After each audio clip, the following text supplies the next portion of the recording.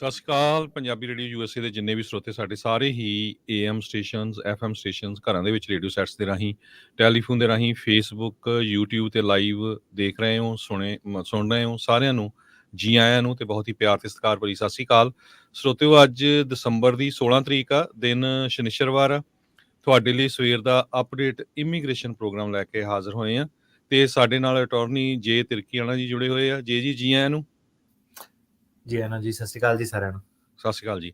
ਸੋ ਸਰੋਤਿਓ, ਅੱਜ ਆਪਾਂ ਥੋੜਾ ਕੁ ਟਾਈਮ ਡਿਸਕਸ ਕਰਾਂਗੇ, ਉਹ ਤੋਂ ਬਾਅਦ ਫਿਰ ਸਾਡੀ ਕੋਸ਼ਿਸ਼ ਹੋਊਗੀ ਵੱਧ ਤੋਂ ਵੱਧ ਜਿਹੜੇ ਕੇਸ ਆਪਣੀਆਂ ਕਾਲਸ ਆ ਉਹ ਲਈਆਂ ਜਾਣ।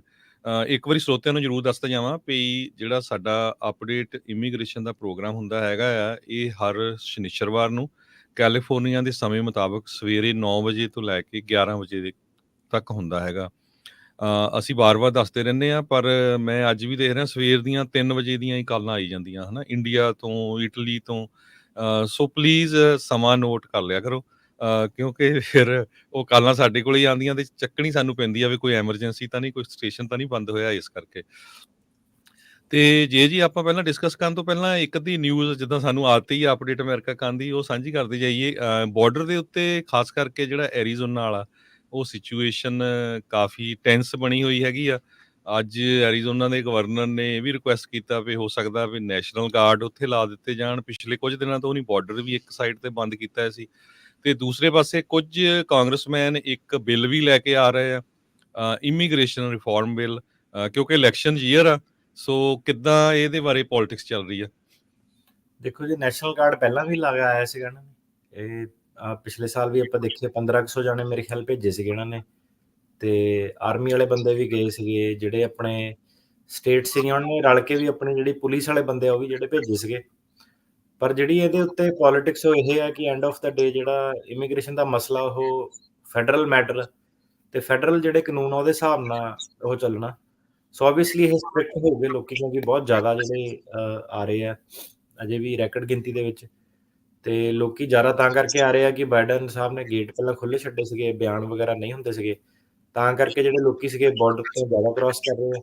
ਤੇ ਇਲੈਕਸ਼ਨ ਈਅਰ ਤੇ ਦੇਖਦੇ ਹੁਣ ਕਿੱਦਾਂ। ਇਸ ਵੇਲੇ ਦੇਖਣ ਨੂੰ ਇਹ ਲੱਗ ਰਿਹਾ ਕਿ ਜਿੱਦਾਂ ਪਿਛਲੀ ਵਾਰੀ ਇਲੈਕਸ਼ਨ ਦੇ ਵਿੱਚ ਡੈਮੋਕ੍ਰੈਟਸ ਜਿਹੜੇ ਸੀਗੇ ਉਹ ਖੁੱਲ੍ਹ ਦੇ ਰਹੇ ਸੀ ਕਾਫੀ ਕਿ ਇਮੀਗ੍ਰੇਸ਼ਨ ਦੀ ਸਪੋਰਟ ਦੇ ਵਿੱਚ ਸੀਗੇ।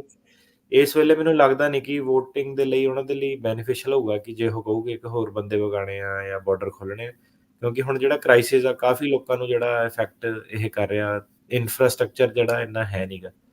ਸੋ ਦੇਖਦੇ ਹੁਣ ਤੇ ਬਿੱਲ ਵੈਸੇ ਵੀ ਜਿਹੜੇ ਇਦਾਂ ਕਿ ਪਾਸ ਤਾਂ ਪਿਛਲੀ ਵਾਰੀ ਜਿਹੜਾ ਮਾਹੌਲ ਸਹੀ ਸੀਗਾ ਉਦੋਂ ਵੀ ਪਾਸ ਨਹੀਂ ਹੋਏ, ਤੇ ਹੁਣ ਵੀ ਜਿਹੜਾ ਦਿਖਾਉਣ ਨੂੰ ਇਹ ਬਿੱਲ ਆ ਜਿਹੜੇ ਪਾਸ ਨਹੀਂ ਹੋਣੇ ਜੀ, ਪਰ ਕਈਆਂ ਨੂੰ ਆਸ ਬੜੀ ਆ ਉੱਤੇ। ਤੇ ਆਪਾਂ ਆਈਏ, ਲੇਟੈਸਟ ਕੀ ਚੱਲ ਰਿਹਾ ਹੈਗਾ ਅਸਾਈਲਮ ਇਮੀਗ੍ਰੇਸ਼ਨ ਦੇ ਵਿੱਚ?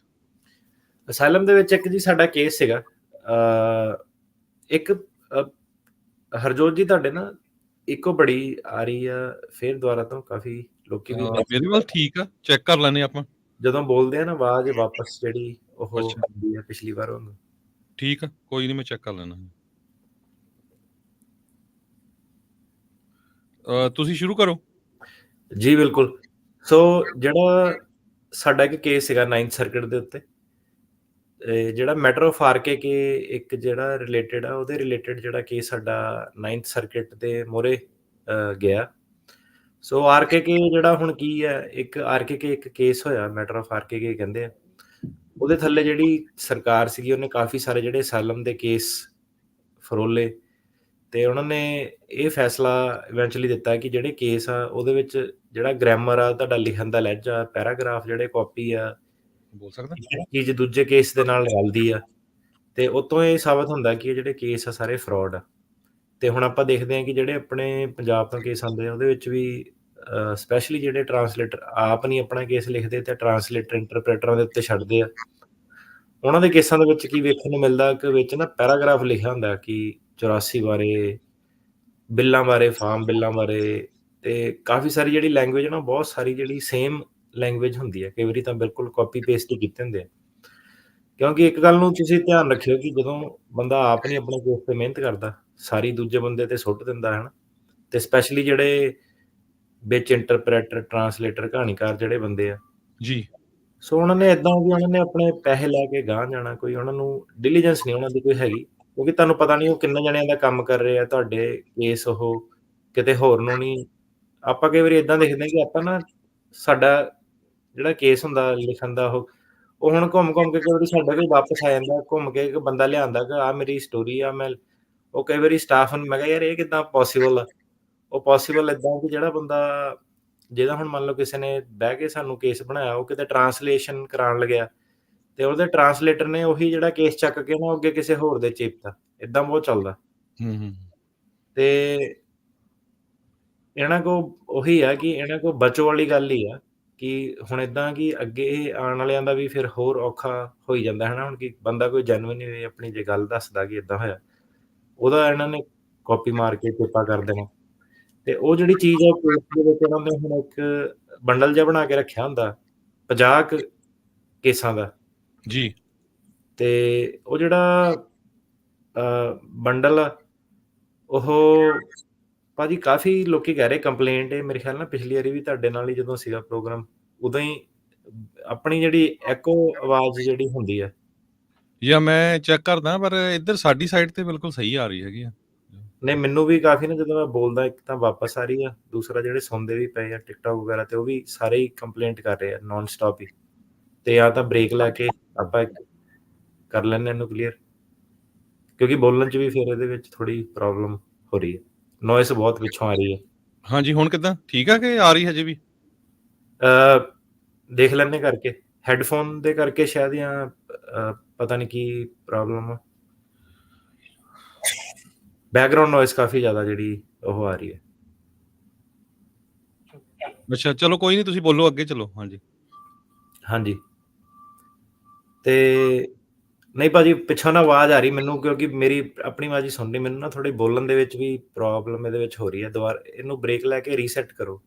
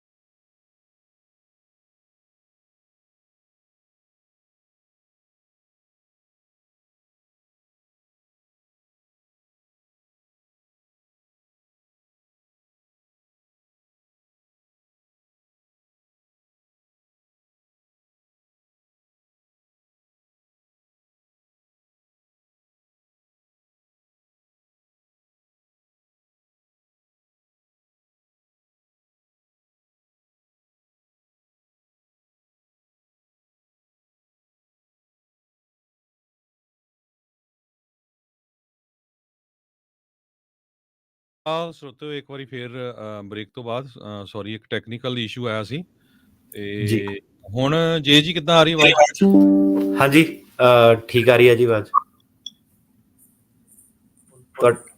ਠੀਕ ਆ ਰਹੀ? ਹਾਂਜੀ।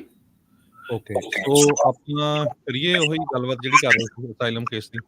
ਜੀ ਬਿਲਕੁਲ, ਮੈਂ ਸਮਰੀ ਕਰ ਦਿੰਦਾ ਇਹਦੀ, ਕਿਉਂਕਿ ਆਪਾਂ ਜ਼ਿਆਦਾ ਸਵਾਲ ਤੇ ਫੋਕਸ ਲੈਣਾ ਸੀਗਾ। ਸੋ ਸਾਰਾ ਮੈਂ ਦੱਸ ਦਿੰਦਾ ਕੀ ਆ। ਸੋ ਸਾਡਾ ਇੱਕ ਕੇਸ ਗਿਆ 9th ਸਰਕਿਟ। 9th ਸਰਕਿਟ ਕਾਫੀ ਇੰਪੋਰਟੈਂਟ ਕੇਸ ਸੀਗਾ। ਉਹ 'ਚ ਮੈਟਰ ਆਫ ਆਰਕੇ ਦੀ ਉਹਨਾਂ ਨੇ ਉਹਦੇ ਉੱਤੇ ਬਹਿਸ ਜਿਹੜੀ ਸਾਡੀ ਓਰਲ ਆਰਗੂਮੈਂਟ ਸੀਗੇ। ਹੁਣ ਜਿਹੜਾ 9th ਸਰਕਿਟ ਉੱਤੇ ਸਾਰੇ ਕੇਸ ਜਿਹੜੇ ਓਰਲ ਆਰਗੂਮੈਂਟ ਨਹੀਂ ਜਿਹੜੇ ਚੱਲਦੇ, ਤੇ ਇਹਦੇ ਓਰਲ ਆਰਗੂਮੈਂਟ ਦਾ ਆਪਣੇ ਫੇਸਬੁੱਕ ਪੇਜ ਤੇ ਇੰਸਟਾਗ੍ਰਾਮ ਪੇਜ ਤੇ ਲਿੰਕ ਵੀ ਪਾਇਆ ਸੀਗਾ ਕਿ ਜਿਹੜੀ ਓਰਲ ਆਰਗੂਮੈਂਟ ਜੇ ਕਿਸੇ ਨੇ ਸੁਣਨੀ ਹੈ ਕੀ ਹੋਈ, ਉਹਦਾ ਲਿੰਕ ਵੀ ਉੱਥੇ ਜਿਹੜਾ ਇੰਸਟਾਗ੍ਰਾਮ ਤੇ ਦੱਸਿਆ ਸੀਗਾ, ਫੇਸਬੁੱਕ ਵਾਲੇ ਤੇ ਸੁਣ ਸਕਦਾ ਬੰਦਾ। ਇੰਗਲਿਸ਼ ਆਫ ਕੋਰਸ ਹੁੰਦਾ ਹੈ ਨਾ। 3 ਜੱਜ ਸੀਗੇ ਜੀ। ਤੇ ਤੁਸੀਂ ਜਦੋਂ ਉਹਨੂੰ ਸੁਣਦੇ ਆ, ਤੁਹਾਨੂੰ ਜਿਹਨਾਂ ਨੂੰ ਟੈਕਨੀਕੈਲਿਟੀਆਂ ਸੁਣ ਕੇ ਮਜ਼ਾ ਆਉਂਦਾ ਕਿ ਕਿੱਦਾਂ ਲਾਅ ਕਿੰਨਾ ਕੁ ਟੈਕਨੀਕਲ ਹੁੰਦਾ। ਸੋ ਉਹਨੂੰ ਸੁਣੋ। ਕਾਫੀ ਜਿਹੜੀ ਲੀਗਲ ਉਹਦੇ ਵਿੱਚ ਟੈਕਨੀਕਲ ਆ, ਤੁਹਾਨੂੰ ਜਿਹੜੀ ਆਪਾਂ ਡਿਸਕਸ਼ਨ ਕਰਦੇ ਹਾਂ ਤਾਂ ਆਪਾਂ ਸਿੰਪਲੀਫਾਈ ਕਰਕੇ ਕਰਦੇ ਹਾਂ ਕਿ ਲੋਕਾਂ ਨੂੰ ਸਮਝ ਆ ਜਾਵੇ। ਸੋ ਜੀ। ਕਿ ਜੱਜ ਦੇ ਮੂਹਰੇ ਕਿੱਦਾਂ ਬਹਿਸ ਜਿਹੜੀ ਹੁੰਦੀ ਆ, ਜੱਜ ਕੀ ਸਵਾਲ ਪੁੱਛਦਾ, ਜੱਜਾਂ ਦਾ ਲੈਵਲ ਕੀ ਆ, ਸਿਆਣੇ ਕਿੰਨੇ ਹੁੰਦੇ ਆ, ਉਹ ਸਾਰਾ ਇੰਟੈਲੀਜੈਂਸ ਉਹਨਾਂ ਦੀ ਤੁਹਾਨੂੰ ਜੱਜਾਂ ਦੀ ਜਿਹੜੀ ਪਤਾ ਲੱਗਦੀ ਆ ਕਿ ਕਿੱਦਾਂ ਵਕੀਲ ਨੂੰ ਖੜੇ ਪੈਰ ਜਿੱਦਾਂ ਸਵਾਲ 30-30 ਸਕਿੰਟ ਬਾਅਦ ਉਹਨਾਂ ਦੇ ਸਵਾਲ ਜਿਹੜੇ ਚੇਂਜ ਹੋ ਜਾਂਦੇ ਆ। ਜੀ।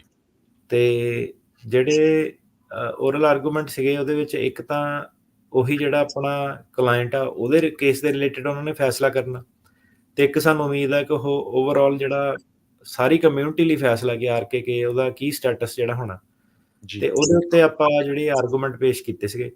ਆਰਗੂਮੈਂਟ ਸੁਣ ਕੇ ਸਾਨੂੰ ਇਦਾਂ ਲੱਗਦਾ ਕਿ ਜਿਹੜਾ ਕਲਾਇੰਟ ਵਾਲਾ ਕੇਸ ਆ ਉਹਦੇ ਵਿੱਚ ਜਿਹੜਾ ਉਹਦਾ ਇਕੱਲੇ ਦਾ ਕੇਸ ਆ ਉਹਦੇ ਵਿੱਚ ਤਾਂ ਜਿੱਤਣ ਦੀ ਉਮੀਦ ਲੱਗਦੀ ਆ ਕਿ ਜਿੱਤ ਸਕਦੇ ਹਾਂ ਆਪਾਂ।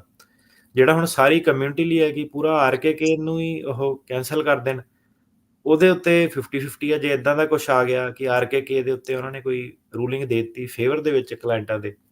ਸਾਡੀ ਕਾਫੀ ਸਾਰੀਆਂ ਆਰਗੂਮੈਂਟ ਸੀਗੀਆਂ ਤਾਂ ਉੱਤੇ ਆਪਾਂ ਅਲੱਗ ਸ਼ੋਅ ਕਰਾਂਗੇ ਜਦੋਂ ਆਬਵੀਅਸਲੀ ਆਊਗਾ, ਹੈ ਨਾ, ਫੇਰ ਹੀ ਕਰਨ ਦਾ ਸਵਾਦ ਆ। ਤੇ ਉਹਦੇ ਵਿੱਚ ਆਪਣੀਆਂ ਆਰਗੂਮੈਂਟ ਸੀਗੀਆਂ ਡਿਊ ਪ੍ਰੋਸੈਸ ਨੂੰ ਰਿਲੇਟਡ। ਤੇ ਮੇਨ ਆਰਗੂਮੈਂਟ ਇਹ ਸੀਗੀ ਕਿ ਜਿਹੜੇ ਇਹ ਸਰਕਾਰ ਬੰਡਲ ਪੇਸ਼ ਕਰਦੀ ਆ ਕਿ ਇਹਦੀ ਕਹਾਣੀ ਮਿਲਦੀ ਆ, ਸਾਡੇ ਜੀ। ਕੋਲ ਵੀ ਕੋਈ ਓਪਰਚੁਨਿਟੀ ਨਹੀਂ ਕਿ ਇਹ ਕਿਹਨੇ ਬਣਾਈ ਆ ਕਹਾਣੀ, ਇਹ ਬੰਦਾ ਕੌਣ ਆ, ਇਹਦਾ ਕੇਸ ਪਾਸ ਹੋ ਗਿਆ ਤੇ ਇਹਦਾ ਕੇਸ ਫੇਲ ਹੋ ਗਿਆ, ਤੇ ਸਰਕਾਰ ਨੇ ਉਹਦੇ ਚੋਂ ਕਿਹੜੀ ਡੇਟ ਨੂੰ ਹਮਲਾ ਹੋਇਆ, ਕਿੱਦਾਂ ਹੋਇਆ, ਸਾਡੇ ਕੋਲ ਉਹ ਕੋਈ ਵੀ ਜਿਹੜੀ ਇਨਫੋਰਮੇਸ਼ਨ ਆ ਉਹ ਦੇ ਨਹੀਂ ਰਹੇ। ਤੇ ਕੀ ਪਤਾ ਹਮਲਾ ਉਹਦਾ ਉਸੇ ਵੇਲੇ ਹੋਇਆ ਹੋਵੇ ਜਦੋਂ ਬੰਦੇ ਤੇ ਹੋਇਆ, ਕਿ ਟਾਈਮ ਗੈਪ ਨਾ ਹੋਵੇ ਤਾਂ ਕਰਕੇ ਸੇਮ ਆ। ਤੇ ਕਿਉਂਕਿ ਜਿਹੜੀ ਸਰਕਾਰ ਆ ਉਹ ਸਾਰੀਆਂ ਜਿਹੜੀ ਇਨਫੋਰਮੇਸ਼ਨ ਆ ਉਹਨੂੰ ਕੱਟ ਦਿੰਦੀ ਆ, ਤੇ ਤਾਂ ਕਰਕੇ ਇਹ ਜਿਹੜਾ ਸਾਡੇ ਕਲਾਇੰਟ ਦੇ ਜਿਹੜੇ ਡਿਊ ਪ੍ਰੋਸੈਸ ਰਾਈਟ ਆ ਉਹਨੂੰ ਇਹ ਵਾਇਲੇਟ ਕਰਦਾ, ਤੇ ਆਪਾਂ ਜਿਹੜਾ ਸਹੀ ਤਰ੍ਹਾਂ ਆਪਣਾ ਕੇਸ ਦੀ ਪੇਸ਼ਕਸ਼ ਨਹੀਂ ਕਰ ਸਕਦੇ। ਸੋ ਮੈਂ ਤੁਹਾਨੂੰ ਛੋਟੀ ਵਰਜਨ ਦੱਸ ਰਿਹਾ ਤੇ ਇਹਦੇ ਉੱਤੇ ਜਿਹੜਾ ਸੀਗਾ।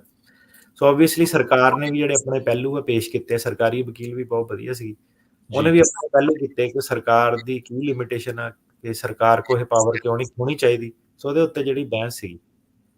ਤੇ ਹਰਜੋਤ ਜੀ ਉੱਦਾਂ ਅਜੇ ਵੀ ਕਿਉਂਕਿ ਵਿੱਚ ਨਾ ਆਵਾਜ਼ ਦਾ ਸ਼ਾਇਦ ਕੋਈ ਸਿਸਟਮ ਇਦਾਂ ਦਾ ਕਿ ਥੋੜੀ ਜਿਹੀ ਐਕੋ ਅਜੇ ਵੀ ਜਿਹੜੀ ਨਾ ਕਾਫੀ ਆ ਰਹੀ ਹੈ ਵਿੱਚ, ਤੇ ਵੈਸੇ ਬਾਹਰ ਜਿਹੜੀ ਯਾਰ ਸਾਡੇ ਰੇਡੀਓ ਸਟੇਸ਼ਨ ਤੇ ਉਹ ਬਿਲਕੁਲ ਕਲੀਅਰ ਜਾ ਰਹੀ ਹੈਗੀ ਆ। ਹੋ ਸਕਦਾ ਟਿਕਟੌਕ ਵਾਲਿਆਂ ਨੂੰ ਜਾਂ ਕੋਈ ਆਵੇ, ਪਰ ਅਸੀਂ ਚੈੱਕ ਕਰ ਰਹੇ ਹਾਂ ਸਾਰੇ ਸਟੇਸ਼ਨਾਂ ਤੇ ਕਲੀਅਰ ਜਾ ਰਹੀ ਆ। ਅੱਛਾ, ਮੇਰੇ ਨਾ ਜਿੱਦਾਂ ਮੈਂ ਹੁਣ ਲੈਪਟਾਪ ਤੋਂ ਜਿੱਦਾਂ ਕਰਾਇਆ, ਜਦੋਂ ਮੈਂ ਬੋਲਦਾ ਤੇ ਇੱਕ ਐਕੋ ਵਾਪਸ ਮੈਨੂੰ ਜਿੱਦਾਂ ਆਉਂਦੀ ਡਬਲ, ਤਾਂ ਕਰਕੇ ਥੋੜਾ ਗੱਲ ਕਰਨਾ ਜਿਹਾ ਔਖਾ ਹੋ ਜਾਂਦਾ ਕਈ ਵਾਰੀ। ਠੀਕ। ਹੋਰ ਨਹੀਂ ਕੋਈ ਪ੍ਰੋਬਲਮ। ਤੇ ਇਹਦੀ ਹੁਣ ਜੇ ਅੱਗੇ ਆਪਾਂ ਗੱਲ ਕਰੀਏ ਤਾਂ ਇਹਦੇ ਉੱਤੇ ਡਿਸੀਜਨ ਆਣਾ, ਜੇ ਇਹਦੇ ਉੱਤੇ ਡਿਸੀਜਨ ਫੇਵਰ ਦੇ ਵਿੱਚ ਆ ਜਾਂਦਾ ਆਰਕੇ ਦੇ ਵਿੱਚ, ਉਹ ਫਿਰ ਪੂਰੀ ਕਮਿਊਨਿਟੀ ਲਈ ਕਾਫੀ ਵੱਡੀ ਜਿਹੜੀ ਜਿੱਤ ਹੋਣੀ ਹੈ। ਤੇ ਜੇ ਇਹਦਾ ਘੱਟੋ ਘੱਟ ਇਦਾਂ ਕਿ ਉਹ ਬੰਦਾ ਜਿਹੜਾ ਜਿਹਦਾ ਕੇਸ ਆ ਉਹਦੇ ਫੇਵਰ 'ਚ ਡਿਸੀਜਨ ਆਵੇ ਤਾਂ ਉਹਦੇ ਲਈ ਤਾਂ ਜਿੱਤ ਹੋਣੀ ਹੈ। ਸੋ ਦੇਖਦੇ ਹਾਂ ਹੁਣ ਕਿੱਦਾਂ ਇਹਦੇ ਵਿੱਚ ਗੱਲ ਬਣਦੀ ਹੈ। ਜੀ। ਸੋ ਡਿਸੀਜਨ ਕਦੋਂ ਨੂੰ ਆਣਾ ਆ, ਤੁਹਾਨੂੰ ਆਈਡੀਆ ਹੈਗਾ?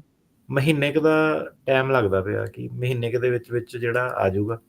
ਅੱਛਾ। 3 ਜੱਜ ਸੀਗੇ, ਇੱਕ ਜੱਜ ਦਾ ਤਾਂ ਬਾਕੀ ਵੀਡੀਓ ਦੇਖੋ ਤੁਹਾਨੂੰ ਆਪ ਹੀ ਪਤਾ ਲੱਗ ਜਾਣਾ ਕਿ ਲਹਿਜਾ ਕੀ, ਇੱਕ ਜੱਜ ਦਾ ਕਾਫੀ ਲੱਗ ਰਿਹਾ ਸੀ ਕਿ ਕਨਵਿੰਸ, ਜੀ। ਤੇ 2 ਜਿਹੜੇ ਜੱਜ ਸੀਗੇ ਉਹਨਾਂ ਦਾ 50-50 ਸੀਗਾ। ਪਤਾ ਨਹੀਂ ਲੱਗਦਾ ਹੈਗਾ ਕਿ ਕਿੱਧਰ ਨੂੰ ਉਹਨਾਂ ਨੇ ਫੈਸਲਾ ਜਿਹੜਾ ਮੇਰੇ ਹਿਸਾਬ ਨਾਲ ਜਿੰਨੇ ਵੀ ਜਿਹੜੇ ਸਰੋਤੇ ਆ ਨਾ ਸਾਡੇ ਸੁਣ ਰਹੇ ਹੈਗੇ, ਮੈਂ ਵੀ ਉਹ ਦੇਖੀ ਆ ਵੀਡੀਓ, ਕਿਉਂਕਿ ਤੁਸੀਂ ਵੀ ਮੈਨੂੰ ਭੇਜੀ ਸੀ। ਉਹ ਕਾਫੀ, ਜਿਹਦਾ ਵੀ ਕੇਸ ਚੱਲਦਾ ਆ ਉਹਨੂੰ ਵਾਚ ਕਰਨ ਵਾਲੀ ਆ, ਤੇ ਉਹ ਕਾਫੀ ਨੌਲੇਜ ਮਿਲੂਗਾ ਉਹਦੇ ਨਾਲ ਜੀ। ਕਿਉਂਕਿ ਗੱਲ ਤਾਂ ਉਹਨਾਂ ਦੀ ਵੀ ਸਹੀ ਆ। ਕਈ ਵਾਰੀ ਹੁਣ ਜਿੱਦਾਂ ਸਟੋਰੀਆਂ ਚੇਪੀ ਜਾਂਦੇ, ਆਪਾਂ ਤੁਹਾਨੂੰ ਕਿੰਨੀ ਵਾਰੀ ਤੁਸੀਂ ਵੀ ਦੱਸਿਆ ਹੈਗਾ ਪਿਛਲੇ ਸਮੇਂ ਦੇ ਦੌਰਾਨ ਵੀ ਭਾਈ ਜਿਹੜੀ ਅਸਲੀ ਸਟੋਰੀ ਆ ਉਹੀ ਤੁਹਾਡੇ ਨਾਲ ਵਾਪਰਿਆ ਉਹੀ ਆ। ਜਦੋਂ ਤੁਸੀਂ ਕੱਟ ਪੇਸਟ ਕਰਕੇ ਲਾਈ ਜਾਂਦੇ ਆ ਫਿਰ ਪ੍ਰੋਬਲਮ ਆਉਂਦੀ ਹੈਗੀ ਆ। ਇਹਦੇ ਵਿੱਚ ਹੁਣ ਜਿਹੜੇ ਸਾਡੇ ਸੁਣਨ ਵਾਲੇ ਆ ਹਨਾ, ਕਈ ਤਾਂ ਹਟ ਗਏ ਕਿ ਕਹਿੰਦੇ ਯਾਰ ਇਹ ਤਾਂ ਮਾੜਾ ਬਹੁਤ ਬੋਲਦੇ ਵਕੀਲ, ਇਹਨਾਂ ਨੂੰ ਨਹੀਂ ਕਰਨਾ।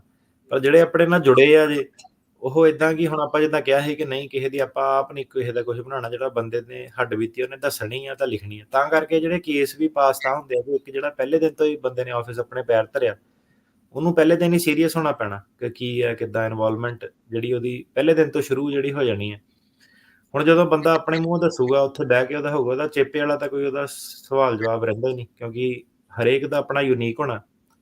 ਤੇ ਜ਼ਿਆਦਾਤਰ ਜਿਹੜੇ ਪੰਗੇ ਆਪਾਂ ਦੇਖਦੇ ਹਾਂ ਕਿ ਕੀ ਹੋ ਰਿਹਾ, ਜਿੱਦਾਂ ਹੁਣ ਉਹਦਾ ਬੰਦੇ ਦਾ ਨਾ ਇੰਗਲਿਸ਼ ਆਪਾਂ ਕਰਤਾ, ਉਹ ਲੈ ਕੇ ਗਿਆ ਟਰਾਂਸਲੇਟ ਕਰਾਉਣ ਜੀ।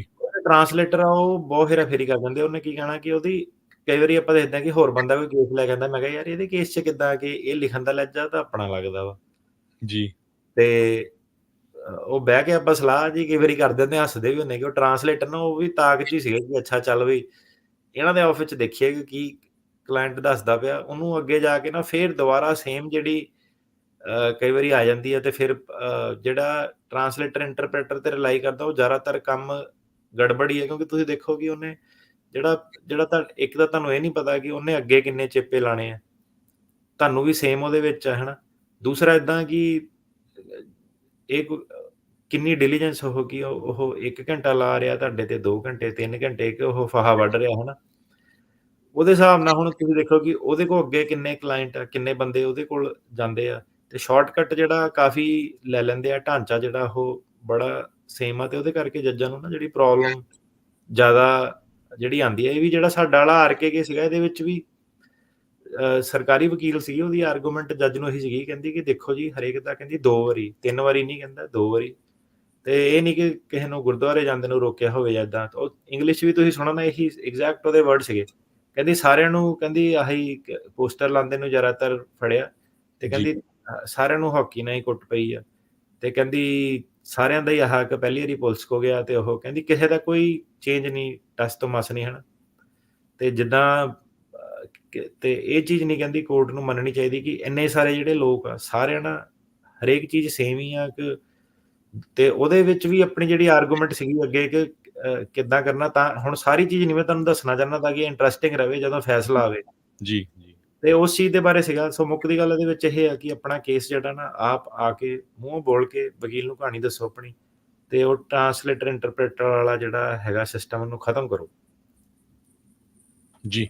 ਸੋ ਆਪਾਂ ਹੁਣ ਸਰੋਤਿਓ ਧੰਨਵਾਦ ਬਹੁਤ ਬਹੁਤ। ਕਾਲਾਂ ਲਵਾਂਗੇ, ਤੇ ਤੁਸੀਂ ਕਾਲ ਕਰ ਸਕਦੇ ਹੋ 408 272 5200 4082725200। ਤੇ ਤੁਸੀਂ ਪੰਜਾਬੀ ਰੇਡੀਓ USA ਦੇ YouTube ਚੈਨਲ, Facebook ਚੈਨਲ ਦੇ ਉੱਤੇ ਵੀ ਆਪਣਾ ਕੁਐਸਚਨ ਪੁੱਟ ਕਰ ਸਕਦੇ ਹੋ। ਸੋ ਕੋਸ਼ਿਸ਼ ਕਰਾਂਗੇ ਆਪਾਂ ਤੁਹਾਡੇ ਉਹ ਕੁਐਸਚਨ ਦਾ ਆਨਸਰ ਦੇਣ ਦੇ ਲਈ ਵੀ। ਤੇ ਸਾਡੇ ਪਹਿਲੇ ਕਾਲਰ ਜੁੜੇ ਹੋਏ ਆ ਹਰਪ੍ਰੀਤ ਸਿੰਘ ਜੀ। ਜੀ ਹਰਪ੍ਰੀਤ ਜੀ। ਹਾਂਜੀ, ਸਤਿ ਸ਼੍ਰੀ ਅਕਾਲ ਸਰ। ਹਾਂਜੀ, ਸਤਿ ਸ਼੍ਰੀ ਅਕਾਲ ਜੀ। ਹਾਂਜੀ, ਆਵਾਜ਼ ਆ ਰਹੀ ਹੈ ਸਰ? ਹਾਂਜੀ, ਆ ਰਹੀ ਜੀ। ਹਾਂਜੀ ਸਰ, ਮੈਂ ਟਰਕਿਆਨਾ ਸਰ ਨਾਲ ਗੱਲ ਕਰ ਸਕਦਾ ਜੀ? ਹਾਂਜੀ ਹਾਂਜੀ, ਬੋਲੋ। ਦੱਸੋ। ਹਾਂਜੀ ਭਾਈ ਸਰ, ਸਤਿ ਸ਼੍ਰੀ ਅਕਾਲ ਜੀ। ਜੀ ਭਾਜੀ ਦੱਸੋ, ਥੋੜਾ ਜਿਹਾ ਸ਼ਾਰਟਕਟ 'ਚ ਦੱਸੋ ਕਿਉਂਕਿ ਬਹੁਤ ਜਾਣੇ ਕਾਲਰ ਹੈਗੇ ਆ, ਸਵਾਲ ਤੇ ਆ ਜਾਓ ਸਿੱਧੇ। ਠੀਕ ਹੈ ਭਾਜੀ। ਭਾਜੀ ਐਕਚੁਅਲੀ ਮੇਰਾ ਬ੍ਰਦਰ ਆਏ ਨੇ, ਉਹ ਪਿਛਲੇ ਹਫਤੇ ਆਏ ਨੇ B1 B2 ਤੇ ਜੀ। ਤੇ ਉਹਨਾਂ ਦਾ ਅਸਾਈਲਮ, ਕਿਉਂਕਿ ਉਹਨਾਂ ਦੀ ਜਦੋਂ ਆਏ ਨੇ ਐਂਟਰੀ ਕੋਈ ਸਟੈਂਪ ਵਗੈਰਾ ਉਹਨਾਂ ਨੇ ਲਾਈ ਨਹੀਂ ਜੀ ਇਮੀਗ੍ਰੇਸ਼ਨ ਵਾਲਿਆਂ, ਤੇ ਉਹਦੇ ਵਿੱਚ ਕਨਫਰਮ ਕਰਨਾ ਸੀ ਕਿ ਕੇਸ ਕਿੰਨੇ ਟਾਈਮ ਦੇ ਵਿੱਚ ਲਾ ਸਕਦੇ ਨੇ। ਸਾਲ ਦੇ ਅੰਦਰ ਕੇਸ ਲਾਣਾ ਹੁੰਦਾ? ਸਾਲ ਦੇ ਅੰਦਰ ਲਾਉਣਾ ਹੁੰਦਾ ਹੈ ਨਾ ਜੀ। ਤੁਸੀਂ ਵੇਟ ਕਰਕੇ ਕੀ ਕਰਨਾ, ਜੇ ਕੇਸ ਹੈਗਾ ਉਹਦਾ ਲਾਓ, ਵਰਕ ਪਰਮਿਟ ਕਲੋਕ ਸ਼ੁਰੂ ਹੋ ਗਈ, ਤੁਹਾਨੂੰ ਕਿਹੜਾ ਕੋਈ ਉਹਨਾਂ ਨੇ ਜ਼ਿਆਦਾ ਤੁਹਾਡਾ ਕੇਸ ਹੈਗਾ 6 ਮਹੀਨੇ ਵੇਟ ਕਰਨੀ ਉਹ ਪੈਣੀ ਹੈ। ਜਦ ਪਹਿਲਾਂ ਮੈਂ 5 ਸਾਲ ਪਹਿਲਾਂ ਆਇਆ ਸੀ, ਤੇ ਮੈਨੂੰ ਇਹ ਸੀ ਕਹਿੰਦੇ 6 ਮਹੀਨੇ ਤੋਂ ਬਾਅਦ ਹੀ ਲਾਉਣਾ ਹੁੰਦਾ। ਨਹੀਂ ਐਵੇਂ ਪਤਾ ਨਹੀਂ ਕਿੱਧਰੋਂ ਗੱਲਾਂ ਬਣਾਈਆਂ, ਜਿਹਦਾ ਦੋ ਜੀ ਕਰਦਾ। ਏਦਾਂ ਦਾ ਕਿਹੜਾ ਰੂਲ ਆ ਕਿ 6 ਮਹੀਨੇ ਦੇ ਅੰਦਰ ਲਾਣਾ? ਜਿਹਨੂੰ ਖਤਰਾ ਉਹ ਪਹਿਲੇ ਤੇ ਨਹੀਂ ਲਾਊਗਾ। ਠੀਕ ਹੈ। ਇੱਕ ਸਰ ਹੋਰ ਸੀਗਾ ਮੇਰਾ ਕੁਐਸਚਨ ਸੀ, ਮੈਂ 4-5 ਸਾਲ ਪਹਿਲਾਂ ਆਇਆ ਸੀਗਾ ਜੀ, ਤੇ ਮੇਰਾ ਕੇਸ ਇੱਥੇ ਲਾਇਰ ਕੋਲ ਲਾਇਆ ਸੀਗਾ, ਕੋਈ ਚੇਂਜ ਆਇਆ ਸੀਗਾ, ਮੈਨੂੰ ਕਿਸੇ ਨੇ ਸੁਜੈਸ਼ਨ ਕਰਤੀ ਉਸ ਟਾਈਮ, ਚਲੋ ਜੋ ਹੋ ਗਿਆ। ਤੇ ਉਹ ਮੇਰਾ ਕੇਸ ਦੀ ਵਰਕ ਪਰਮਿਟ ਆਈ ਜਾਂਦਾ, ਤੇ ਬਟ ਮੇਰੇ ਕੇਸ ਦਾ ਕੋਈ ਹੁਣ ਤੱਕ ਉਹ ਨਹੀਂ ਹੈਗਾ। ਜਦੋਂ ਆਪਾਂ ਚੈੱਕ ਕਰਦੇ ਹਾਂ ਆਨਲਾਈਨ ਤੇ ਇੰਟਰਵਿਊ ਹਾਂਜੀ ਵੀਜ਼ੇ ਤੇ ਆਏ ਸੀਗੇ ਤੁਸੀਂ? ਹਾਂਜੀ, ਮੈਂ B1 B2 ਤੇ ਆਇਆ ਸੀ ਫੈਮਿਲੀ ਨਾਲ ਜੀ। ਤੁਹਾਡਾ ਨਾ ਕਈ ਵਾਰੀ ਆਪਾਂ ਡਿਸਕਸ ਕੀਤਾ ਕਿ ਜਿਹਨਾਂ ਦੇ ਅਸਾਈਲਮ ਆਫਿਸ ਦੇ ਮੂਹਰੇ ਪੈਂਡਿੰਗ ਆ ਕੇਸ, ਉਹਨਾਂ ਦਾ ਆਪਣੇ ਆਪ ਨਹੀਂ, ਉਹਨਾਂ ਨੇ ਹੁਣ ਤੇਜ਼ ਕਰਨਾ, ਉਹਨਾਂ ਨੂੰ ਲਾਅ ਸੂਟ ਕਰਨਾ ਪੈਂਦਾ ਮੈਂਡੇਮਸ ਦਾ, ਤੇ ਉਹ ਲਾਅ ਸੂਟ ਜਿਹੜਾ 2 ਸਾਲ ਤੋਂ ਵੱਧ ਪੈਂਡਿੰਗ ਆ, ਉਹ ਲਾਅ ਸੂਟ ਫਾਈਲ ਕਰਕੇ ਜਿਹੜਾ ਉਹ ਆਪਣਾ ਕੇਸ ਦੀ ਤਰੀਕ ਲੈ ਸਕਦਾ। ਧੰਨਵਾਦ ਜੀ। ਸੋ ਸਰੋਤਿਓ, ਬੇਨਤੀ ਜ਼ਰੂਰ ਆ ਵੀ ਇੱਕੋ ਹੀ ਕੁਐਸਚਨ ਪੁੱਛਿਓ ਛੋਟਾ, ਕਿਉਂਕਿ ਸਵੇਰ ਦੀਆਂ ਕਾਲਾਂ ਆਉਂਦੀਆਂ। ਤੇ ਸਤਿ ਸ੍ਰੀ ਅਕਾਲ ਆਪਾਂ ਸਾਰਿਆਂ ਨੂੰ ਕਹਿਤਾ ਤੇ ਸਿੱਧਾ ਹੀ ਕੁਐਸਚਨ ਪੁੱਛਿਓ। ਤੇ ਅਗਲੇ ਕਾਲਰ ਆ ਸਾਡੇ ਨਾਲ ਸੰਦੀਪ ਜੀ। हेलो हाँ जी सर, मेरा क्वेश्चन ये है कि वर्क परमिट में कितना टाइम लग रहा है सैन फ्रांसिस्को? जो नया वाला वर्क परमिट है वो 90 के दिन के अंदर आ जाता है, पहले वाला होता है जो। कितने दिन के अंदर सर? 90 दिन के अंदर। 90 दिन के अंदर। हाँ जी, अगले साडे कॉलर है गुरप्रीत सिंह जी। ਸਤਿ ਸ਼੍ਰੀ ਅਕਾਲ ਭਾਜੀ। जी ਭਾਜੀ ਕੁਐਸਚਨ ਸੀਗਾ ਟਰਕੀਆਨਾ ਭਾਈ ਨੂੰ ਕਿ ਭਾਜੀ ਗ੍ਰੀਨ ਕਾਰਡ, ਐਡਵਾਂਸ ਪੈਰੋਲ ਤੇ ਟਰੈਵਲ ਡਾਕੂਮੈਂਟ ਭਾਜੀ ਤਿੰਨੇ ਇਕੱਠੇ ਅਪਲਾਈ ਕਰ ਸਕਦੇ ਆ? ਤੇ ਨਾਲੇ ਹੁਣ ਇੱਕ ਮੈਂ ਨਿਊਜ਼ ਦੇਖ ਰਿਹਾ, ਕਹਿੰਦੇ ਐਡਵਾਂਸ ਪੈਰੋਲ ਜਾਂ ਟਰੈਵਲ ਡਾਕੂਮੈਂਟ 5 ਸਾਲ ਦਾ ਆ ਰਿਹਾ ਵਾ ਹੁਣ, 2 ਸਾਲ ਦੀ ਜਗ੍ਹਾ ਜਾਂ ਸਾਲ ਦੀ ਜਗ੍ਹਾ। ਹਾਂਜੀ, ਵਰਕ ਪਰਮਿਟ 5 ਸਾਲ ਦਾ ਆ ਰਿਹਾ, ਐਡਵਾਂਸ ਪੈਰੋਲ ਟਰੈਵਲ ਡਾਕੂਮੈਂਟ ਮੈਂ ਨਹੀਂ ਦੇਖਿਆ ਜੀ 5 ਸਾਲ ਦਾ ਕੋਈ ਵੀ, ਪਰ ਹੋ ਸਕਦਾ, ਪਰ ਮੈਂ ਵਰਕ ਪਰਮਿਟ ਤੇ ਦੇਖਿਆ ਤੇ ਨਵਾਂ ਚੇਂਜ ਹੋਇਆ ਵੀਕ ਪਹਿਲਾਂ, ਕਹਿੰਦੇ ਕੋਈ ਨਵਾਂ ਲਾ ਚੇਂਜ ਹੋਇਆ ਵਾ, ਕਹਿੰਦੇ ਕਿ ਉਹ ਵੀ ਹੁਣ 5 ਸਾਲ ਦਾ ਕਰਤਾ। ਮੈਂ ਇਹ ਮੇਕ ਸ਼ੋਰ ਕਰਨਾ ਚਾਹੁੰਦਾ ਜੀ ਭਾਜੀ। ਮੈਂ ਵੇਖਿਆ ਨਹੀਂ ਅਜੇ ਤੱਕ ਕੋਈ ਆਇਆ, ਤੇ ਵਰਕ ਪਰਮਿਟ ਜ਼ਰੂਰ ਵੇਖੇ ਆਪਾਂ ਕਿ 5-5 ਸਾਲ ਦੇ ਆਣੇ ਸ਼ੁਰੂ ਹੋ ਗਏ ਆ। ਟਰੈਵਲ ਡਾਕੂਮੈਂਟ ਐਡਵਾਂਸ ਪੈਰੋਲ ਨੂੰ ਇਦਾਂ ਕਿ ਇਹ ਅਪਰੂਵ ਵੀ ਬਹੁਤ 10-10 ਮਹੀਨੇ ਬਾਅਦ ਕਰਦੇ ਆ, ਸੋ ਇਹਨਾਂ ਦਾ ਜਦੋਂ ਆਊਗਾ ਤਾਂ ਫਿਰ ਦੇਖਦੇ ਆ ਕਿੱਦਾਂ, ਹੈ ਨਾ। ਧੰਨਵਾਦ ਜੀ। ਲਵਲੀਨ ਕੌਰ ਜੀ। ਹਾਂਜੀ, ਸਤਿ ਸ਼੍ਰੀ ਅਕਾਲ ਸਰ। ਹਾਂਜੀ, ਕੁਐਸਚਨ ਪੁੱਛੋ ਦਵਾ। ਹਾਂਜੀ ਸਰ, ਮੇਰਾ ਕੁਐਸਚਨ ਸੀਗਾ, ਮੇਰੇ ਫਾਦਰ ਨੇ ਸਿਟੀਜ਼ਨ ਹੋਏ ਸੀ ਹੁਣੇ ਅਕਤੂਬਰ ਦੇ ਵਿੱਚ, ਤੇ ਉਹਨਾਂ ਨੇ ਪਹਿਲਾਂ ਉਸ ਤੋਂ ਗ੍ਰੀਨ ਕਾਰਡ ਰੀਨਿਊ ਕਰਵਾਇਆ ਸੀ, ਤੇ ਉਹ ਸਿਟੀਜ਼ਨ ਤੇ ਪਹਿਲਾਂ ਵਾਲਾ ਤਾਂ ਸਰੈਂਡਰ ਕਰਤਾ, ਬਟ ਹੁਣ ਜਿਹੜਾ ਪਹਿਲਾਂ ਅਪਲਾਈ ਕੀਤਾ ਸੀ ਉਹ ਗ੍ਰੀਨ ਕਾਰਡ ਵਾਪਸ ਆ ਚੁੱਕਿਆ ਹੁਣ, ਤੇ ਹੁਣ ਉਹ ਕਿੱਥੇ ਰਿਟਰਨ ਕਰ ਸਕਦੇ ਆ ਤੇ ਕਿੱਦਾਂ ਰਿਟਰਨ ਕਰ ਸਕਦੇ ਆ ਗ੍ਰੀਨ ਕਾਰਡ? ਤੁਸੀਂ USCIS ਦੇ ਫੀਲਡ ਆਫਿਸ ਜਿਹੜਾ ਹੈਗਾ ਲੋਕਲ ਹੈਗਾ, ਉੱਥੇ ਜਾ ਕੇ ਕਰ ਸਕਦੇ ਆ ਰਿਟਰਨ। ਓਕੇ, ਕੋਈ ਫਾਰਮ ਤਾਂ ਨਹੀਂ ਫਿਲ ਕਰਨਾ ਸਰ? ਫਾਰਮ ਵੀ ਹੁੰਦਾ ਸਰੈਂਡਰ ਦਾ, ਗ੍ਰੀਨ ਕਾਰਡ ਦਾ, ਤੁਸੀਂ ਗੂਗਲ ਤੇ ਕਰੋ, ਪਰ ਜੇ ਤੁਸੀਂ ਜਾਣੇ ਆ ਉੱਥੇ ਅਪਾਇੰਟਮੈਂਟ ਬਣਾ ਕੇ ਇਨਫੋ ਪਾਸ ਲੈ ਕੇ, ਤੇ ਉੱਥੇ ਤੁਸੀਂ ਸਰੈਂਡਰ ਕਰ ਸਕਦੇ ਹੋ, ਉਹ ਸੌਖਾ ਰਹਿਣਾ ਤੁਹਾਡੇ ਲਈ। ਓਕੇ, ਧੰਨਵਾਦ ਜੀ। ਹਰਪ੍ਰੀਤ ਕੌਰ ਜੀ। ਹਾਂਜੀ, ਸਤਿ ਸ਼੍ਰੀ ਅਕਾਲ ਜੀ। ਮੇਰਾ ਕੁਐਸਚਨ ਇਹ ਆ ਕਿ ਫਿਆਂਸੀ ਵੀਜ਼ੇ ਤੇ ਜੇ ਕੋਈ ਹੋਵੇ ਇੱਥੇ, ਤਾਂ ਉਹਨੂੰ ਇੰਡੀਆ ਜ਼ਰੂਰ ਜਾਣਾ ਪੈਣਾ ਜੇ ਵਿਆਹ ਕਰਾਉਣ ਲਈ, ਕਿ ਉਹ ਇੱਦਾਂ ਸਿੱਧੀ ਕੁੜੀ ਇੱਥੇ ਆ ਸਕਦੀ ਹੈ? ਨਹੀਂ, ਫਿਆਂਸੇ ਵੀਜ਼ੇ ਦਾ ਤਾਂ ਮਤਲਬ ਹੀ ਇਹੀ ਹੈ ਕਿ ਅੰਗੇਜਮੈਂਟ ਹੋਈ ਹੈ, ਵਿਆਹ ਕਰਾ ਕੇ ਤਾਂ fiance visa already off the table ਹੋ ਜਾਂਦਾ। ਸੋ ਫਿਆਂਸੇ ਵੀਜ਼ਾ ਇੰਡੀਆ ਤੋਂ ਮਿਲਦਾ, ਜਿੱਦਾਂ ਜਿਹੜਾ ਬੰਦਾ ਇੰਡੀਆ 'ਚ ਤੇ ਉਹਨੇ ਇੱਥੇ ਆ ਕੇ 90 ਦਿਨਾਂ 'ਚ ਅਮਰੀਕਾ 'ਚ ਵਿਆਹ ਕਰਾਉਣਾ ਹੁੰਦਾ, ਤੇ ਇੱਥੇ ਪੇਪਰ ਵਰਕ ਆਪਣਾ ਫਾਈਲ ਕਰਨਾ ਹੁੰਦਾ।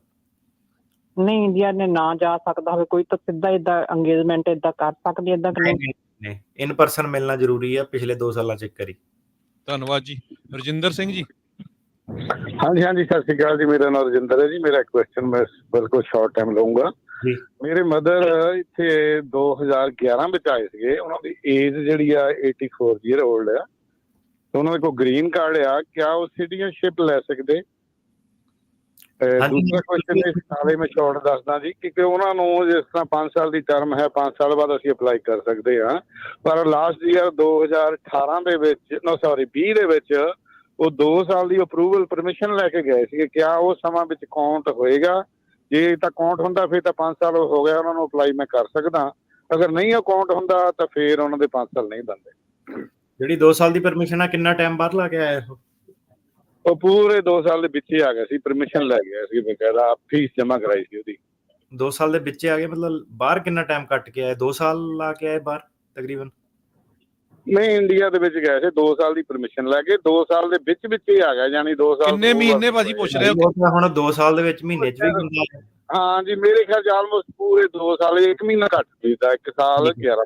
ਠੀਕ ਹੈ। ਉਹਨਾਂ ਦੀ ਕਲੌਕ ਜਿਹੜੀ ਉਹ ਰੀਸੈਟ ਹੋ ਗਈ ਹੈ ਦੁਬਾਰਾ ਜਦੋਂ ਉਹ ਵਾਪਸ ਆਇਆ, ਤੇ ਉੱਥੋਂ ਉਹਨਾਂ ਦਾ ਟਾਈਮ ਜਿਹੜਾ ਸ਼ੁਰੂ ਹੋਣਾ 4 ਸਾਲ ਤੇ 1 ਦਿਨ। ਉਸ ਤੋਂ ਬਾਅਦ ਫਿਰ 5 ਸਾਲ ਪੂਰੇ ਹੋਣੇ ਚਾਹੀਦੇ ਹਨ। ਹਾਂਜੀ, ਧੰਨਵਾਦ ਜੀ। ਅਮਰਪਾਲ ਜੀ। ਹੈਲੋ, ਅਮਰਤਪਾਲ ਜੀ। ਹਾਂਜੀ ਭਾਈ, ਸਤਿ ਸ਼੍ਰੀ ਅਕਾਲ ਜੀ। ਜੀ। ਭਾਜੀ ਇਹ ਪੁੱਛਣਾ ਸੀ ਜੀ, ਮੈਂ ਯੂਕੇ ਸਟੂਡੈਂਟ ਸੀ ਜੀ ਤੇ B1 B2 ਵੀਜ਼ੇ ਤੇ ਮੈਂ US ਆਇਆ ਸੀਗਾ। ਜਿਵੇਂ ਮੈਂ ਪਹਿਲਾਂ ਇੱਕ ਦਿਨ ਮੈਥੋਂ ਡਾਇਰੈਕਟ ਫਲਾਈਟ ਸੀਗੀ ਮੇਰੀ ਯੂਕੇ ਤੋਂ, ਸੌਰੀ ਮੇਰਾ ਸਟੇ ਸੀਗਾ ਇੱਥੇ USA, ਯੂਕੇ ਟੂ ਕੈਨੇਡਾ। ਮੇਰੇ ਕੋਲ ਕੈਨੇਡਾ ਦਾ ਵੀਜ਼ਾ ਵੀ ਆ ਜੀ। ਤੇ ਮੈਂ ਇੱਕ ਰਾਤ ਇੱਥੇ ਰੁਕਿਆ ਸੀ, ਮੇਰੀ ਫਲਾਈਟ ਮਿਸ ਹੋ ਗਈ ਸੀਗੀ। US ਇੱਕ ਰਾਤ ਰੁਕਿਆ, ਫਿਰ ਮੈਂ 2 ਦਿਨ ਕੈਨੇਡਾ ਚਲ ਗਿਆ ਸੀ ਜੀ। ਤੇ ਉੱਥੋਂ ਆ ਕੇ ਮੈਂ ਫਿਰ ਆਪਣਾ B1 B2 ਵੀਜ਼ੇ ਤੇ ਅਸਾਈਲਮ ਲਾਇਆ ਸੀ। ਇਹ ਪਾਸ ਹੋ ਸਕਦਾ ਜੀ? ਕਦੋਂ ਲਾਇਆ ਸੀ, ਕਿਹੜੇ ਸਾਲ ਦੇ ਵਿੱਚ? ਇਸ ਸਾਲ ਹੀ ਆਇਆ ਜੀ। ਕਿਹੜੇ ਮਹੀਨੇ ਐਂਟਰ ਕੀਤੇ? ਮੈਂ ਆਇਆ ਸੀ ਅਗਸਤ ਦੇ ਵਿੱਚ ਜੀ। ਅਗਸਤ ਦੇ ਵਿੱਚ। ਦੇਖੋ ਉਹਨਾਂ ਨੇ ਲਾਅ ਉਹਨਾਂ ਦਾ ਬੜਾ ਕਲੀਅਰ ਹੈ ਕਿ ਜਿਹੜਾ ਕੈਨੇਡਾ ਗਿਆ ਬੰਦੇ ਨੂੰ ਉੱਥੇ ਆਪਣਾ ਜਿਹੜਾ ਕੇਸ ਪਹਿਲਾਂ ਲਾਉਣਾ ਚਾਹੀਦਾ। ਤੁਹਾਡੇ ਕੇਸ ਦੇ ਵਿੱਚ 2 ਸਿਨੈਰੀਓ, ਇੱਕ ਤਾਂ ਤੁਸੀਂ ਪਹਿਲਾਂ ਅਮਰੀਕਾ ਸੀਗੇ। ਹੁਣ ਸਵਾਲ ਇਹ ਆ ਜਾਂਦਾ ਕਿ ਜਿਹੜਾ ਬੰਦਾ ਪਹਿਲਾਂ ਅਮਰੀਕਾ ਸੀ, ਤੁਹਾਡਾ ਕੈਨੇਡਾ ਅਮਰੀਕਾ ਵਾਲਾ ਮੁੱਦਾ ਨਹੀਂ, ਤੁਹਾਡਾ ਮੁੱਦਾ ਇਹ ਹੈ ਕਿ ਜੇ ਪਹਿਲਾਂ ਤੁਸੀਂ ਅਮਰੀਕਾ ਸੀਗੇ ਧਰਤੀ ਦੇ ਉੱਤੇ, ਤੁਸੀਂ ਉਦੋਂ ਨਹੀਂ ਅਸਾਈਲਮ ਲਾਇਆ। ਸੋ ਪਹਿਲਾਂ ਦਾ ਸਵਾਲ ਇਹ ਆ ਜਾਂਦਾ ਕਿ ਉਦੋਂ ਕਿਉਂ ਨਹੀਂ ਅਸਾਈਲਮ ਲਾਇਆ। ਉਹ ਤੁਹਾਡੇ ਲਈ ਐਕਸਪਲੇਨ ਕਰਨਾ ਔਖਾ ਹੋ ਜਾਣਾ ਕਿ ਜੇ ਪਹਿਲਾਂ ਹੀ ਸੀਗੇ। ਫਿਰ ਦੂਜਾ ਇੱਦਾਂ ਕੈਨੇਡਾ ਚਲ ਗਿਆ, ਉੱਥੇ ਕਿਉਂ ਨਹੀਂ ਲਾਇਆ। ਤੁਸੀਂ ਹੁਣ ਕੀ ਕਹੋਗੇ ਕਿ ਕੈਨੇਡਾ ਮੈਂ ਕਿਉਂ ਗਿਆ, ਅਮਰੀਕਾ ਕਿਉਂ ਛੱਡ ਕੇ? ਤਾਂ ਫਿਰ ਇੱਦਾਂ ਕਿ ਬਿਨਾਂ ਲਾਏ ਵਾਪਸ ਕਿਉਂ ਆਇਆ ਹਨ। ਸੋ ਆਏ ਤਾਂ ਹੁਣ ਤੁਸੀਂ ਭਾਵੇਂ ਵੀਜ਼ੇ ਤੇ, ਤੁਹਾਡੇ ਵਿੱਚ ਇਹ ਪਹਿਲੂ ਆ ਕਿ ਆਂਦੇ ਕਿਉਂ ਨਹੀਂ ਅਸਾਈਲਮ ਲਾਇਆ ਅਮਰੀਕਾ, ਉਹ ਵਾਲਾ ਮੁੱਦਾ ਤੁਹਾਡੇ 'ਚ ਨਹੀਂ। ਜਿਵੇਂ ਉਹ ਕਹਿੰਦੇ ਕਿ ਜਿਹੜੀ ਥਰਡ ਸੇਫ ਕੰਟਰੀ ਦੀ ਟ੍ਰੀਟੀ ਹੈਗੀ ਉਹ ਮੇਰੇ ਤੇ ਲਾਗੂ ਹੋਊਗੀ ਜਾਂ ਨਹੀਂ? ਯੂਕੇ ਦੇ ਵਿੱਚ ਤੁਸੀਂ ਕੀ ਕਰਦੇ ਸੀਗੇ? ਥਰਡ ਕੰਟਰੀ ਵਾਲੀ ਟ੍ਰੀਟੀ ਤਾਂ ਜੇ ਪਹਿਲੀ ਗੱਲ ਖੁਦ ਕੁਐਸਚਨ ਦੇ ਵਿੱਚ ਆ, ਇਹ ਥਰਡ ਕੰਟਰੀ ਵਾਲੀ ਟ੍ਰੀਟੀ ਨਹੀਂ, ਇਹ ਕੈਨੇਡਾ ਵਾਲੀ ਜਿਹੜੀ ਆਪਸ ਦੇ ਵਿੱਚ ਟ੍ਰੀਟੀ ਹੈ, ਕੈਨੇਡਾ ਤੇ US ਦੀ ਉਹ ਟ੍ਰੀਟੀ ਹੈ। ਯੂਕੇ ਦੇ ਵਿੱਚ ਕੀ ਕਰਦੇ ਸੀਗੇ? ਸਟੂਡੈਂਟ ਸੀ ਜੀ ਉੱਥੇ, ਫਿਰ ਫਾਈਨਲ ਈਅਰ 'ਚ ਵੀ ਗੱਲ ਹੀ ਹੋ ਗਈ, ਫਿਰ ਇੱਧਰ ਆ ਗਏ। ਕਿੰਨੇ ਸਾਲ ਰਹੇ ਉੱਥੇ ਯੂਕੇ? ਮੈਂ ਲਗਭਗ 3 ਸਾਲ ਰਿਹਾ। 3 ਸਾਲ ਤੋਂ 2 ਮਹੀਨੇ ਘੱਟ। ਤੁਹਾਡੇ ਕੇਸ ਦੇ ਨਾ ਮੁੱਦੇ ਕਾਫੀ ਆ। ਜਿਹੜਾ ਵੀ ਵਕੀਲ ਹੈ ਨਾ, ਅਸਾਈਲਮ ਹੁਣ ਤੁਸੀਂ ਜੇ ਤੁਹਾਡਾ ਹੈਗਾ ਖਤਰਾ, ਤੁਸੀਂ ਅਸਾਈਲਮ ਲਾਓ ਆਪਣਾ, ਪਰ ਇਹਦੇ ਵਿੱਚ ਕਾਫੀ ਸਾਰੇ ਤੁਹਾਡੇ ਜਿਹੜੇ ਮੁੱਦੇ ਆ। ਇੱਕ ਯੂਕੇ ਦਾ, ਯੂਕੇ ਕਿਉਂ ਨਹੀਂ ਲਾਇਆ? ਫਿਰ ਅਮਰੀਕਾ ਸੀਗਾ, ਅਮਰੀਕਾ ਕਿਉਂ ਨਹੀਂ ਲਾਇਆ ਅਸਾਈਲਮ ਪਹਿਲੀ ਵਾਰ 'ਚ ਹੀ? ਫਿਰ ਕੈਨੇਡਾ ਗਿਆ, ਉੱਥੇ ਕਿਉਂ ਨਹੀਂ ਲਾਇਆ? ਸੋ 3 ਦੇਸ਼ ਤੁਸੀਂ ਜਿਹੜੇ ਛੱਡ ਕੇ ਤੇ ਫਿਰ ਵਾਪਸ ਆ ਕੇ ਅਮਰੀਕਾ ਜਿਹੜਾ ਅਸਾਈਲਮ ਲਾਇਆ। ਸੋ ਉਤੋਂ ਇੱਕ ਇਹ ਸਵਾਲ ਉੱਠਦਾ ਕਿ ਤੁਹਾਡਾ ਜਿਹੜਾ ਕੇਸ ਆ ਜਾਣੇ ਨੂੰ ਆ ਕਿ ਤੁਸੀਂ ਉੱਦਾਂ ਹੀ ਆਪਣੇ ਰੋਜੀ ਰੋਟੀ ਲਈ ਜਿਹੜਾ ਅਸਾਈਲਮ ਦਾ ਕੇਸ ਲਾਇਆ। ਸੋ ਉਹ ਮੁੱਦੇ ਆ ਤੁਹਾਡੇ ਕੇਸ ਦੇ। ਜਿਵੇਂ ਉਹ ਕਹਿੰਦੇ ਕਿ ਕੈਨੇਡਾ ਤੋਂ ਆਇਆ, ਉਹ ਮੇਰੇ ਤੇ ਲਾਗੂ ਹੋਊਗਾ ਜਾਂ ਨਹੀਂ? ਕਿਉਂਕਿ ਮੈਂ ਇੱਕ ਰਾਤ USA ਰਹਿ ਗਿਆ ਸੀ ਪਹਿਲਾਂ। ਮਤਲਬ ਤੁਹਾਡੀ ਆਰਗੂਮੈਂਟ ਉਹਦੇ ਵਿੱਚ ਇਹ ਹੋ ਸਕਦੀ ਹੈ ਕਿ ਇੱਕ ਤਾਂ ਮੈਂ ਵੀਜ਼ੇ ਤੇ ਆਇਆ ਤਾਂ ਕਰਕੇ ਨਹੀਂ ਮੇਰੇ ਤੇ ਲਾਗੂ ਹੁੰਦਾ। ਦੂਜੀ ਤੁਹਾਡੀ ਇਹ ਹੈ ਕਿ ਮੈਂ ਪਹਿਲਾਂ US ਸੀਗਾ, ਪਰ ਉਹ ਪ੍ਰੋਬਲਮ ਵੀ ਹੈ ਤੁਹਾਡੇ ਲਈ, ਉਹ ਤੁਹਾਡਾ ਸੋਲੂਸ਼ਨ ਨਹੀਂ ਹੈਗਾ, ਉਹ ਆਪਣੇ ਆਪ 'ਚ ਇੱਕ ਪ੍ਰੋਬਲਮ ਆ।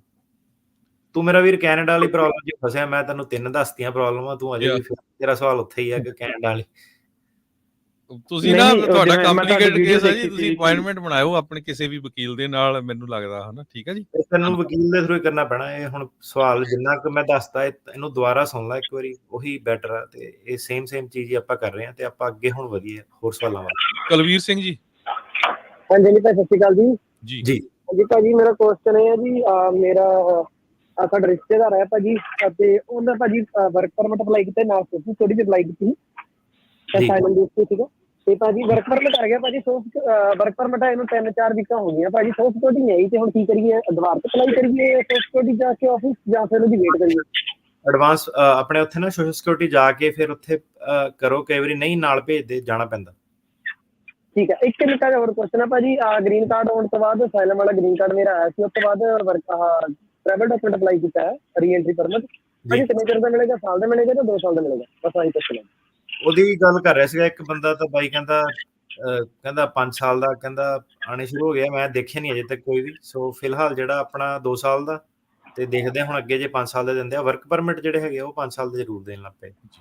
ਧੰਨਵਾਦ। ਇੱਕ ਵਾਰੀ ਫੇਰ ਸਰੋਤਿਆਂ ਨੂੰ ਬੇਨਤੀ ਆ ਵੀ ਪਈ ਸਤਿ ਸ੍ਰੀ ਅਕਾਲ ਆਪਾਂ ਸਾਰਿਆਂ ਨੂੰ ਇੱਕੋ ਵਾਰੀ ਕਹਿ ਦਿੰਦੇ, ਤੇ ਕੁਐਸਚਨ ਇੱਕੋ ਹੀ ਰੱਖੋ, ਕਿਉਂਕਿ ਕਾਲਸ ਬਹੁਤ 2-2 ਘੰਟੇ ਤੇ ਹੋਲਡ ਤੋਂ ਆ, ਤੁਸੀਂ ਬਲੀਵ ਨਹੀਂ ਕਰੋਗੇ। ਸੋ ਸਾਡੇ ਅਗਲੇ ਕਾਲਰ ਹੈਗੇ ਸਰਨਜੀਤ ਸਿੰਘ ਜੀ। ਹਾਂਜੀ ਜੇ ਭਾਜੀ, ਮੇਰਾ ਨਾ ਕੇਸ ਸੈਨ ਫਰਾਂਸਿਸਕੋ ਹੈ ਤੇ ਜਨਵਰੀ 2025 ਦੇ ਵਿੱਚ ਮੇਰੀ ਇੰਡੀਵਿਜੂਅਲ ਹੈ। ਮੇਰੀ ਤੁਹਾਡੇ ਨਾਲ ਗੱਲ ਹੋਈ ਸੀ 2 ਮਹੀਨੇ ਪਹਿਲਾਂ। ਤੁਸੀਂ ਕਹੀ ਸਲੇਟਨ ਮਿਸ਼ਲ ਏ ਦੇ ਨਾਲ ਤੁਹਾਡੀਆਂ ਹੀਅਰਿੰਗਸ ਆ ਰਹੀਆਂ ਨੇ ਇੰਡੀਵਿਜੂਅਲ, ਤੇ ਬਟ ਮੇਰਾ ਅਟਰਨੀ ਕਹਿੰਦਾ ਕਿ ਜਿਹੜੇ ਪੰਜਾਬੀ ਕੇਸ ਨੇ ਉਹਨਾਂ ਨੂੰ ਲੈ ਕੇ ਉਹਦਾ ਰਵੱਈਆ ਜਿਹੜਾ ਕਿ ਮਾਸਾ ਵੀ ਵਧੀਆ ਨਹੀਂ ਹੈਗਾ। ਤੇ ਮੈਂ ਕਹਿੰਦਾ, ਮੈਂ ਕਿ ਜੇ ਉੱਥੇ ਮੈਂ ਸੈਕਰਾਮੈਂਟੋ ਮੂਵ ਕਰਾਉਣਾ, ਤੁਹਾਡੇ ਹਿਸਾਬ ਨਾਲ ਇੰਡੀਵਿਜੂਅਲ ਵਿਦਿਨ 1 or 2 year ਮਿਲ ਸਕਦੀ ਹੈ, ਜਾਂ ਸਲੇਟਨ ਮਿਸਲ ਤੁਹਾਡੇ ਹਿਸਾਬ ਨਾਲ ਠੀਕ ਹੈ? ਜੇ ਆਪਾਂ ਜ਼ਿਆਦਾ ਹਾਰਡ ਵਰਕ ਕਰਦੇ ਹਾਂ ਕੇਸ ਦੇ ਉੱਤੇ, ਦੇ ਚਾਂਸ ਜਿਹੜੇ ਨੇ ਉਹ ਵਿਨ ਕਰਨ ਦੇ ਹੈਗੇ ਨੇ। ਸਲੇਟਨ ਮਿਸਲ ਇਹ ਪੋਰਟਲੈਂਡ ਤੋਂ ਮੂਵ ਹੋਈ ਉਹ ਸੈਨ ਫਰਾਂਸਿਸਕੋ। ਹਾਂਜੀ, ਸੋ ਜਿਹੜਾ ਪਹਿਲੀ ਗੱਲ ਇੱਦਾਂ ਕਿਸੇ ਜੱਜ ਬਾਰੇ ਮੈਂ ਮਾੜਾ ਨਹੀਂ ਬੋਲ ਸਕਦਾ ਹੈ ਨਾ ਇੱਥੇ, ਕਿ ਉਹ ਤੁਸੀਂ ਆਪਣੇ ਜੋ ਵੀ ਤੁਹਾਡਾ ਵਕੀਲ ਕਹਿੰਦਾ ਉਹਦੇ ਕੋਲ ਕੇਸ ਉਹਦੀ ਗੱਲ ਸੁਣੋ।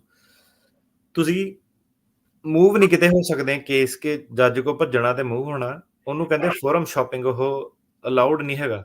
ਉਹ ਜਿੱਦਾਂ ਹੁਣ ਤੁਹਾਡਾ ਸਵਾਲ ਆ ਨਾ, ਇਹਨੂੰ ਜੇ ਜੱਜ ਸੁਣੇ ਕਿ ਕੋਈ ਜਾਂ ਕੋਈ ਸੁਣਦਾ ਹੋਵੇ ਤੇ ਤੁਸੀਂ ਵੀ ਪ੍ਰੋਬਲਮ ਚਾਹੋਗੇ, ਜਿਹੜਾ ਤੁਹਾਨੂੰ ਸਲਾਹ ਦਿੰਦਾ ਵਾ ਉਹ ਵੀ ਪ੍ਰੋਬਲਮ ਚਾਹੂਗਾ। ਸੋ ਜੀ ਜਿਹੜਾ ਸੈਕਰਾਮੈਂਟੋ ਮੂਵ, ਹੁਣ ਇਹ ਨਹੀਂ ਕਿ ਕੇਸ ਲਿਜਾਣ ਲਈ ਮੈਂ ਮੂਵ ਹੋ ਜਾਣਾ। ਜੇ ਬੰਦਾ ਜੈਨੂਅਨਲੀ ਮੂਵ ਹੁੰਦਾ ਕੰਮ ਕਾਰ ਕਰਕੇ, ਉਹਦੇ ਬੇਸ ਤੇ ਉਹਦਾ ਕੇਸ ਮੂਵ ਹੋ ਸਕਦਾ। ਸੋ ਪੁੱਠਾ ਸਿਸਟਮ ਆ, ਕੇਸ ਮੂਵ ਕਰਾਉਣ ਲਈ ਨਹੀਂ ਮੂਵ ਹੋਣਾ। ਮੂਵ ਹੋ ਗਏ ਤਾਂ ਫਿਰ ਕੇਸ ਜਿਹੜਾ ਮੂਵ ਹੋਊਗਾ। 2 ਸਾਲਾਂ ਚ ਆ ਸਕਦੀ ਹੈ, ਹਾਂਜੀ ਆ ਸਕਦੀ ਹੈ, ਕੋਈ ਪਰ ਗਰੰਟੀ ਤਾਂ ਨਹੀਂ। ਨਵੇਂ ਵੀ ਹੁਣ ਕੋਡ ਬਣਨੇ ਆ, ਦੇਖੋ ਹੁਣ ਕਿੱਦਾਂ ਅੱਗੇ ਅਗਲੇ ਸਾਲ ਇਹ ਬਰਡਨ ਆਪਣਾ ਸ਼ਿਫਟ ਕਰਦੇ ਆ। ਧੰਨਵਾਦ ਜੀ। ਬੰਤੋ ਜੀ ਇੰਡੀਆ ਤੋਂ ਜੁੜੇ ਹੋਏ ਆ। ਹਾਂਜੀ ਹਾਂਜੀ ਹਾਂਜੀ ਸਰ, ਸਤਿ ਸ਼੍ਰੀ ਅਕਾਲ ਜੀ ਦੋਨਾਂ ਭਰਾਵਾਂ ਨੂੰ ਜੀ। ਸਤਿ ਸ਼੍ਰੀ ਜੀ ਸਰ, ਮੇਰੀ ਵਾਈਫ ਦਾ ਅਪ੍ਰੈਲ ਚ ਅਸਾਈਲਮ ਗ੍ਰਾਂਟ ਹੋਇਆ ਸੀਗਾ। ਉਹਦੇ ਮਤਲਬ 1 year ਡੈਡਲਾਈਨ ਲੱਗੀ ਸੀਗੀ, ਤੇ ਉਹ ਇਮੀਗ੍ਰੇਸ਼ਨ ਆਪਣਾ ਸੌਰੀ ਮਾਈਗ੍ਰੇਨ ਤੇ ਡਿਪਰੈਸ਼ਨ ਦੀ ਪ੍ਰੋਬਲਮ ਕਰਕੇ ਉਹ ਸੋਲਵ ਹੋ ਗਈ ਸੀ ਜੀ। ਤੇ ਹੁਣ ਸਾਡੇ I-730 ਭਰੇ ਆ ਜੀ। ਉਹ ਮਤਲਬ 6-7 ਸਾਲ ਤੋਂ ਉਹਦਾ ਟ੍ਰੀਟਮੈਂਟ ਚੱਲ ਰਿਹਾ USA। ਉਸ ਦੇ ਬਿਹਾਫ ਤੇ ਸਾਡਾ ਇੱਕ ਕੇਸ ਐਕਸਪੀਡਾਈਟ ਹੋ ਸਕਦਾ ਜੀ? ਤੇ ਜੇ ਹੋ ਸਕਦਾ ਤਾਂ ਕਿੰਨੇ ਟਾਈਮ 'ਚ ਹੋਏਗਾ, ਤੇ ਜੇ ਨਹੀਂ ਹੁੰਦਾ ਤਾਂ ਕਿੰਨੇ ਟਾਈਮ 'ਚ ਹੋਏਗਾ? ਤੁਸੀਂ ਕੀ ਦੱਸਿਆ ਕਿ ਕੇਸ ਜਿਹੜਾ ਸੀਗਾ, ਤੁਸੀਂ 1 year ਡੈਡਲਾਈਨ ਸੀਗੀ, ਕੇਸ ਪਾਸ ਹੋ ਗਿਆ ਕਿ ਨਹੀਂ ਪਾਸ ਹੋਇਆ? ਪਾਸ ਹੋ ਗਿਆ ਜੀ। ਉਹਦੇ ਅਗੇਂਸਟ ਹੁਣ ਸਾਡਾ ਮਤਲਬ ਉਹ ਮੈਡੀਕਲ ਦੇ ਅਗੇਂਸਟ ਹੀ ਪਾਸ ਹੋਇਆ ਹੈ, ਉਹਦੀ ਮਾਈਗ੍ਰੇਨ ਤੇ। ਚਲੋ ਠੀਕ ਹੈ, ਪਰ ਉਹਦੀ ਰੈਲੇਵੈਂਸ ਕੀ ਹੈ ਕਿ ਐਡੀ ਲੰਬੀ ਕਹਾਣੀ ਤੁਸੀਂ ਦੱਸ ਰਹੇ ਆ ਕਿ ਮੈਡੀਕਲ ਦੇ ਪਾਸ ਹੋ ਗਿਆ, ਫਿਰ ਸਵਾਲ ਤੇ ਆਓ ਸਿੱਧੇ ਕਿ ਕੇਸ ਪਾਸ ਹੋ ਗਿਆ, ਹੁਣ ਅੱਗੇ ਕੀ ਸਵਾਲ ਹੈ? I-730 ਮਤਲਬ ਮੈਡੀਕਲ ਬਿਹਾਫ ਤੇ ਐਕਸਪੀਡਾਈਟ ਹੋ ਜਾਏਗਾ। ਜੇ ਹੋ ਜਾਏਗਾ ਤਾਂ ਕਿੰਨਾ ਟਾਈਮ ਲੱਗੇਗਾ, ਨਹੀਂ ਹੋਏਗਾ ਤਾਂ ਕਿੰਨਾ? ਇਹਦੇ ਮੈਡੀਕਲ ਬਿਹਾਫ ਤੇ ਬੱਚਿਆਂ ਨੂੰ ਮੰਗਾਣਾ, ਕਿਹਨੂੰ ਮੰਗਾਣਾ? ਹਾਂਜੀ ਹਾਂਜੀ, ਬੱਚਿਆਂ ਤੇ ਹਸਬੈਂਡ ਨੂੰ। ਤੁਸੀਂ ਟਰਾਈ ਜ਼ਰੂਰ ਕਰ ਸਕਦੇ ਆ, ਪਰ ਕੋਈ ਗਰੰਟੀ ਨਹੀਂ ਉਹਨਾਂ ਨੇ ਐਕਸਪੀਡਾਈਟ ਕਰਨਾ। ਟਰਾਈ ਕਰ ਲਓ, ਟਰਾਈ ਕਰਨ 'ਚ ਕੋਈ ਹਰਜ ਨਹੀਂ। ਅਗਰ ਹੁੰਦਾ ਤਾਂ ਕਿੰਨੀ ਦੇਰ 'ਚ ਹੋ ਜਾਂਦਾ ਜੀ? ਇਹ ਤਾਂ ਹੁਣ ਸਾਡੇ ਬਿਨਾਂ ਐਕਸਪੀਡਾਈਟ ਕੀਤੇ ਵੀ ਕਈ ਕੇਸ 3 ਕੁ ਮਹੀਨੇ ਦੇ ਆ, ਤੇ ਕਈਆਂ ਨੂੰ 3-3 ਸਾਲ ਲੱਗ ਜਾਂਦੇ ਆ। ਸੋ ਡਿਪੈਂਡ ਕਰਦਾ। ਧੰਨਵਾਦ ਜੀ। ਸੋ ਸਰੋਤਿਆਂ ਨੂੰ ਇੱਕ ਵਾਰੀ ਫੇਰ ਬੇਨਤੀ ਆ, ਜੇ ਤੁਸੀਂ ਅਟਾਰਨੀ ਜੇ ਤਰਕੀਆਣਾ ਉਹਨਾਂ ਦੇ ਆਫਿਸ ਦੇ ਵਿੱਚ ਉਹਨਾਂ ਦੇ ਨਾਲ ਅਪੁਆਇੰਟਮੈਂਟ ਬਣਾਉਣੀ ਆ ਜਾਂ ਕਾਲ ਕਰਨੀ ਆ, ਤੇ ਉਹਨਾਂ ਦੇ ਵੀਕਡੇਜ਼ ਦੇ ਵਿੱਚ ਤੁਸੀਂ 415-909-0503 415-909-0503 ਤੇ ਕਾਲ ਕਰਕੇ ਅਪੁਆਇੰਟਮੈਂਟ ਬਣਾ ਲਿਓ। ਤੇ ਦੂਸਰੀ ਬੇਨਤੀ ਇਹ ਆ ਵੀ ਜਿੰਨੇ ਵੀ ਸਾਡੇ ਕਾਲਰ ਕਾਲ ਕਰ ਰਹੇ ਆ ਨਾ, ਜੇ ਤੁਸੀਂ ਆਊਟ ਆਫ USA ਕਾਲ ਕਰ ਰਹੇ ਆ ਤੇ ਪਲੀਜ਼ ਦੱਸ ਦਿਆ ਕਰੋ, ਕਿਉਂਕਿ ਪਹਿਲੇ ਭਾਈ ਸਾਹਿਬ 51 ਮਿੰਟ ਹੋਲਡ ਤੇ ਰਹੇ। ਸੋ ਸਾਡੀ ਕੋਸ਼ਿਸ਼ ਇਹ ਹੋਊਗੀ ਵੀ ਜਿਹੜੇ ਆਊਟ ਆਫ USA ਉਹਨਾਂ ਨੂੰ ਛੇਤੀ ਲੈ ਲਿਆ ਜਾਵੇ। ਸਾਡੇ ਅਗਲੇ ਕਾਲਰ ਆ ਸੁਖਚੈਨ ਸਿੰਘ ਜੀ। ਹਾਂਜੀ, ਮੈਂ ਸਿਰਫ ਇੱਕ ਮੈਸੇਜ ਦੇਣਾ। ਤਰਕੀਆਣਾ ਸਾਹਿਬ ਪਿਛਲੇ ਕਾਫੀ ਸਮੇਂ ਤੋਂ ਦੱਸ ਰਹੇ ਆ ਵੀ ਜਿਹੜੀ DMB ਦੀ ਐਪਲੀਕੇਸ਼ਨ ਵਿੱਚ ਝੂਠ ਨਹੀਂ ਬੋਲਣਾ। ਉਹਦੇ ਵਿੱਚ ਮੇਰੇ ਇੱਕ ਚੀਜ਼ ਸਾਹਮਣੇ ਆਈ ਆ ਜਿਹੜੀ ਮੈਂ ਸਰੋਤਿਆਂ ਨਾਲ, ਪੰਜਾਬੀ ਰੇਡੀਓ ਦੇ ਨਾਲ ਸ਼ੇਅਰ ਕਰਨੀ ਆ। ਸੋ ਇਨਫੋਰਮੇਸ਼ਨ ਇਹ ਹੈ ਕਿ ਮੈਂ ਕਮਰਸ਼ੀਅਲ ਡਰਾਈਵਰ ਆ। ਮੈਂ ਆਪਣਾ ਡਰਾਈਵਿੰਗ ਦਾ ਰੈਕਡ ਕਢਾਉਣ ਗਿਆ ਸੀ DMB ਦਾ ਸਿਸਟਮ ਬੰਦ ਹੋ ਗਿਆ। ਤਾਂ ਮੈਨੂੰ ਕਹਿੰਦੇ ਜਿਹੜੀ ਉੱਥੇ ਆਟੋਮੈਟਿਕ ਸਿਸਟਮ ਹੁੰਦਾ, ਕੰਪਿਊਟਰਾਈਜ਼ ਸਿਸਟਮ ਵੀ, ਕਹਿੰਦੇ ਤੁਸੀਂ ਉੱਥੇ ਕੱਢ ਲਓ। ਜਦੋਂ ਉੱਥੇ ਮੈਂ ਆਪਣਾ ਲਾਇਸੈਂਸ ਸਕੈਨ ਕੀਤਾ, ਉਸ ਤੋਂ ਬਾਅਦ ਉਹਨਾਂ ਨੇ ਕੁਐਸਚਨ ਆਨਸਰ ਕਰਨੇ ਸ਼ੁਰੂ ਕਰਤੇ ਮਸ਼ੀਨ ਨੇ, ਵੀ ਤੁਸੀਂ ਫਲਾਣੇ ਬੰਦੇ ਨੂੰ ਜਿਹੜੇ ਜਾਣਦੇ ਹੋ, ਉਹ ਤੁਹਾਡਾ ਕੀ ਲੱਗਦਾ, ਫਲਾਣੇ ਐਡਰੈਸ ਤੇ ਕਿਹੜੇ ਸਾਲ ਦੇ ਵਿੱਚ ਤੁਸੀਂ ਰਹੇ ਸੀ। ਉਹ ਜਦੋਂ ਮੈਂ ਟਿਕ ਮਾਰਕ ਓਕੇ ਕਰੀ ਗਿਆ ਸਵਾਲਾਂ ਦੇ, ਫੇਰ ਜਾਣੀ ਕਿ ਫਾਈਨਲ ਹੋਇਆ ਮੇਰਾ, ਜਾਣੀ ਮਸ਼ੀਨ ਨੇ ਐਕਸੈਪਟ ਕੀਤਾ। ਤਾਂ ਕਰਕੇ ਤਰਕੀਆਣਾ ਸਾਹਿਬ ਜਿਹੜਾ ਕਹਿੰਦੇ ਆ ਸਰੋਤਿਆਂ ਨੂੰ, ਜਿਹੜਾ ਕਹਿੰਦੇ ਆ ਵੀ ਤੁਸੀਂ ਕਿਸੇ ਵੀ ਐਪਲੀਕੇਸ਼ਨ 'ਚ, ਖਾਸ ਕਰਕੇ ਅਮਰੀਕਾ 'ਚ ਕਿਤੇ ਵੀ ਆਪਣਾ ਆਪ ਨੂੰ ਸੇਵ ਕਰਨ ਵਾਸਤੇ ਝੂਠ ਨਹੀਂ ਬੋਲਣਾ। ਬਸ ਇਹੀ ਮੈਸੇਜ ਆ, ਕਿਉਂਕਿ ਸਾਰਾ ਸਿਸਟਮ ਆਨਲਾਈਨ ਇਹਨਾਂ ਨੇ ਚੜਾ ਲਿਆ ਹੈਗਾ। ਜੀ ਬਿਲਕੁਲ। ਇੱਕ ਚੀਜ਼ ਇਹਦੇ ਵਿੱਚ ਹੋਰ ਦੱਸ ਦਵਾਂ, ਆਪਾਂ ਇੱਥੇ ਬੋਲਦੇ ਜ਼ਰੂਰ ਆਂਗੇ ਏਦਾਂ ਕਰਨਾ ਜਾਂ ਉੱਦਾਂ। ਜਿਹੜੇ ਹੁਣ ਸਾਡੇ ਕਲਾਇੰਟ ਆ ਨਾ, ਕਈ ਨਹੀਂ ਪ੍ਰੋਗਰਾਮ ਸਾਡਾ ਸੁਣਦੇ, ਕਈ ਜਿਹੜੇ ਦੂਜੇ ਵਕੀਲਾਂ ਦੇ ਕੋਲ ਜਿਹਨਾਂ ਦੇ ਕੇਸ ਆ ਉਹ ਸੁਣ ਲੈਂਦੇ ਆ। ਤਾਂ ਮੈਂ ਇਹੀ ਕਹਿੰਦਾ, ਮੈਂ ਕਿਹਾ ਯਾਰ ਜਿਹੜਾ ਇਨਫੋਰਮੇਸ਼ਨ ਲੈ ਰਿਹਾ ਨਾ ਉਹ ਬੈਟਰ ਆ, ਉਹਦੇ ਚਾਂਸ ਜ਼ਿਆਦਾ ਵਾ। ਜਿਹੜਾ ਗੱਲ ਸੁਣ ਰਿਹਾ, ਸਮਝ ਰਿਹਾ ਵਾ, ਉਹਦਾ ਕੋਈ ਵੀ ਵਕੀਲ ਉਹਨੂੰ ਉੱਥੇ ਜਾ ਕੇ ਫਾਇਦਾ ਹੋਣਾ। ਹੁਣ ਕਈ ਵਾਰੀ ਏਦਾਂ ਮੇਰੇ ਕੋਲ, ਹੁਣ ਆਪਣਾ ਕੱਲ ਦੀ ਗੱਲ ਸੀਗੀ, ਉਹ ਬਾਈ ਦਾ ਨਾ ਉਹ ਐਡਰੈਸ ਉਹਨੇ ਲਿਖੇ, ਕ੍ਰੈਡਿਟ ਕਾਰਡ ਰਨ ਕੀਤੇ, ਕਿਤੇ ਇੰਡੀਆਨਾ ਦੇ ਵਿੱਚ, ਕਿਤੇ ਫਰੈਜ਼ਨੋ ਦੇ ਵਿੱਚ ਵੱਜਿਆ ਹੋਇਆ। ਉਹਨੂੰ ਜਦੋਂ ਬੰਦੇ ਨੂੰ ਨਾ ਤੁਸੀਂ ਪੁੱਛਦੇ ਆ ਕਿ ਅੱਛਾ ਤੇਰਾ ਡਰਾਈਵਰ ਲਾਇਸੈਂਸ ਫਰੈਜ਼ਨੋ ਦਾ ਕਿਉਂ ਆ, ਕਹਿੰਦਾ ਇਹ ਤਾਂ ਕਹਿੰਦਾ ਮੈਂ ਲਾਇਸੈਂਸ ਹੀ ਬਣਾਉਣ ਆਇਆ ਸੀਗਾ, ਕਹਿੰਦਾ ਹੋਰ ਤਾਂ ਨਹੀਂ ਕੋਈ ਸੀਗਾ, ਇਹ ਤਾਂ ਕਹਿੰਦਾ ਲਾਇਸੈਂਸ ਹੀ ਆ। ਉਹ ਬੰਦੇ ਨਾ ਆਪਣੇ ਪਤਾ ਨਹੀਂ ਕਿਹੜੇ ਚੱਕਰਾਂ 'ਚ ਕੀ, ਨਹੀਂ ਭਾਜੀ ਮੇਲਿੰਗ ਐਡਰੈਸ ਹੀ ਆ, ਇਹ ਤਾਂ ਮੇਲਿੰਗ ਐਡਰੈਸ ਹੀ ਆ ਮੇਰਾ, ਮੈਂ ਰਹਿਣਾ ਤਾਂ ਉੱਥੇ ਹੀ ਆ, ਮੈਂ ਰਹਿਣਾ ਤਾਂ ਸਟਾਕਟਨ ਹੀ ਆ। ਮੈਂ ਕਿਹਾ ਯਾਰ ਮੇਲਿੰਗ ਐਡਰੈਸ ਕਿੱਦਾਂ, ਤੇਰਾ DMV ਦੀ ਐਪਲੀਕੇਸ਼ਨ ਤੂੰ ਭਰੀ ਆ, ਉਹਦੇ ਵਿੱਚ ਐਡਰੈਸ ਪਾਏ ਆ। ਹੁਣ ਪੰਗਾ ਇਹ ਪੈ ਜਾਂਦਾ ਕਿ ਬੰਦਾ ਪੁੱਛਦਾ ਕਿ ਚੱਲ ਠੀਕ ਆ, ਜੱਜ ਨੂੰ ਸਮਝਾ ਦੇਣਾ, ਸਾਰਾ ਕੁਝ ਦੱਸ ਦੇਣਾ ਕਿ ਕਦੋਂ ਫਰੈਜ਼ਨੋ ਰਿਹਾ, ਕਦੋਂ ਬੇਕਰਫੀਲਡ ਰਿਹਾ, ਕਦੋਂ ਇੰਡੀਆਨਾ ਰਿਹਾ, ਕਦੋਂ ਸਟਾਕਟਨ ਰਿਹਾ, DMV 'ਚ ਕੀ ਲਿਖਿਆ। ਉਹ ਹੁਣ ਬੰਦਾ DMV ਦਾ ਤਾਂ ਭਾਜੀ ਮੈਨੂੰ ਪਤਾ ਨਹੀਂ, ਡਰਾਈਵਿੰਗ ਸਕੂਲ ਵਾਲਿਆਂ ਨੇ ਭਰਤਾ ਸੀਗਾ ਆਪਣੇ ਆਪ ਹੀ। ਹੁਣ ਪ੍ਰੋਬਲਮ ਇਹ ਪੈ ਜਾਂਦੀ ਹੈ ਕਿ DMV ਦੀ ਜਿਹੜੀ ਐਪਲੀਕੇਸ਼ਨ ਕੀ ਭਰੀ ਆ ਉਹ ਨਹੀਂ ਕੱਢਣੀ ਉਹਨਾਂ ਨੇ।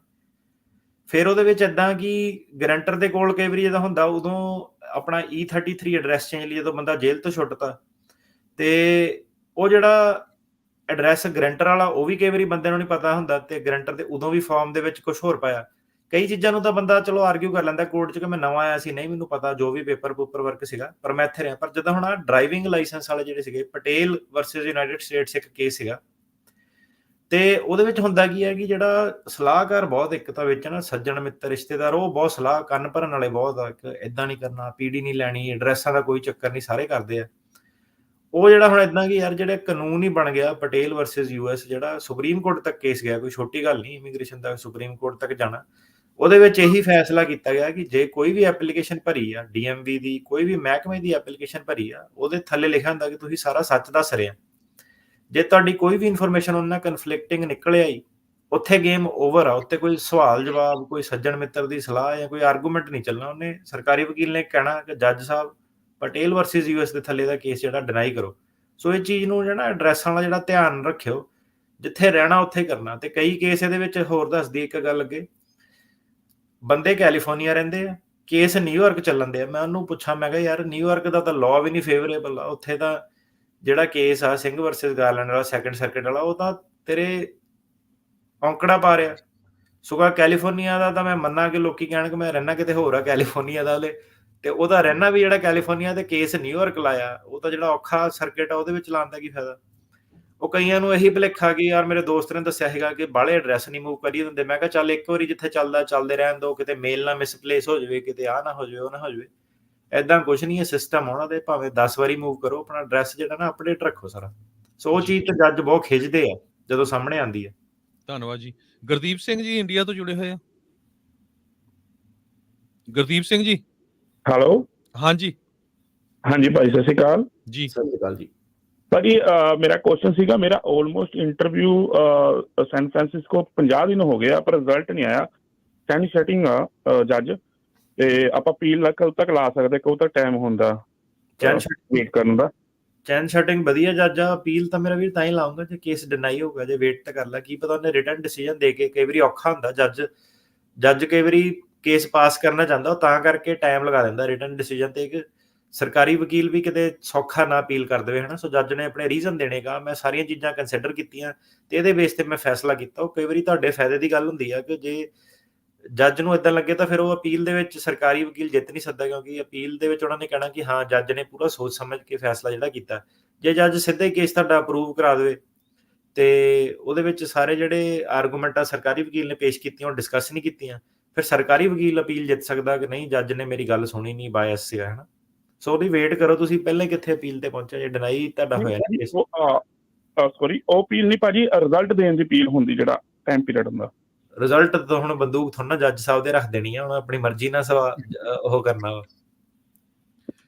ਧੰਨਵਾਦ ਜੀ।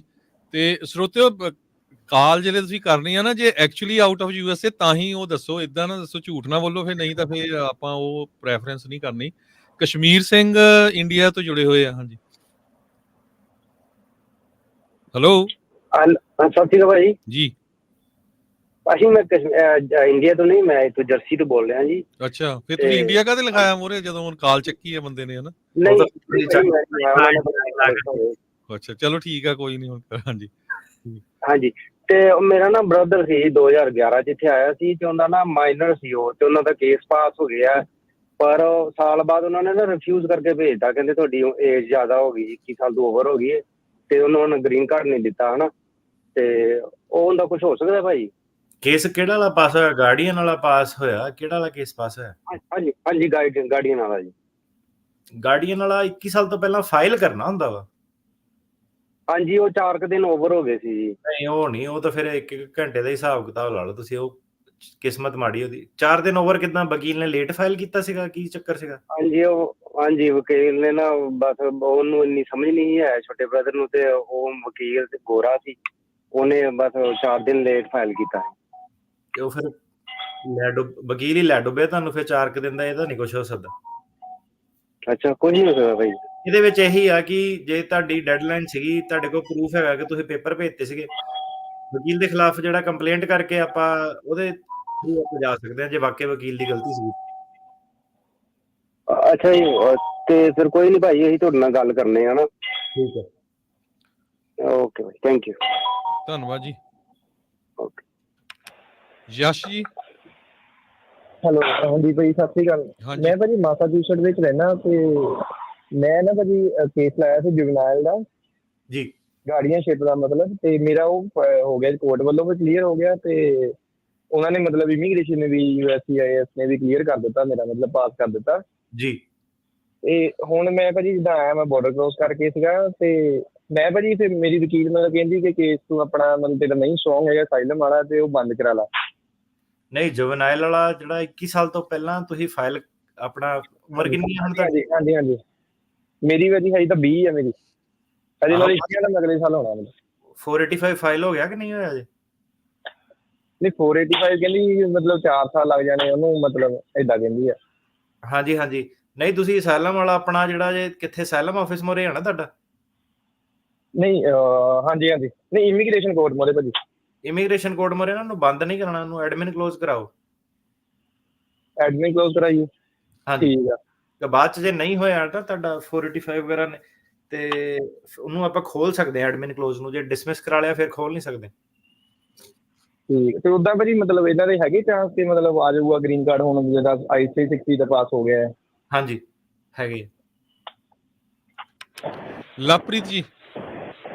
ਚਲੋ ਭਾਈ, ਸਤਿ ਸ਼੍ਰੀ ਅਕਾਲ ਜੀ। ਜੀ ਸਰ, ਮੇਰਾ ਗ੍ਰੀਨ ਕਾਰਡ ਆਇਆ ਸੀ 2023 ਚ, ਤੇ ਆਪਣਾ ਮੈਂ ਸਾਈਲੀ ਗ੍ਰੀਨ ਕਾਰਡ ਆ ਸਰ ਮੇਰਾ, ਤੇ ਆਪਣਾ ਵਿਆਹ ਕਰਾ ਸਕਦੇ ਆ ਭਾਈ ਇੰਡੀਆ ਚ, ਕਿ ਜਾਂ ਕਿਤੇ ਹੋਰ ਕਰਾ ਸਕਦੇ ਆ ਸਪਾਊਸ ਦੇ ਪੇਪਰ ਲਾਣੇ ਹੋਣ? ਨਹੀਂ, ਵਿਆਹ ਦਾ ਜਿੱਥੇ ਮਰਜ਼ੀ ਕਰਾ ਸਕਦੇ, ਪਰ ਇੰਡੀਆ ਤੁਸੀਂ ਜੇ ਜਾਂਦੇ ਆ ਤਾਂ ਫਿਰ ਤੁਹਾਡੇ ਤੇ ਸਵਾਲ ਉੱਠੂਗੇ ਕਿ ਖਤਰਾ ਹੈਗਾ ਕਿ ਨਹੀਂ ਹੈਗਾ, ਕਿ ਸੱਚ ਬੋਲਦਾ ਹੈ ਕਿ ਝੂਠ ਬੋਲਦਾ ਹੈਗਾ। ਤੇ ਫਿਰ ਆਪਾਂ ਨੇਪਾਲ ਦੇ ਲਾ ਸਕਦੇ ਪੇਪਰ ਜੀ, ਨੇਪਾਲ ਵਿਆਹ ਕਰਾ ਕੇ ਜੀ? ਨਹੀਂ, ਜਿੱਥੇ ਮਰਜ਼ੀ ਵਿਆਹ ਕਰਾਓ, ਨੇਪਾਲ ਥਾਈਲੈਂਡ ਕੋਈ ਪ੍ਰੋਬਲਮ ਨਹੀਂ ਹੈ। ਕਰਾਉਣ ਨੂੰ ਤਾਂ ਭਾਵੇਂ ਇੰਡੀਆ ਹੀ ਕਰਾ ਲਓ। ਉਹਨੇ ਸਵਾਲ ਜਵਾਬ ਪੁੱਛਣੇ ਕਿ ਕੀ ਚੱਕਰ ਆ, ਕਿੱਦਾਂ ਗਿਆ ਹੈਗਾ, ਇੰਟਰਵਿਊ ਤੇ ਉਲਝਾ ਲੈਂਦੇ ਕਈ ਵਾਰੀ ਵਾਪਸ ਆਏ ਬੰਦੇ ਨੂੰ। ਸੋ ਥਰਡ ਕੰਟਰੀ ਰੈਕਮੈਂਡ ਉਹੀ ਰਹੂਗਾ ਨਾ ਕਿ ਥਰਡ ਕੰਟਰੀ ਕਰਾ ਲਈ ਨਾ, ਇਹ ਤਾਂ ਮਾਰੀ ਹੈ।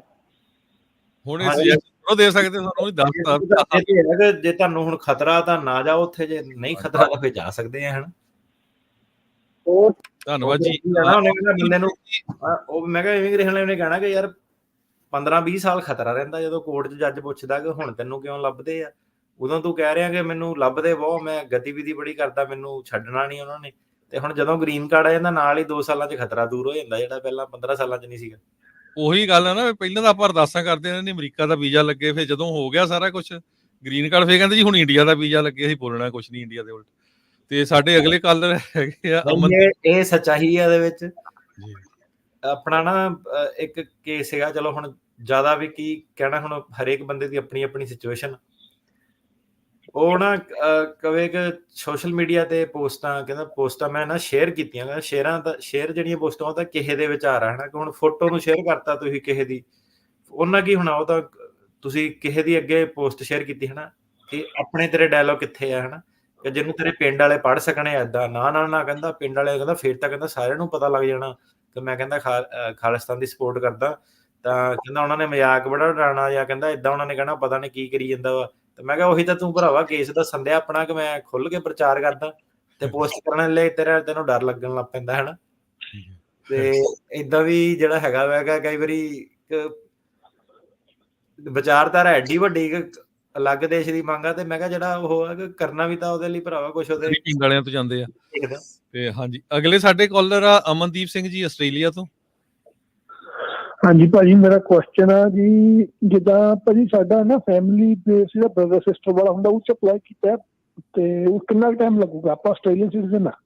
15 ਸਾਲ ਲੱਗਣੇ। ਉਹ ਕੰਟਰੀ ਆਫ ਬਰਥ ਦੇ ਹਿਸਾਬ ਨਾਲ ਚੱਲਦਾ, ਸਿਟੀਜ਼ਨਸ਼ਿਪ ਦੇ ਹਿਸਾਬ ਨਾਲ ਨਹੀਂ ਚੱਲਦਾ। ਅਰੇ ਆਸਟ੍ਰੇਲੀਅਨ ਸਿਟੀਜ਼ਨ ਹੈ, ਹੋਰ ਵੀ ਤਰੀਕਾ ਇਹਨਾਂ ਨੂੰ ਬਥੇਰਾ, ਕਿ ਨਹੀਂ ਆ ਸਕਦੇ ਕਿ ਨਹੀਂ? ਆਸਟ੍ਰੇਲੀਅਨ ਸਿਟੀਜ਼ਨ ਜਿਹੜਾ E3 ਵੀਜ਼ੇ ਤੇ ਆਪਣਾ ਜੌਬ ਦੇ ਉੱਤੇ ਆ ਸਕਦੇ, ਜੇ ਡਿਗਰੀ ਵਾਲੀ ਜੌਬ ਹੈਗੀ ਹੈ, ਤੇ ਨਹੀਂ ਤੇ E2 ਵੀਜ਼ਾ ਜਿਹੜਾ ਇਨਵੈਸਟਮੈਂਟ ਵਾਲਾ $2 ਲੱਖ ਜਿਹੜਾ ਖਰਚ ਕੇ ਉਹਦੇ ਥਰੂ ਤੁਸੀਂ ਆ ਸਕਦੇ। ਠੀਕ ਹੈ ਭਾਜੀ, ਥੈਂਕ ਯੂ ਜੀ। 15 ਸਾਲ ਕਿਹਨੇ ਦੇਖੇ ਆ ਜੀ, ਤੁਸੀਂ ਬਿਜ਼ਨਸ ਦੇ ਆਓ। ਹਾਂਜੀ, ਅਗਲੇ ਸਾਡੇ ਕਾਲਰ ਆ ਸੋਨੂ ਜੀ। ਸਤਿ ਸ਼੍ਰੀ ਅਕਾਲ ਭਾਜੀ। ਜੀ ਭਾਜੀ ਮੇਰੇ 2 ਕੁਐਸਚਨ ਆ ਭਾਜੀ। ਇੱਕ ਤਾਂ ਮੈਂ ਅਪਲਾਈ ਕੀਤਾ ਸੀਗਾ ਟਰੈਵਲ ਡਾਕੂਮੈਂਟ ਜਨਵਰੀ ਦੇ ਵਿੱਚ, ਤੇ ਉਹਨੂੰ ਕਿੰਨਾ ਕੁ ਟਾਈਮ ਲੱਗਦਾ? ਤੇ ਦੂਸਰਾ ਮੇਰਾ ਕੁਐਸਚਨ ਆ ਕਿ ਭਾਜੀ ਸਿਸਟਰ ਨੇ ਬ੍ਰਦਰ ਦਾ ਕੀਤਾ ਸੀ ਨਾ, ਉਹ ਜੁਲਾਈ 10/2008 ਦੇ ਵਿੱਚ, ਉਹਦੇ ਉੱਤੇ ਪ੍ਰਾਇੋਰਟੀ ਡੇਟ ਹੈ ਨਹੀਂ ਭਾਜੀ, ਤੇ ਉਹਦਾ ਆਪਾਂ ਨੂੰ ਟਾਈਮਿੰਗ ਦਾ ਕਿੱਦਾਂ ਪਤਾ ਚੱਲੇਗਾ, ਕਦੋਂ ਕਾਊਂਟ ਕਰ ਸਕਦੇ? ਡੇਟ ਆਫ ਫਾਈਲਿੰਗ ਜਿਹੜੀ ਪ੍ਰਾਇੋਰਟੀ ਡੇਟ ਆ, ਤੇ ਉਹ ਅਪਰੂਵਲ ਨੋਟਿਸ ਤੁਸੀਂ ਦੇਖੋ ਉਹਦੇ ਉੱਤੇ ਲਿਖਿਆ ਹੁੰਦਾ ਪ੍ਰਾਇੋਰਟੀ ਡੇਟ ਕੀ ਆ। ਰਿਸੀਵਿੰਗ ਡੇਟ ਤੇ ਨੋਟਿਸ ਡੇਟ ਲਿਖਿਆ ਓਨਲੀ ਜੁਲਾਈ 10/2008। ਅਪਰੂਵ ਨਹੀਂ ਹੋਇਆ ਕੇਸ? ਨਹੀਂ, I-130 ਅਪਰੂਵਲ ਹੋਇਆ 2008 ਦੇ ਵਿੱਚ ਅਪਲਾਈ ਕੀਤਾ ਸੀਗਾ, ਤੇ ਉਸ ਤੋਂ ਬਾਅਦ ਡੇਟ ਉੱਪਰ ਨਹੀਂ ਆ ਰਹੀ, ਆਪਾਂ ਨੂੰ ਕਿੱਦਾਂ ਪਤਾ ਚੱਲੇ? ਡੇਟ ਪ੍ਰਾਇੋਰਟੀ ਡੇਟ ਬਣਦੀ ਹੁੰਦੀ ਆ, ਪ੍ਰਾਇੋਰਟੀ ਡੇਟ ਉਹਨੂੰ ਕਹਿੰਦੇ ਜਦੋਂ ਕੇਸ ਰਿਸੀਵ ਹੁੰਦਾ। ਓਕੇ ਜੀ, ਤੇ ਕਿੰਨਾ ਇਹਨੂੰ ਆਪਾਂ ਰਿਸੀਵਿੰਗ ਡੇਟ ਨੂੰ ਕਹਿ ਸਕਦੇ ਆ ਕਿ ਉਦੋਂ ਤੋਂ ਟਾਈਮਿੰਗ ਸ਼ੁਰੂ ਹੁੰਦਾ ਜਦੋਂ ਤੋਂ ਆਪਾਂ ਅਪਲਾਈ ਕਰਦੇ ਆ, ਕਿ ਜਾਂ ਜਦੋਂ ਤੋਂ I-130 ਅਪਰੂਵਲ ਹੁੰਦਾ? ਪ੍ਰਾਇੋਰਟੀ ਡੇਟ ਦੇ ਵਿੱਚ ਕੀ ਆ, ਖਾਲੀ ਛੱਡਿਆ ਹੋਇਆ ਉਹਨਾਂ ਨੇ ਕਾਲਮ? ਹਾਂਜੀ ਹਾਂਜੀ, ਉਹ ਤੁਸੀਂ USCIS ਕਾਲ ਕਰਕੇ ਨਾ ਸਰਵਿਸ ਰਿਕੁਐਸਟ ਭਜਵਾ ਕੇ ਦੁਰਸਤ ਕਰਾਓ ਉਹਨਾਂ ਕੋਲ, ਕਰ ਦੇਣਾ। ਉਹਨਾਂ ਨੇ ਕਿਹਾ ਪ੍ਰਾਇੋਰਟੀ ਡੇਟ ਲਿਖੀ ਨਹੀਂ ਇਹਦੇ ਉੱਤੇ, ਤੇ ਜਿਹੜੀ ਰਿਸੀਵਿੰਗ ਡੇਟ ਹੁੰਦੀ ਹੈ ਨਾ ਉਹ ਪ੍ਰਾਇੋਰਟੀ ਡੇਟ ਬਣ ਜਾਂਦੀ ਹੈ। ਤੇ ਜਿਹੜਾ ਤੁਸੀਂ ਕਰ ਸਕਦੇ 2008 ਤੋਂ ਹੀ ਸ਼ੁਰੂ ਕਰ ਸਕਦੇ ਆ ਕਿ ਕਾਊਂਟਿੰਗ ਉਹਨਾਂ ਦਾ ਟਾਈਮਿੰਗ 8 ਤੋਂ ਹੀ ਕਰੋਗੇ, ਕਿਉਂਕਿ ਜੇ 8 ਚ ਕੰਮ ਕੀਤਾ ਹੈਗਾ ਤਾਂ। ਓਕੇ, ਧੰਨਵਾਦ ਜੀ। ਸਤਵੀਰ ਸਿੰਘ ਜੀ। ਹਾਂਜੀ ਭਾਜੀ। ਭਾਜੀ ਮੇਰਾ ਕੁਐਸਚਨ ਸੀਗਾ ਕਿ ਮੌਂਟਰੀਅਲ ਐਮਬੈਸੀ ਵਿੱਚ ਸਪਾਊਸ ਦੀ ਕੁਝ ਹੈਗਾ ਆਈਡੀਆ ਕਿੰਨੀ ਕੁ ਵੇਟ ਚੱਲਦੀ ਪਈ ਹੈ? 1 ਸਾਲ ਹੋ ਗਏ ਪੇਪਰ ਕੰਪਲੀਟ ਹੋਇਆ ਨੂੰ NVC ਦੇ। ਮੌਂਟਰੀਅਲ ਐਮਬੈਸੀ ਦੀ ਗੱਲ ਕਰਦੇ? ਹਾਂਜੀ, US ਦੀ ਐਮਬੈਸੀ ਜਿਹੜੀ ਮੌਂਟਰੀਅਲ ਚ ਆ। ਮੌਂਟਰੀਅਲ ਦੀ ਐਮਬੈਸੀ, ਹਾਂਜੀ ਮਾੜਾ ਹੀ ਐਕਸਪੀਰੀਅੰਸ ਰਿਹਾ ਜਿੰਨਾ ਕੁ ਵੀ ਮੌਂਟਰੀਅਲ ਨਾਲ ਰਿਹਾ। ਇਹਨਾਂ ਨੇ ਜਦੋਂ ਤਾਂ ਹੁਣ ਆਹੀ 4-5 ਸਾਲਾਂ ਤੋਂ ਇੱਕੋ ਹੀ ਜਿਹੜੀ ਮੌਂਟਰੀਅਲ ਕਰਦੇ ਸੀ ਕਿ ਹਰੇਕ ਬੰਦੇ ਨੂੰ ਉੱਥੇ ਜਿਹੜਾ ਜਾਣਾ ਪੈਂਦਾ ਸੀ, ਤੇ ਬਹੁਤ ਜਿਹੜਾ ਸਲੋਐਸਟ ਐਮਬੈਸੀ ਹੈ। ਕਈ ਵਾਰੀ ਇੰਡੀਆ 'ਚ ਵੀ ਬੰਦੇ ਦਾ ਛੇਤੀ ਜਿਹੜਾ ਨੰਬਰ ਲੱਗ ਜਾਂਦਾ।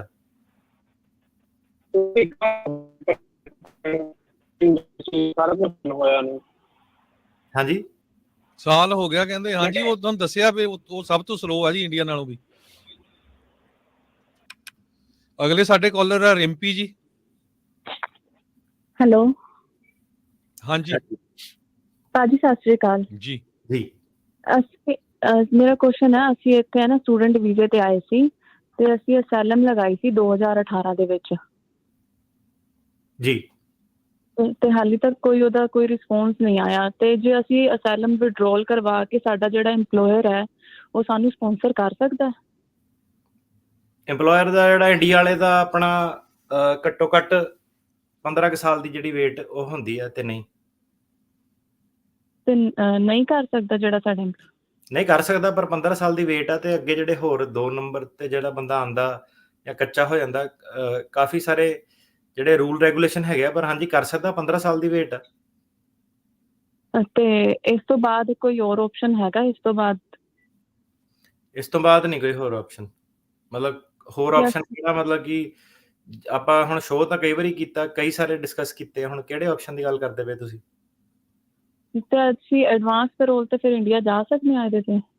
ਤੁਹਾਡੇ ਸਵਾਲ ਦਾ ਕੋਈ ਤੁੱਕ ਨਹੀਂ ਬਣ ਰਿਹਾ। ਮੈਨੂੰ ਪਹਿਲਾਂ ਇਹ ਦੱਸੋ ਕਿ ਮੈਂ ਆਨਸਰ ਤੁਹਾਡਾ ਕਰ ਦਿੰਦਾ। ਆਪਾਂ ਕਿਹੜੇ ਆਪਸ਼ਨਾਂ ਦੀ ਗੱਲ ਕਰ ਰਹੇ? ਇੰਡੀਆ ਵਾਪਸ ਜਾਣ ਦੀ ਗੱਲ ਕਰਦੇ ਪਏ? ਨਹੀਂ, ਪਹਿਲਾ ਮੇਰਾ ਕੁਐਸਚਨ ਹੈ ਕਿ ਸਾਡਾ ਜਿਹੜਾ EMPLOYER ਹੈ ਜੇ ਸਾਨੂੰ ਸਪਾਂਸਰ ਕਰ ਦੇ ਇੱਥੇ USA ਦੇ ਵਿੱਚ ਹੀ ਹੈਗਾ। ਹਾਂਜੀ, ਉਹ 15 ਸਾਲ ਲੱਗਣੇ ਉਹਦੇ। ਠੀਕ ਹੈ। 15 ਸਾਲ ਚ ਰਹਿ ਨਹੀਂ ਸਕਦੇ ਤੁਸੀਂ। ਰਹਿਣ ਲਈ ਤੁਹਾਨੂੰ ਜੋ ਵੀ ਹੋਰ ਵੀਜ਼ਾ ਉਹਦਾ ਸਿਸਟਮ ਕਰਨਾ ਪੈਣਾ। ਨਵਦੀਪ ਸਿੰਘ ਜੀ। ਜੀ ਸਤਿ ਸ਼੍ਰੀ ਅਕਾਲ ਸਰ। 1 ਡੇ ਵੇਵਰ ਜਿੱਦਾਂ ਦੀ ਦੱਸਿਆ ਸਰ, 2 ਤੋਂ 4 ਸਾਲ ਲੱਗ ਰਹੇ ਨੇ ਸਰ। ਜਿੱਦਾਂ ਮੇਰੇ ਅਜੇ 2 ਸਾਲ ਹੋਏ ਆ ਸਰ, ਉਹਨੂੰ ਐਕਸਪੈਡਾਈਟ ਕਰਾਇਆ ਜਾ ਸਕਦਾ ਜੇ ਫੈਮਿਲੀ ਐਮਰਜੈਂਸੀ ਹੋਏ। ਮੇਰੇ ਡੈਡ ਨੂੰ ਰੀਸੈਂਟਲੀ ਸਟ੍ਰੋਕ ਆਇਆ ਹੈਗਾ ਐਮਰਜੈਂਸੀ, ਜੇ ਹਾਲਤ ਬਹੁਤ ਮਾੜੀ ਹੈ। ਜੇ ਸਰ ਇਹੀ ਰਿਕੁਐਸਟ ਪਾਈਏ ਵਿਦ ਆਲ ਮੈਡੀਕਲ ਦੇ ਪੇਪਰਾਂ ਦੇ ਨਾਲ ਉਹਨਾਂ ਨੂੰ। ਅਸਾਈਲਮ ਦਾ ਵੀ ਕੇਸ ਚੱਲਦਾ ਪਿਆ ਕਿ ਨਹੀਂ ਚੱਲਦਾ ਪਿਆ? ਨਹੀਂ ਸਰ, ਉਹ ਐਡਮਿਨਿਸਟ੍ਰੇਸ਼ਨ ਕਲੋਜ਼ਰ ਕਰਾਇਆ, 130 ਅਪਰੂਵ ਆ। ਇਹਦੇ ਵਿੱਚ ਐਮਰਜੈਂਸੀ ਜਿਹੜਾ ਹੈਗਾ ਉਹਦੇ ਬੇਸ ਤੇ ਵਾਪਸ ਸ਼ਾਇਦ ਨਾ ਆਣ ਦੇਣ। ਸੋ ਵੇਵਰ ਲੈ ਕੇ ਤੁਹਾਨੂੰ ਉੱਥੇ ਵੇਟ ਕਰਨੀ ਪੈਣੀ ਹੈ। ਵੇਵਰ ਤੁਹਾਨੂੰ ਫਿਰ 601 ਕਰਨਾ ਪੈਣਾ ਬਾਹਰ। ਵੇਬਰ ਸਰ, ਵੇਬਰ ਲੱਗੀ ਹੈ, ਉਹਨੂੰ ਐਕਸਪੈਡਾਈਟ ਕਰਾਇਆ ਜਾ ਸਕਦਾ ਵਾ। 2 ਸਾਲ ਹੀ ਹੋਏ ਜੇ ਲਾਈ ਨੂੰ, 4 ਸਾਲ ਦੀ ਵੇਟਿੰਗ ਚੱਲਦੀ ਜੀ। ਬਿਲਕੁਲ ਕਰਾਇਆ ਜਾ ਸਕਦਾ, ਟਰਾਈ ਕਰੋ। Thank you sir. ਕੁਛ ਕੁ ਕਾਲ ਆਪਾਂ YouTube ਤੋਂ ਵੀ ਲਵਾਂਗੇ। ਇੱਕ ਪਰਮ ਪਵਾਰ ਹੁਣੀ ਕਹਿੰਦੇ, ਸਤਿ ਸ਼੍ਰੀ ਅਕਾਲ ਜੀ, ਮੈਂ 5 ਮਹੀਨੇ ਪਹਿਲਾਂ ਬਾਰਡਰ ਕ੍ਰਾਸ ਕੀਤਾ ਸੀ। ਨਾ ਤਾਂ ਮੈਨੂੰ ਬਾਰਡਰ ਤੇ ਆਈਸ ਦੀ ਕੋਈ ਤਰੀਕ ਮਿਲੀ ਤੇ ਨਾ ਹੀ ਮੇਰਾ ਕੇਸ ਸਿਸਟਮ ਵਿੱਚ ਬੋਲ ਰਿਹਾ। ਮੈਨੂੰ ਸਿਰਫ ਨੋਟਿਸ ਟੂ ਅਪੀਅਰ ਮਿਲਿਆ ਸੀ। ਕੀ ਕਰਨਾ ਚਾਹੀਦਾ? ਨੋਟਿਸ ਟੂ ਅਪੀਅਰ ਜਦੋਂ ਮਿਲਦਾ ਉਹ ਆਈਸ ਰੈਫਰ ਕਰ ਦਿੰਦੀ ਆ। ਮੁੱਖ ਦੀ ਗੱਲ ਇਹ ਹੁੰਦੀ ਹੈ ਕਿ ਸਾਲ ਦੇ ਅੰਦਰ ਅੰਦਰ ਕੇਸ ਤੁਸੀਂ ਲਾਣਾ ਹੁੰਦਾ। ਜੀ ਧੰਨਵਾਦ ਜੀ। ਤੇ ਸਾਡੇ ਅਗਲੇ ਕਾਲਰ ਹੈਗੇ ਸੋਨੂ ਜੀ।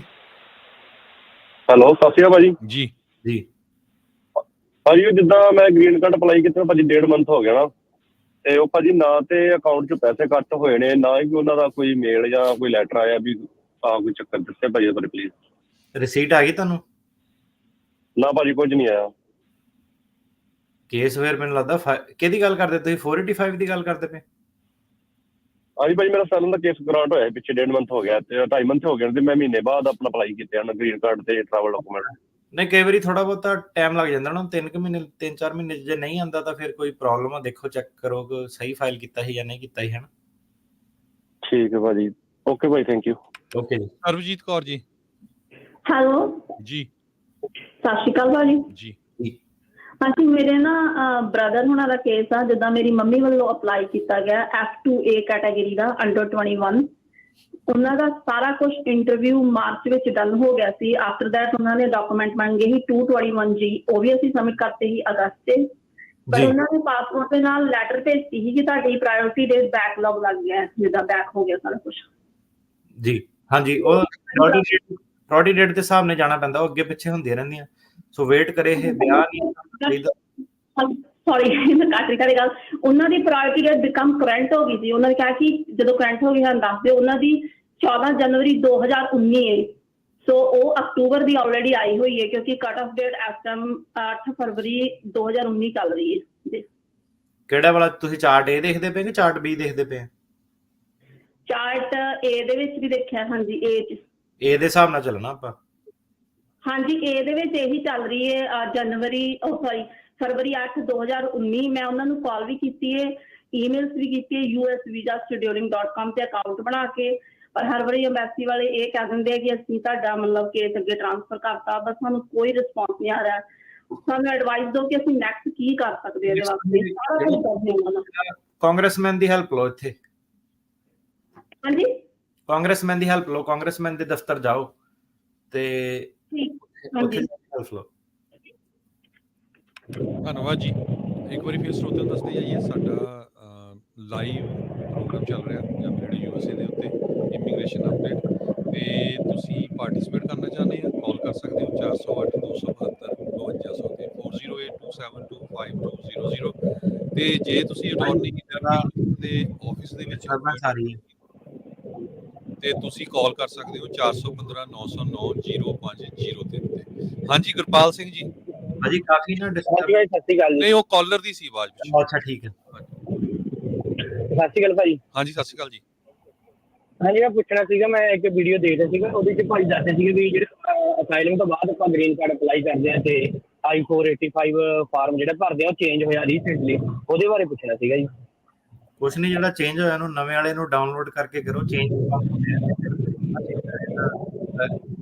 ਸਾਰੇ ਫਾਰਮ ਤਕਰੀਬਨ ਅਪਡੇਟ ਹੁੰਦੇ ਰਹਿੰਦੇ ਆ, ਸਾਲ 'ਚ ਕਈ ਵਾਰੀ ਹੋ ਜਾਂਦੇ ਆ। ਇੰਦਰਪਾਲ ਸਿੰਘ ਜੀ। ਹਾਂਜੀ ਭਾਜੀ, ਮੈਂ ਕਿਸੇ ਦੇ ਵਿਆਹ ਤੇ ਕੁਐਸਚਨ ਕਰਨਾ ਜੀ। ਤੇ ਫਾਦਰ ਤੇ ਉਹਦੀ ਡਾਟਰ ਨੇ ਬਾਰਡਰ ਕ੍ਰਾਸ ਕੀਤਾ ਤੇ ਡਾਟਰ ਫੜੀ ਗਈ ਤੇ ਫਾਦਰ ਜਿਹੜਾ ਸੇਫ ਲੰਘ ਆਇਆ। ਹੁਣ ਡਾਟਰ ਦਾ ਕੇਸ ਲੱਗ ਗਿਆ ਵਾ ਆਲਰੇਡੀ ਤੇ ਫਾਦਰ ਦਾ ਲੱਗਾ ਨਹੀਂ, ਤੇ ਇਹਦਾ ਕਿੱਦਾਂ ਕਰਾਂਗੇ? ਫਾਦਰ ਨੂੰ ਅਸਾਈਲਮ ਆਫਿਸ 'ਚ ਫਾਈਲ ਕਰਨਾ ਪੈਣਾ ਜੇ ਜਾਣ ਦਾ ਖਤਰਾ ਤਾਂ। ਤੇ ਫਿਰ ਜੇ ਉਹ 'ਚ ਪ੍ਰੋਬਲਮ ਤੇ ਉਹਨੂੰ ਰੈਸਟ ਤੇ ਕਰ ਲੈਣਗੇ ਫਿਰ ਜਿੱਥੇ? ਨਹੀਂ, ਰੈਸਟ ਕਿਉਂ ਕਰਨਾ ਜੇ ਅਸਾਈਲਮ ਦਾ ਕੇਸ ਲਾਣਾ ਤਾਂ। ਅੱਛਾ, ਓਕੇ ਭਾਜੀ, ਥੈਂਕ ਯੂ। ਧੰਨਵਾਦ ਜੀ। ਹਰਮਨ ਸਿੰਘ ਜੀ। ਰੈਸਟ ਤਾਂ ਹੁਣ ਜਿਹੜਾ ਬੰਦਾ ਧਿਆ ਕੇ ਪਿੱਛੋਂ ਆਇਆ ਬਾਰਡਰ ਟੱਪ ਕੇ, ਉਹਦਾ ਰੈਸਟ ਹੋਣ ਲਈ ਆਇਆ। ਹੁਣ ਇਹ ਮੈਂ ਕਿਹਾ ਬਾਰਡਰ ਟੱਪਣ ਤੋਂ ਬਾਅਦ ਜਾਂ ਟੱਪਣ ਦੇ ਟਾਈਮ ਤੇ ਡਾਟਰ ਨੂੰ ਜੇ ਫੜ ਲਿਆ, ਇਹ ਤਾਂ ਮੈਂ ਕਿਹਾ ਸਵਾਲ ਵੀ ਨਹੀਂ ਬਣਦਾ ਕਿ ਰੈਸਟ ਤਾਂ ਨਹੀਂ ਕਰ ਲੈਣਗੇ। ਹਾਂਜੀ, ਇੰਦਰਜੀਤ ਸਿੰਘ ਜੀ। ਸਤਿ ਸ਼੍ਰੀ ਅਕਾਲ ਜੀ। ਮੇਰਾ ਕੁਐਸਚਨ, ਅਸੀਂ ਇੱਥੇ ਦੇ ਸਿਟੀਜ਼ਨ ਵੀ ਆ, ਅਸੀਂ OCI ਵੀ ਲਿਆ ਸੀ, ਪਰ ਅਸੀਂ ਜਦੋਂ ਪਾਸਪੋਰਟ ਨਵੇਂ ਬਣਾਉਣੇ OCI ਦੁਬਾਰਾ ਕਨੈਕਟ ਕਰਨਾ ਪੈਂਦਾ ਕੁਝ? ਉਸੇ ਬਾਰੇ ਨਹੀਂ ਮੈਨੂੰ ਪਤਾ। OCI ਦਾ ਤਾਂ ਇੰਡੀਆ ਗਵਰਨਮੈਂਟ ਨਾਲ ਲੈਣਾ ਦੇਣਾ, ਉਹਦੇ ਬਾਰੇ ਨਹੀਂ ਮੇਰੇ ਖਿਆਲ ਨਾਲ ਸਾਡੇ ਅਟਾਰਨੀ ਸਾਹਿਬ ਦੱਸਣਗੇ ਕੁਝ, ਕਿ ਨਹੀਂ ਜੀ? ਨਹੀਂ, ਮੈਨੂੰ ਪਤਾ ਰਾਜਕਰਨ ਭਾਜੀ ਇਹਦੇ ਅਮਰੀਕਨ ਪਾਸਪੋਰਟ ਦੇ ਨਾਲ ਉਹਦਾ ਕੋਈ ਕਨੈਕਸ਼ਨ, ਜਿੱਦਾਂ ਰੀਨਿਊ ਪਾਸਪੋਰਟ ਜਦੋਂ ਬਣਾਉਨੇ ਅਸੀਂ ਨਵਾਂ, ਤੇ OCI ਦੇ ਨਾਲ ਕਨੈਕਟ ਕਰਨਾ ਪੈਂਦਾ ਜਾਂ ਉਦਾਂ ਹੀ ਚੱਲਦਾ ਉਹ? ਮੈਨੂੰ ਭਾਜੀ ਪਤਾ ਨਹੀਂ, ਮੈਂ ਫਿਰ ਗਲਤ ਸਲਾਹ ਕੀ ਤੁੱਕੇ ਨਹੀਂ ਦੇਣੀ ਚਾਹੁੰਦਾ। ਆਕਾਸ਼ ਸਿੰਘ ਜੀ। यस सर, दरअसल सर मेरा 1.5 साल पहले इंटरव्यू हुआ था लोअर कोर्ट इसमें असाइलम ऑफिस में, और अभी तक रिजल्ट नहीं आया है। दूसरा, मेरी फैमिली आ गई कनाडा से बॉर्डर क्रॉस करके, और उनके पासपोर्ट रख लिए एयरपोर्ट के ऊपर मेरे बेटे के और वाइफ के, और वो इधर आ गए हैं अभी। तो उनका कैसा सोल्यूशन निकाल सकते हैं? आपका असाइलम ऑफिस में है केस? वो तो इंटरव्यू हो गया, अभी पेंडिंग है सर।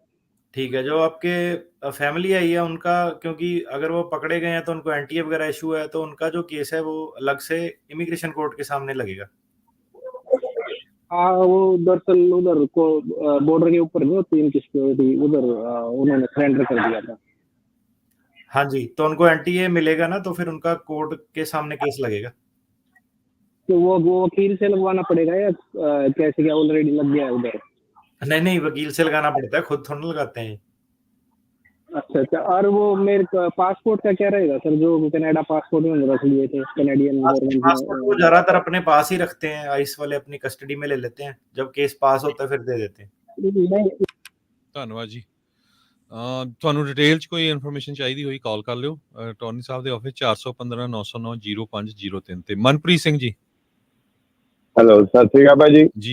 ਜੀ ਭਾਜੀ, ਮੈਂ ਨਾ ਆਈਜ਼ ਦੇ ਰਿਲੇਟਡ ਕੁਐਸਚਨ ਪੁੱਛਣਾ ਸੀਗਾ। ਲਾਈਕ ਮੈਨੂੰ ਨਾ 3 ਤੋਂ 4 ਸਾਲ ਹੋ ਗਏ ਆ। ਲਾਈਕ ਮੇਰੇ ਪਹਿਲਾਂ ਕੜਾ ਲੱਗਾ ਸੀਗਾ, ਉਹ ਰਿਮੂਵ ਹੋ ਗਿਆ ਸੀਗਾ 3 ਮਹੀਨੇ ਤੋਂ ਬਾਅਦ, ਤੇ ਬਾਅਦ ਵਿੱਚ ਲਾਈਕ ਪਿਛਲੇ ਸਾਲ ਵਿੱਚ ਬਾਅਦ ਵਿੱਚ ਉਹਨਾਂ ਨੇ ਮੇਰਾ ਬੰਦ ਕਰਤਾ ਸੀਗਾ ਸਾਰਾ ਕੁਝ। ਪਹਿਲਾਂ ਮੈਂ ਫੋਟੋ ਵੀ ਪਾ ਦਿੰਦਾ ਹੁੰਦਾ ਸੀ, ਤੇ ਲਾਈਕ ਆਈਜ਼ ਦੇ ਜਦੋਂ ਬਿਆਨ ਲਾਈਕ ਡਾਟਾ ਲੀਕ ਹੋਇਆ ਸੀ, ਉਸ ਤੋਂ ਬਾਅਦ ਵਿੱਚ ਉਹਨਾਂ ਨੇ ਫੇਸ ਸਟਾਰਟ ਕਰਤਾ ਸੀਗਾ। ਤੇ ਮੈਂ ਜਿੱਦਾਂ ਟਰੱਕ ਡਰਾਈਵਰ ਆ, ਲੌਂਗ ਹਾਲ ਤੇ ਰਹਿੰਦਾ, ਤੇ ਉਹ ਨਾ ਜਿੱਦਾਂ ਮੈਨੂੰ ਪਹਿਲਾਂ ਮੈਂ ਪਰਮਿਸ਼ਨ ਲਈ ਸੀਗੀ। ਜੀ ਆਵਾਜ਼ ਕੱਟ ਗਈ ਜੀ ਤੁਹਾਡੀ। ਸਾਰਾ ਕੁਝ। ਹੈਲੋ, ਹਾਂਜੀ, ਸੋ ਤੁਸੀਂ ਕਿਹਾ ਪਹਿਲਾਂ ਲੌਂਗ ਹਾਲ ਡਰਾਈਵਰ ਹੈ, ਪਹਿਲਾਂ ਪਰਮਿਸ਼ਨ ਲਈ ਸੀ ਤੁਸੀਂ, ਹਨਾ? ਉਸ ਤੋਂ ਬਾਅਦ ਕੀ ਕਿਹਾ? ਹਾਂਜੀ, ਉਹਨਾਂ ਨੇ ਭਾਜੀ ਮੈਨੂੰ ਪਰਮਿਸ਼ਨ ਦੇਤੀ ਸੀਗੀ ਸਾਰੀ, ਮਤਲਬ ਕਿ ਤੂੰ ਜਿੱਥੋਂ ਮਰਜ਼ੀ ਫੋਟੋ ਪਾ ਸਕਦਾ ਆਲ ਓਵਰ ਅਮਰੀਕਾ ਤੋਂ ਜੀ। ਤੇ ਮੈਂ ਫੋਟੋ ਪਾ ਦਿੰਦਾ ਸੀਗਾ ਭਾਜੀ। ਫਿਰ 3-4 ਮਹੀਨਿਆਂ ਤੋਂ ਸਡਨਲੀ ਉਹਦੀ ਕਾਲ ਆਈ, ਆਫਿਸਰ ਚੇਂਜ ਹੋ ਗਿਆ, ਤੇ ਮੈਂ ਉਹਦੀ ਮੈਨੂੰ ਕਾਲ ਤੇ ਤੈਨੂੰ ਮੈਂ ਵਾਇਲੇਸ਼ਨ ਦੇ ਰਹੀ ਹਾਂ। ਮੈਂ ਕਿਹਾ ਮੈਨੂੰ ਤੁਸੀਂ ਸਡਨਲੀ ਹੁਣ ਦੱਸ ਰਹੇ ਆ, 4-5 ਮਹੀਨਿਆਂ ਬਾਅਦ ਅਪਡੇਟ ਕਰਤਾ ਤੁਸੀਂ ਉੱਥੇ ਐਪ ਤੇ ਏਦਾਂ ਦੇ ਕੋਈ ਸੈਂਸ ਨਹੀਂ ਬਣਦੀ ਹੈ ਨਾ ਤੁਹਾਡੀ ਗੱਲ ਦੀ। ਤੇ ਉਹਨਾਂ ਨੇ ਕਿਹਾ ਕਿ ਇਹ ਸਾਡੀ ਕੋਈ ਪ੍ਰੋਬਲਮ ਨਹੀਂ ਆ, ਨੈਕਸਟ ਟਾਈਮ ਤੋਂ ਤੈਨੂੰ ਘਰੇ ਰਹਿਣਾ ਪੈਣਾ ਆ। ਤੇ ਇਹਦੇ ਵਾਸਤੇ ਭਾਜੀ ਮੈਂ ਕੀ ਕਰ ਸਕਦਾ? ਲਾਈਕ ਉਹਨਾਂ ਦੇ ਆਫਿਸ ਜਾ ਕੇ ਵਿਜ਼ਿਟ ਕਰੋ ਤੇ ਉਹਨਾਂ ਨਾਲ ਗੱਲ ਕਰੋ ਕਿ ਕਿੱਦਾਂ, ਉਹਨਾਂ ਨੂੰ ਆਪਣੀ ਗੱਲ ਸਮਝਾਓ ਸਾਰੀ। ਓਕੇ ਭਾਜੀ, ਠੀਕ ਹੈ। ਓਕੇ, ਉਦਾਂ ਰੀਜ਼ਨੇਬਲ ਹੀ ਹੁੰਦੇ ਆ, ਬੰਦਾ ਕਿ ਟੱਕਰ ਜਾਂਦਾ ਉਹ ਸਿਸਟਮ 'ਚ ਕਲੀਅਰ ਕਰ ਦਿੰਦਾ, ਨੋਟ ਪਾ ਦਿੰਦਾ ਆਪਣੇ। ਧੰਨਵਾਦ ਜੀ। ਨਵਜੋਤ ਜੀ। ਹੈਲੋ, ਸਤਿ ਸ਼੍ਰੀ ਅਕਾਲ ਸਰ ਜੀ। ਹਾਂਜੀ ਸਰ ਜੀ, ਮੇਰਾ ਕੁਐਸਚਨ ਇਹ ਹੈ ਜੀ, ਮੈਂ ਆਪਣਾ ਮੇਰਾ ਯੂ ਵੀਜ਼ਾ ਅਪਰੂਵ ਹੋ ਗਿਆ ਸੀ, I-94 ਪੇਪਰ ਨੂੰ ਕਿੰਨਾ ਟਾਈਮ ਲੱਗਦਾ ਸਰ ਜੀ ਆਉਣ ਨੂੰ? ਯੂ ਵੀਜ਼ਾ ਅਪਰੂਵ ਹੋ ਗਿਆ ਤੇ ਨਾਲ ਹੀ I-94 ਦੇ ਨਾਲ ਹੀ ਅਪਰੂਵ ਹੁੰਦਾ ਯੂ ਵੀਜ਼ਾ ਜਦੋਂ ਅਪਰੂਵ ਹੁੰਦਾ, ਕਿ ਜਿਹੜਾ ਦੂਜਾ ਤੁਹਾਨੂੰ ਉਹਨਾਂ ਨੇ ਬੋਨਾਫਾਈਡ ਜਿਹੜਾ ਦੱਸਦੇ ਆ ਯੂ ਵੀਜ਼ਾ ਤੇ ਇੱਕ ਤਾਂ ਹੁੰਦਾ ਕਿ ਤੁਹਾਡਾ ਯੂ ਵੀਜ਼ਾ ਕਰ ਦੇਣਾ ਆਪਾਂ, ਇੱਕ ਚੀਜ਼ ਉਹ ਹੁੰਦੀ, ਇੱਕ ਹੁੰਦਾ ਯੂ ਵੀਜ਼ਾ ਐਕਚੁਅਲ 'ਚ ਅਪਰੂਵ ਹੁੰਦਾ 4 ਸਾਲ ਦਾ, ਜਿਹੜਾ 4 ਸਾਲ ਵਾਲਾ ਜਦੋਂ ਮਿਲਦਾ ਨਾ ਉਹਦੇ ਵਿੱਚ I-94 ਆਉਂਦਾ। ਹਾਂਜੀ ਸਰ, ਉਹਨੂੰ ਕਿੰਨਾ ਟਾਈਮ ਲੱਗੂਗਾ ਉਹਨੂੰ?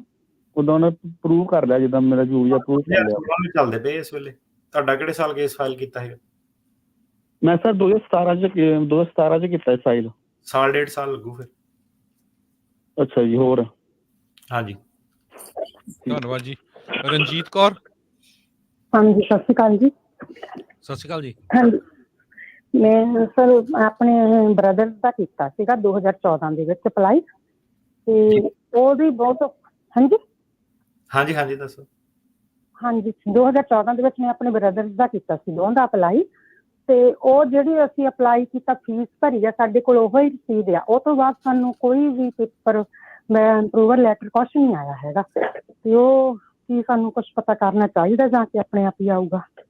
ਨਹੀਂ, ਆਪਣੇ ਐਡਰੈਸ ਐਡਰੈਸ ਜੇ ਤੁਹਾਡੇ ਕਰੰਟ ਆ ਤਾਂ ਫਿਰ ਕੋਈ ਟੈਨਸ਼ਨ ਦੀ ਗੱਲ ਨਹੀਂ, ਉਹਨੂੰ ਰਹਿਣ ਦਿਓ ਪੈਂਡਿੰਗ ਜਿੰਨਾ, ਕਿਉਂਕਿ ਜਿੰਨੀ ਚਿਰ ਉਹ ਪੈਂਡਿੰਗ ਰਹਿੰਦਾ ਉਹਦਾ ਫਾਇਦਾ ਹੀ ਹੁੰਦਾ। ਓਕੇ, ਮਤਲਬ ਸਾਨੂੰ ਕੋਈ ਫੋਨ ਵਗੈਰਾ ਕੁਛ ਕਰਨ ਦਾ ਐਡਰੈਸ ਅਸੀਂ ਮੂਵ ਕੀਤਾ ਸੀ, ਪਰ ਅਸੀਂ ਉਹ ਐਡਰੈਸ ਚੇਂਜ ਕਰ ਦਿੱਤਾ ਆ ਉੱਤੇ। AR11 ਫਾਰਮ ਤੇ ਐਡਰੈਸ ਚੇਂਜ ਕਰਨਾ, ਫੋਨ ਤੇ ਤਾਂ ਨਹੀਂ, ਉਹਨਾਂ ਨੇ ਕਿਹੜਾ ਕਸਟਮਰ ਸਪੋਰਟ ਦੇਣੀ, ਉੱਦਾਂ ਤੁਸੀਂ ਉਹਨਾਂ ਦੇ ਕੋਲ ਜੇ ਪੈਂਡਿੰਗ ਹੈ ਕੇਸ ਆਨਲਾਈਨ ਚੈੱਕ ਕਰਦੇ ਰਹੋ, ਬਸ ਉਹੀ ਹੈ। ਰਾਜ ਕੌਰ ਜੀ, ਰਾਜ ਜੀ, ਜਤਨ ਜੀ, ਹੈਲੋ, ਅਰਜਨ ਜੀ, ਹੈਲੋ, ਹਾਂਜੀ, ਹਾਂ ਜੀ, ਸਤਿ ਸ਼੍ਰੀ ਅਕਾਲ। ਮੈਂ ਕੈਨੇਡਾ ਤੋਂ ਬੋਲਦਾ ਸੀਗਾ, ਤੇ ਮੈਂ ਕੁਐਸਚਨ ਸੀਗਾ, ਜਾਂ ਮੈਂ ਇਨਵੈਸਟਰ ਵੀਜ਼ਾ ਵਿੱਚ ਇਨਵੈਸਟ ਕਰਨਾ ਹੋਵੇ, ਲਾਈਕ E2 ਵੀਜ਼ਾ ਵਿੱਚ, ਤੇ ਉਹ ਹੋ ਸਕਦਾ ਲਾਈਕ ਓਨਰ ਆਪਰੇਟਰ ਦੇ ਥਰੂ, ਲਾਈਕ ਦਾ ਟਰੱਕ ਬਾਏ ਕਰਦੇ, ਟ੍ਰੇਲਰ ਬਾਏ ਕਰਦੇ ਆ। ਤੁਸੀਂ ਸਿਟੀਜ਼ਨ ਆ? ਕੈਨੇਡੀਅਨ ਸਿਟੀਜ਼ਨ ਆ। ਹਾਂਜੀ ਹਾਂਜੀ। ਸੋ ਜਿਹੜਾ E2 ਵੀਜ਼ਾ ਨਾ, ਉਹਦਾ ਇੱਕ ਤਾਂ ਸੁਣ ਲਿਓ, ਸਾਡਾ ਪ੍ਰੋਗਰਾਮ ਵਗੈਰਾ ਆਪਾਂ ਇਹਦੇ ਉੱਤੇ ਕੀਤਾ ਹੋਇਆ ਟਰੱਕਿੰਗ ਦੇ ਰਿਲੇਟਡ E2, ਚ ਤੁਹਾਨੂੰ ਬਹੁਤ ਜ਼ਿਆਦਾ ਇਨਫੋਰਮੇਸ਼ਨ ਮਿਲ ਜਾਣੀ ਹੈ। ਲੌਂਗ ਸਟੋਰੀ ਸ਼ਾਰਟ ਆ, ਹਾਂਜੀ, ਹੋ ਸਕਦਾ ਤੁਹਾਨੂੰ ਬਿਜ਼ਨਸ ਕਰਨਾ ਪੈਣਾ, ਤੇ ਬਿਜ਼ਨਸ ਦੇ ਵਿੱਚ ਤੁਹਾਨੂੰ ਪੈਸੇ ਟ੍ਰਾਂਸਫਰ ਕਰਨੇ ਪੈਣੇ $1.5 ਤੋਂ ਲੱਖ। ਤੇ ਜਿਹੜਾ ਬਿਜ਼ਨਸ ਆ, ਉਹਦੀ ਤੁਹਾਡੀ ਆਰਗੂਮੈਂਟ ਇਹ ਹੁੰਦੀ ਹੈ ਕਿ ਆ ਕੇ ਤੁਸੀਂ ਜੇ ਕੰਪਨੀ ਖੋਲਣੀ ਆ, ਤੇ ਕੰਪਨੀ ਖੋਲ ਕੇ ਤੁਸੀਂ ਆਪਣੇ ਮੁਲਾਜ਼ਮ ਜਿਹੜੇ ਹਾਇਰ ਕਰਨੇ ਆ 3-4, ਹੈ ਨਾ। ਸੋ ਸਿਰਫ ਕੱਲਾ ਓਨਰ ਆਪਰੇਟਰ ਨਹੀਂ ਬਣਨਾ, ਕੰਪਨੀ ਜਿਹੜੀ ਚਲਾਣੀ ਆ, ਕੰਪਨੀ ਵਧਾਣੀ ਆ, ਉਹਦੇ ਬੇਸ ਤੇ E2 ਜਿਹੜਾ ਮਿਲਦਾ। ਓਕੇ, ਠੀਕ ਹੈ। ਤੇ ਜਾਂ ਇਵੈਂਚੁਅਲੀ ਲਾਈਕ EB5 ਕਰਨਾ ਹੋਵੇ, ਉਹਨਾਂ ਗ੍ਰੀਨ ਕਾਰਡ ਫਿਰ ਮਿਲ ਜਾਂਦਾ, ਰਾਈਟ? ਹਾਂਜੀ। ਸੋ EB5 ਦੀ ਜਿਹੜੀ ਥ੍ਰੈਸ਼ਹੋਲਡ ਜ਼ਿਆਦਾ ਵਾ, $8 ਲੱਖ ਜਾਂ $1,50,000। ਸੋ ਜੇ ਤਾਂ ਬੰਦੇ ਕੋਲ ਸਿੱਧੇ ਹੀ EB5 ਵਾਲੇ ਪੈਸੇ ਹੈਗੇ ਆ, ਤਾਂ ਪਹਿਲਾਂ ਤੁਸੀਂ $1,50,000 ਜਿਹੜਾ ਅਮਰੀਕਾ 'ਚ ਇਨਵੈਸਟ ਕਰੋ। ਉਹਦੇ ਬੇਸ ਤੇ ਪਹਿਲਾਂ ਤੁਸੀਂ E2 ਲਓ ਵੀਜ਼ਾ, ਤੇ ਫਿਰ ਉਹਨੂੰ ਚਲਾਓ ਬਿਜ਼ਨਸ ਨੂੰ, ਤੇ ਫਿਰ ਉਸ ਤੋਂ ਬਾਅਦ ਜਦੋਂ ਟਾਈਮ ਲੱਗਦਾ ਉਦੋਂ ਫਿਰ EB5 ਕਰੋ। ਜੀ, ਧੰਨਵਾਦ। ਸੋ ਬਹੁਤ ਸਾਰੇ ਜੀ ਆਪਾਂ ਨੂੰ ਉੱਤੇ ਵੀ ਜਿਹੜੇ ਕਮੈਂਟਸ ਆ ਰਹੇ ਆ, ਕਾਲਾਂ ਵੀ ਕੈਨੇਡਾ ਤੋਂ ਬਹੁਤ ਲੋਕ ਹੁਣ ਅਮਰੀਕਾ ਆ ਰਹੇ ਆ, ਕਿਉਂਕਿ ਪਿਛਲੇ ਦਿਨਾਂ 'ਚ ਕੁਛ ਉੱਥੇ ਦੀਆਂ ਕਾਫੀ ਸਰਕਾਰ ਨੇ ਸਟੇਟਮੈਂਟਸ ਜਾਰੀ ਕੀਤੀਆਂ। ਸੋ ਸਾਡੇ ਜਿੰਨੇ ਵੀ ਸ਼ੋਜ਼ ਆ ਨਾ, ਉਹ ਆਪਣੇ ਬਿਜ਼ਨਸ ਵੀਜ਼ੇ ਦੇ ਹਿਸਾਬ ਦੇ ਨਾਲ, ਤੇ ਕਿਸ ਤਰ੍ਹਾਂ ਜਿਹੜਾ ਪੋਲੀਟੀਕਲ ਅਸਾਈਲਮ ਕਰ ਸਕਦੇ, ਨਹੀਂ ਕਰ ਸਕਦੇ, ਕੀ ਹੈਗਾ, ਉਹ ਪੁਰਾਣੇ ਸ਼ੋਅ ਜ਼ਰੂਰ ਤੁਸੀਂ ਸੁਣ ਲਿਆ ਕਰੋ। ਕੈਨੇਡਾ ਵਾਲਿਆਂ ਦੀ ਬਾਟਮ ਲਾਈਨ ਇਹ ਹੈ ਕਿ ਜਿਹਨਾਂ ਨੂੰ ਜਾਣ ਦਾ ਖਤਰਾ ਵਾ, ਉਹਨਾਂ ਦਾ ਕੈਨੇਡਾ 'ਚ ਅਸਾਈਲਮ ਫਾਈਲ ਹੋ ਕੇ ਡਿਨਾਈ ਹੋਣਾ ਚਾਹੀਦਾ। ਨਵਜੋਤ ਸਿੰਘ ਜੀ, ਹੈਲੋ, ਸਤਿ ਸ਼੍ਰੀ ਅਕਾਲ ਭਾਜੀ। ਸਤਿ ਸ਼੍ਰੀ ਅਕਾਲ ਜੀ। ਭਾਜੀ, ਮੇਰਾ ਕੁਐਸਚਨ ਸੀਗਾ ਕਿ ਭਾਜੀ ਮੇਰੇ ਨਾ 2026 ਚ ਮਾਸਟਰ ਹੀਅਰਿੰਗ ਆ, ਅਪ੍ਰੈਲ ਵਿੱਚ। ਹਾਂਜੀ।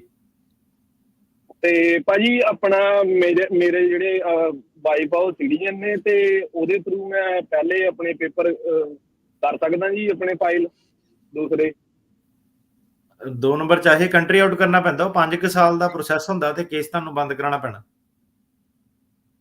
ਬੰਦ ਭਾਜੀ ਆਪਣਾ ਡਿਸਮਿਸਲ ਕਰਾਉਣਾ ਪੈਣਾ ਕਿ ਭਾਜੀ ਆਪਣਾ ਐਡਮਿਨ ਕਲੋਜ਼ਰ ਲੈਣਾ ਉਹਦਾ?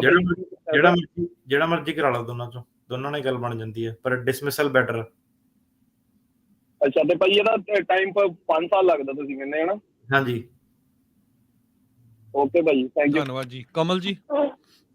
ਹਾਂਜੀ ਭਾਜੀ, ਸਤਿ ਸ਼੍ਰੀ ਅਕਾਲ ਜੀ। ਜੀ ਜੀ।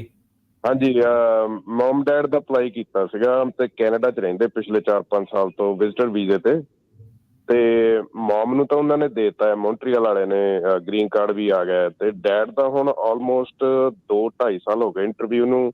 ਕਦੀ ਕੁਛ ਪੇਪਰ ਮੰਗ ਲੈਂਦੇ ਆ, ਕਦੀ ਕੁਛ ਮੰਗ ਲੈਂਦੇ ਆ, ਤੇ ਹਲੇ ਤੱਕ ਉਹਨਾਂ ਦਾ ਆਇਆ ਨਹੀਂ, ਨਾ ਹੀ ਉਹ ਕੁਛ ਡਿਨਾਈ ਕਰ ਰਹੇ ਆ। ਸੋ ਉਹਦੇ ਬਾਰੇ ਪੁੱਛਣਾ ਸੀਗਾ, ਕੀ ਕਰ ਸਕਦੇ ਆ? ਉਹਦਾ ਤੁਸੀਂ ਨਾ ਕਾਂਗਰਸਮੈਨ ਨੂੰ ਲੋਕਲ ਕੰਟੈਕਟ ਕਰੋ, ਤੇ ਉਹਨਾਂ ਦੀ ਹੈਲਪ ਲਓ ਕਿ ਇਹਨੂੰ ਐਕਸਪੀਡੇਟ ਕੀਤਾ ਜਾਵੇ। ਕੀਤਾ ਸੀਗਾ ਜੀ, ਕਾਂਗਰਸਮੈਨ ਨੂੰ ਵੀ ਲੈਟਰ ਉਹਨਾਂ ਨੇ ਭੇਜਿਆ, ਤੇ ਮੁੜ ਕੇ 1 ਵੀਕ ਦੇ ਵਿੱਚ ਉਹਨਾਂ ਨੇ ਕੁਝ ਹੋਰ ਪੇਪਰ ਮੰਗ ਲਏ, ਉਹ ਸਬਮਿਟ ਕੀਤੇ, ਤੇ ਮੁੜ ਕੇ ਹੁਣ ਕੋਈ ਜਵਾਬ ਨਹੀਂ, ਕੁਛ ਨਹੀਂ, ਨਥਿੰਗ। ਸੇਮ ਥਿੰਗ ਦੁਬਾਰਾ ਕਾਂਗਰਸਮੈਨ।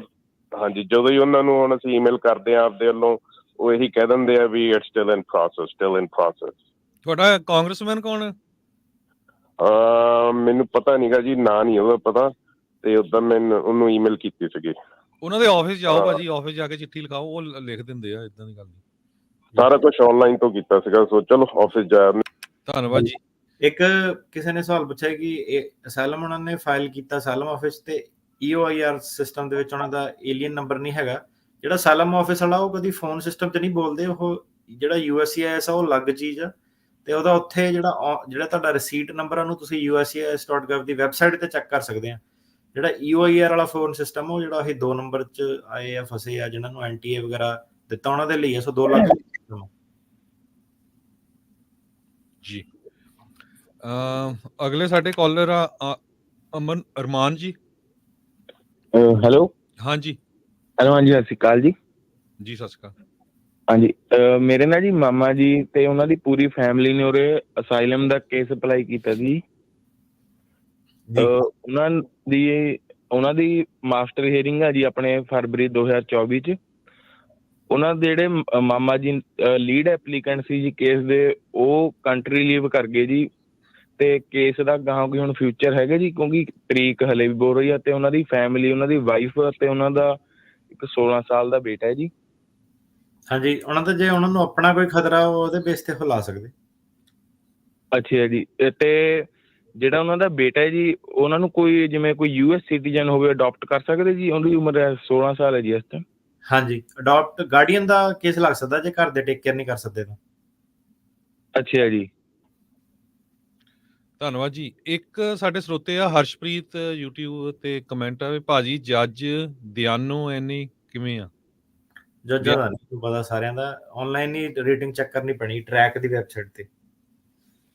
ਧੰਨਵਾਦ ਜੀ।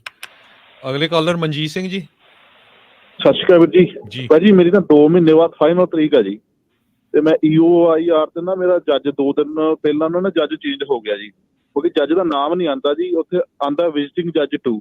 ਸਰ ਇਹਦਾ ਕੀ ਮਤਲਬ ਹੋ ਸਕਦਾ ਜੀ? ਇਹ ਫਿਰ ਸਰਪ੍ਰਾਈਜ਼ ਹੀ ਮਿਲਦਾ ਉਦੋਂ ਕਿ ਕਿਹੜੇ ਵਾਲੇ ਕੋਰਟ ਚੋਂ ਕਿਹੜਾ ਜੱਜ ਆਉਂਦਾ। ਕਈ ਵਾਰੀ ਜਿਹੜੇ ਕੋਰਟਾਂ ਦੇ ਵਿੱਚ ਜੱਜ ਘੱਟ ਆ, ਸਿਐਟਲ ਵਾਲੇ ਚ, ਕਈ ਵਾਰੀ LA ਵਾਲੇ ਕੋਰਟਾਂ ਦੇ ਵਿੱਚ ਵੀ, ਤੇ ਵਿਜ਼ਿਟਿੰਗ ਜੱਜ ਜਿਹੜੇ ਉਹ ਆਉਂਦੇ ਹੁੰਦੇ ਸੀਗੇ ਤੇ ਹੋਰ ਕੋਰਟਾਂ ਚੋਂ, ਤੇ ਇਹਦਾ ਪਤਾ ਨਹੀਂ ਲੱਗਦਾ ਕਿ ਕੌਣ ਆ, ਖੜੇ ਪੈਰੀ ਪਤਾ ਲੱਗਦਾ ਕਿਹੜਾ ਜੱਜ ਆ। ਮੇਰਾ ਵੀ ਸੈਨ ਫਰਾਂਸਿਸਕੋ ਆਈ 2 ਮਹੀਨੇ ਬਾਅਦ ਹੈ ਜੀ ਤਰੀਕ ਮੇਰੀ। ਹਾਂਜੀ, ਏਦਾਂ ਨਹੀਂ ਪਤਾ ਲੱਗਣਾ, ਇਹ ਖੜੇ ਪੈਰੀ ਪਤਾ ਲੱਗਦਾ ਇਹਦਾ ਕਿ ਕੌਣ ਆ। ਠੀਕ ਹੈ ਵੀਰ ਜੀ। ਠੀਕ ਹੈ। ਅਨਮਦੀਪ ਸਿੰਘ ਜੀ। ਹੈਲੋ। ਹਾਂਜੀ ਹਾਂਜੀ ਸਰ ਜੀ, ਸਰ ਜੀ ਸਤਿ ਸ਼੍ਰੀ ਅਕਾਲ ਜੀ। ਸਰ ਜੀ ਮੇਰੀ ਫਾਈਨਲ ਡੇਟ ਹੋਈ ਸੀਗੀ ਅਕਤੂਬਰ 26 ਨੂੰ, ਤੇ ਉਹਦਾ ਡਿਸੀਜਨ ਜੱਜ ਨੇ ਦੇਣਾ ਸੀਗਾ ਨਵੰਬਰ 26 ਨੂੰ, ਤੇ ਉਸ ਦਿਨ ਜੱਜ ਨਹੀਂ ਆਈ, ਤੇ ਉਹਦਾ ਅਗਲਾ ਪ੍ਰੋਸੈਸ ਕੀ ਹੋਏਗਾ? ਤੁਹਾਡਾ ਸਾਡੇ ਕੋਲ ਸੀਗਾ ਕੇਸ? ਹਾਂਜੀ ਸਰ ਜੀ, ਤੁਹਾਡੇ ਕੋਲ ਕੇਸ। ਅੱਛਾ, ਮੈਂ ਤੁਹਾਡੀ ਆਵਾਜ਼ ਤੋਂ ਪਛਾਣ ਲਿਆ, ਤੁਸੀਂ ਨਿਊਯਾਰਕ ਤੋਂ ਬੋਲਦੇ ਨਾ? ਹਾਂਜੀ ਭਾਜੀ। ਹਾਂਜੀ ਭਾਜੀ, ਵੇਟ ਹੀ ਕਰਨਾ ਪੈਣਾ ਉਹਦਾ। ਠੀਕ ਹੋ ਗਿਆ। ਠੀਕ ਹੈ। ਮਨਦੀਪ ਕੌਰ ਜੀ। ਮਨਦੀਪ ਕੌਰ।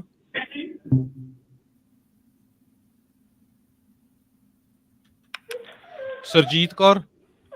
ਹਾਂਜੀ ਸਤਿ ਸ਼੍ਰੀ ਅਕਾਲ ਜੀ। ਜੀ ਜੀ। ਮੈਂ ਨਾ ਪੁੱਛਣਾ ਸੀ, ਮੇਰੇ ਬੇਟੇ ਦੇ ਜਿੱਦਾਂ ਪੇਪਰ 9 ਦੇ ਭਰਿਓ ਆ, ਵੀ ਕਦੋਂ ਕਿ ਨਿਕਲੂਗੇ?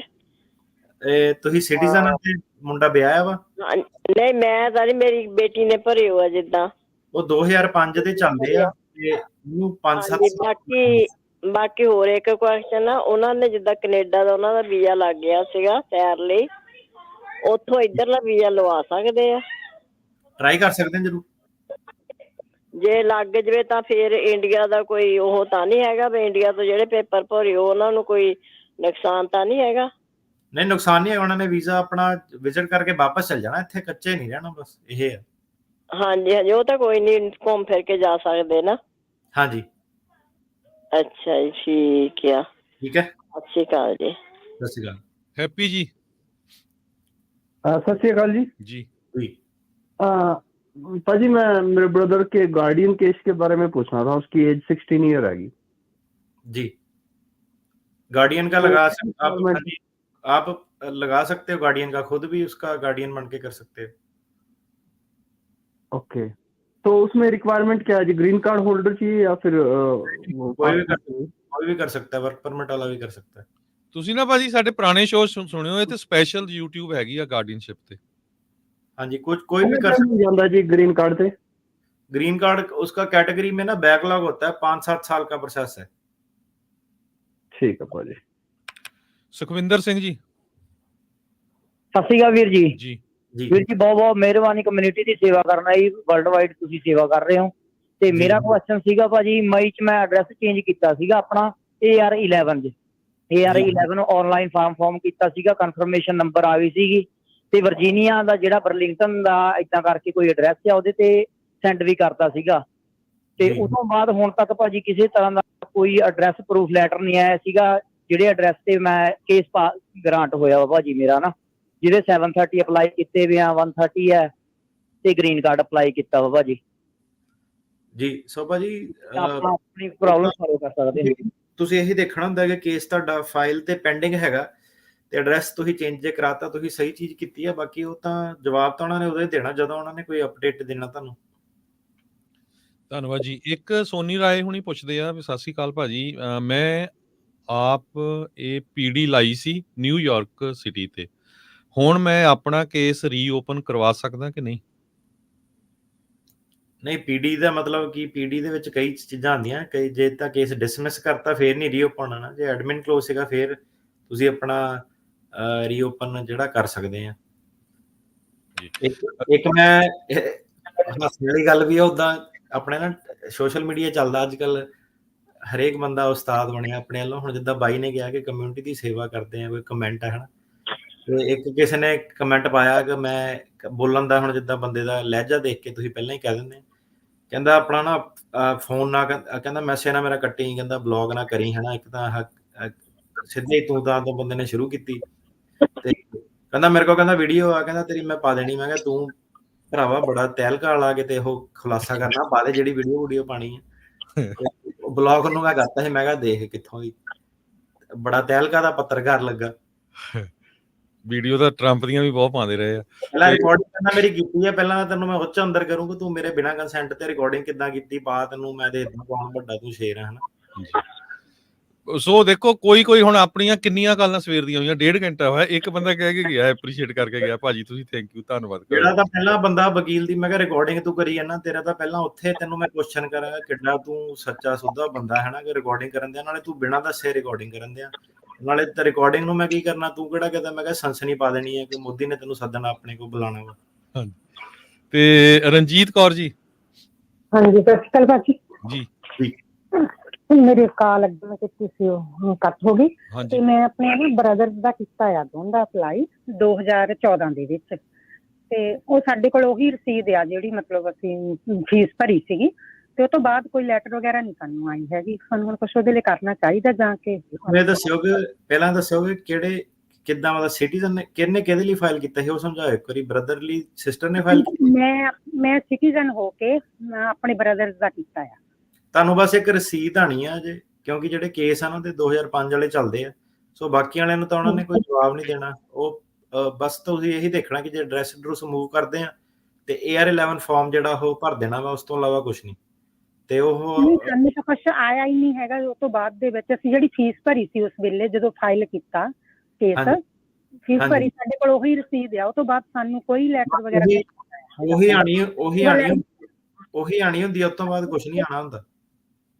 ਹਾਂਜੀ, ਉਹ ਤਾਂ ਉਦਾਂ ਹੀ। ਉਹ ਤੋਂ ਬਾਅਦ ਅਪਰੂਵਲ ਲੈਟਰ ਨਹੀਂ ਆਉਂਦੀ ਹੁੰਦੀ? ਅਪਰੂਵਲ ਲੈਟਰ ਆਉਂਦੀ ਹੈ, ਪਰ ਉਹ ਨਾ ਟਾਈਮ ਲਾ ਦਿੰਦੇ ਕਈ ਵਾਰੀ, ਤੇ ਤੁਹਾਡੇ ਫਾਇਦੇ ਦੀ ਗੱਲ ਹੀ ਆ ਕਿ ਅਪਰੂਵਲ, ਕਿਉਂਕਿ ਜਿਹੜੇ ਉੱਥੇ ਜਵਾਕ ਹੁੰਦੇ ਆ ਨਾ, ਜਿਹੜੇ ਤੁਹਾਡੇ ਰਿਸ਼ਤੇਦਾਰ ਦੇ ਜਵਾਕ ਆ, ਉਹ ਜਿਹੜਾ ਟਾਈਮ ਉਹ ਪੈਂਡਿੰਗ ਰਹਿੰਦਾ ਉਹ ਏਜ ਚੋਂ ਮਾਈਨਸ ਹੋ ਜਾਂਦਾ। ਸੋ ਉਹ ਅਪਰੂਵਲ ਲੈਣ ਦਾ ਤੁਹਾਨੂੰ ਕੋਈ ਫਾਇਦਾ ਨਹੀਂ। ਜੇ ਪੈਂਡਿੰਗ ਆ ਤੁਹਾਡੇ ਫਾਇਦੇ ਦੀ ਗੱਲ ਹੀ ਹੈ, ਕਿਉਂਕਿ 2005 ਦੇ ਚੱਲਦੇ ਆ। ਸੋ ਜਿੰਨਾ ਚਿਰ ਇਹ ਪੈਂਡਿੰਗ ਰਹੇ ਉਨਾ ਹੀ ਫਾਇਦਾ ਜੀ।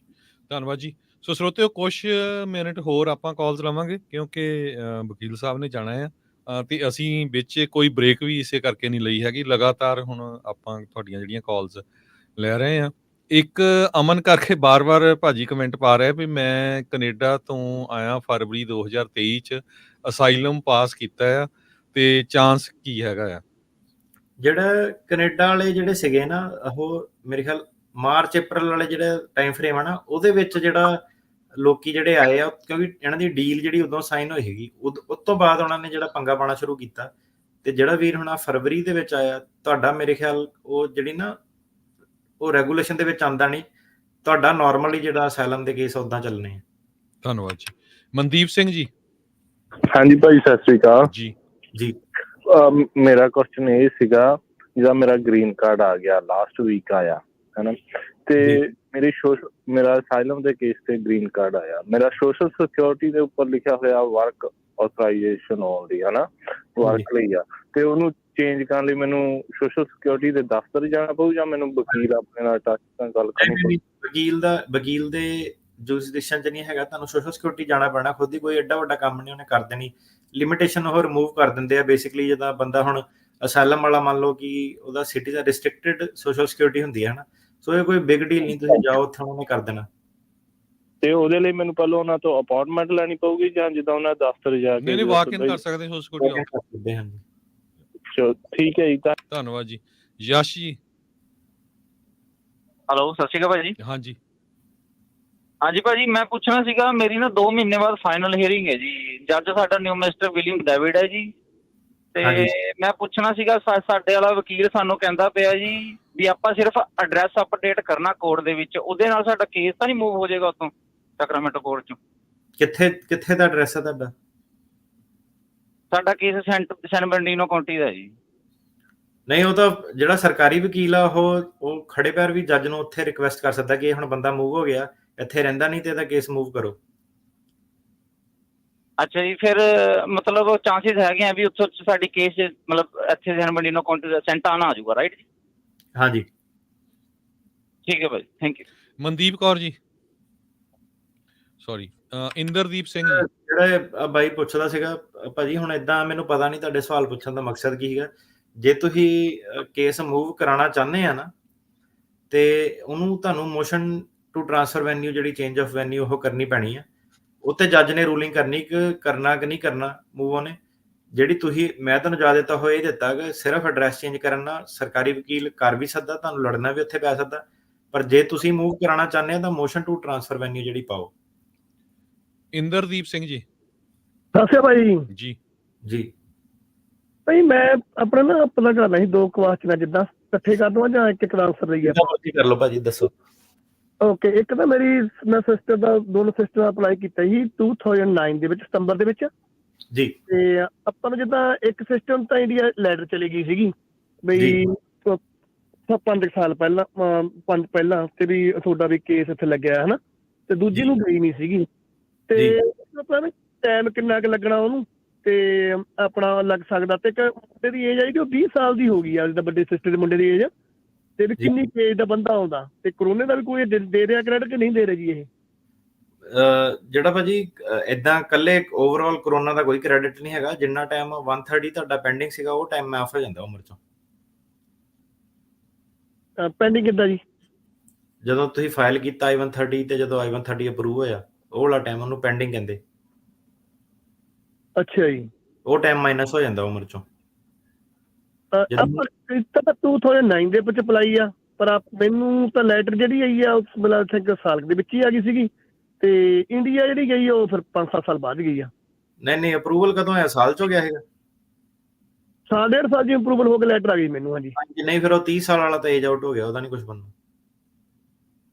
ਟਾਈਮ ਕਿੰਨਾ ਕੁ ਲੱਗਣਾ ਇਹਦਾ? ਨਹੀਂ, ਉਹਦੀ ਬੰਨੀ ਨਹੀਂ ਗੱਲਬਾਤ, ਉਹਦੀ ਉਹ ਨਿਕਲ ਜਾਏ ਉਹਦੀ? ਉਹ ਤਾਂ ਨਿਕਲ ਗਈ ਏਜ ਉਹਦੀ। ਹਾਂਜੀ, 20 ਸਾਲ ਦਾ ਹੈ ਜੀ। ਤੁਸੀਂ 30 ਕਹਿੰਦੇ ਸੀ, ਹੁਣੇ 30 ਗਿਆ ਤੁਸੀਂ। 20 ਨਹੀਂ, ਉਹਨੂੰ 1 ਸਾਲ ਦਾ ਉਹਨੂੰ ਤੁਸੀਂ 2009 ਚ ਕੀਤਾ ਨਾ ਫਾਈਲ? 2 ਸਤੰਬਰ ਚ। ਹਾਂਜੀ ਹਾਂਜੀ। ਨਹੀਂ, ਉਹਨੇ ਏਜ ਆਊਟ ਹੋ ਜਾਣਾ ਕਿਉਂਕਿ 2005 ਚੱਲਦਾ ਹੈ, ਤਾਂ 5-6 ਸਾਲ ਉਹਨੂੰ ਵੇਟ ਕਰਨੀ ਪੈਣੀ। ਸਾਲ 1.5 ਸਾਲ ਦਾ ਉਹਨੂੰ ਫਾਇਦਾ ਮਿਲਣਾ, ਸੋ ਉਹਨੇ ਏਜ ਆਊਟ ਹੋ ਜਾਣਾ ਵਾ। ਏਜ ਆਊਟ ਹੋਣਾ। ਉਮਰ ਕਿੰਨੀ? ਕੱਟ ਹੋ ਗਈ, ਸੌਰੀ ਕਾਲ। ਕੋਈ ਨਹੀਂ, ਸੇਮ ਹੀ ਸਵਾਲ ਸੀਗੇ, ਬੇਸਿਕਲੀ ਜਵਾਬ ਦੇ ਦਿੱਤਾ ਭਾਜੀ। ਇਹਨੂੰ ਦੁਬਾਰਾ ਸੁਣ ਲਿਓ ਰਿਕਾਰਡਿੰਗ ਨੂੰ, ਤੁਹਾਨੂੰ ਪਤਾ ਲੱਗ ਜਾਣਾ ਮੈਂ ਕੀ ਗੱਲ ਕਰਦਾ। ਗੁਰਵਿੰਦਰ ਸਿੰਘ ਜੀ।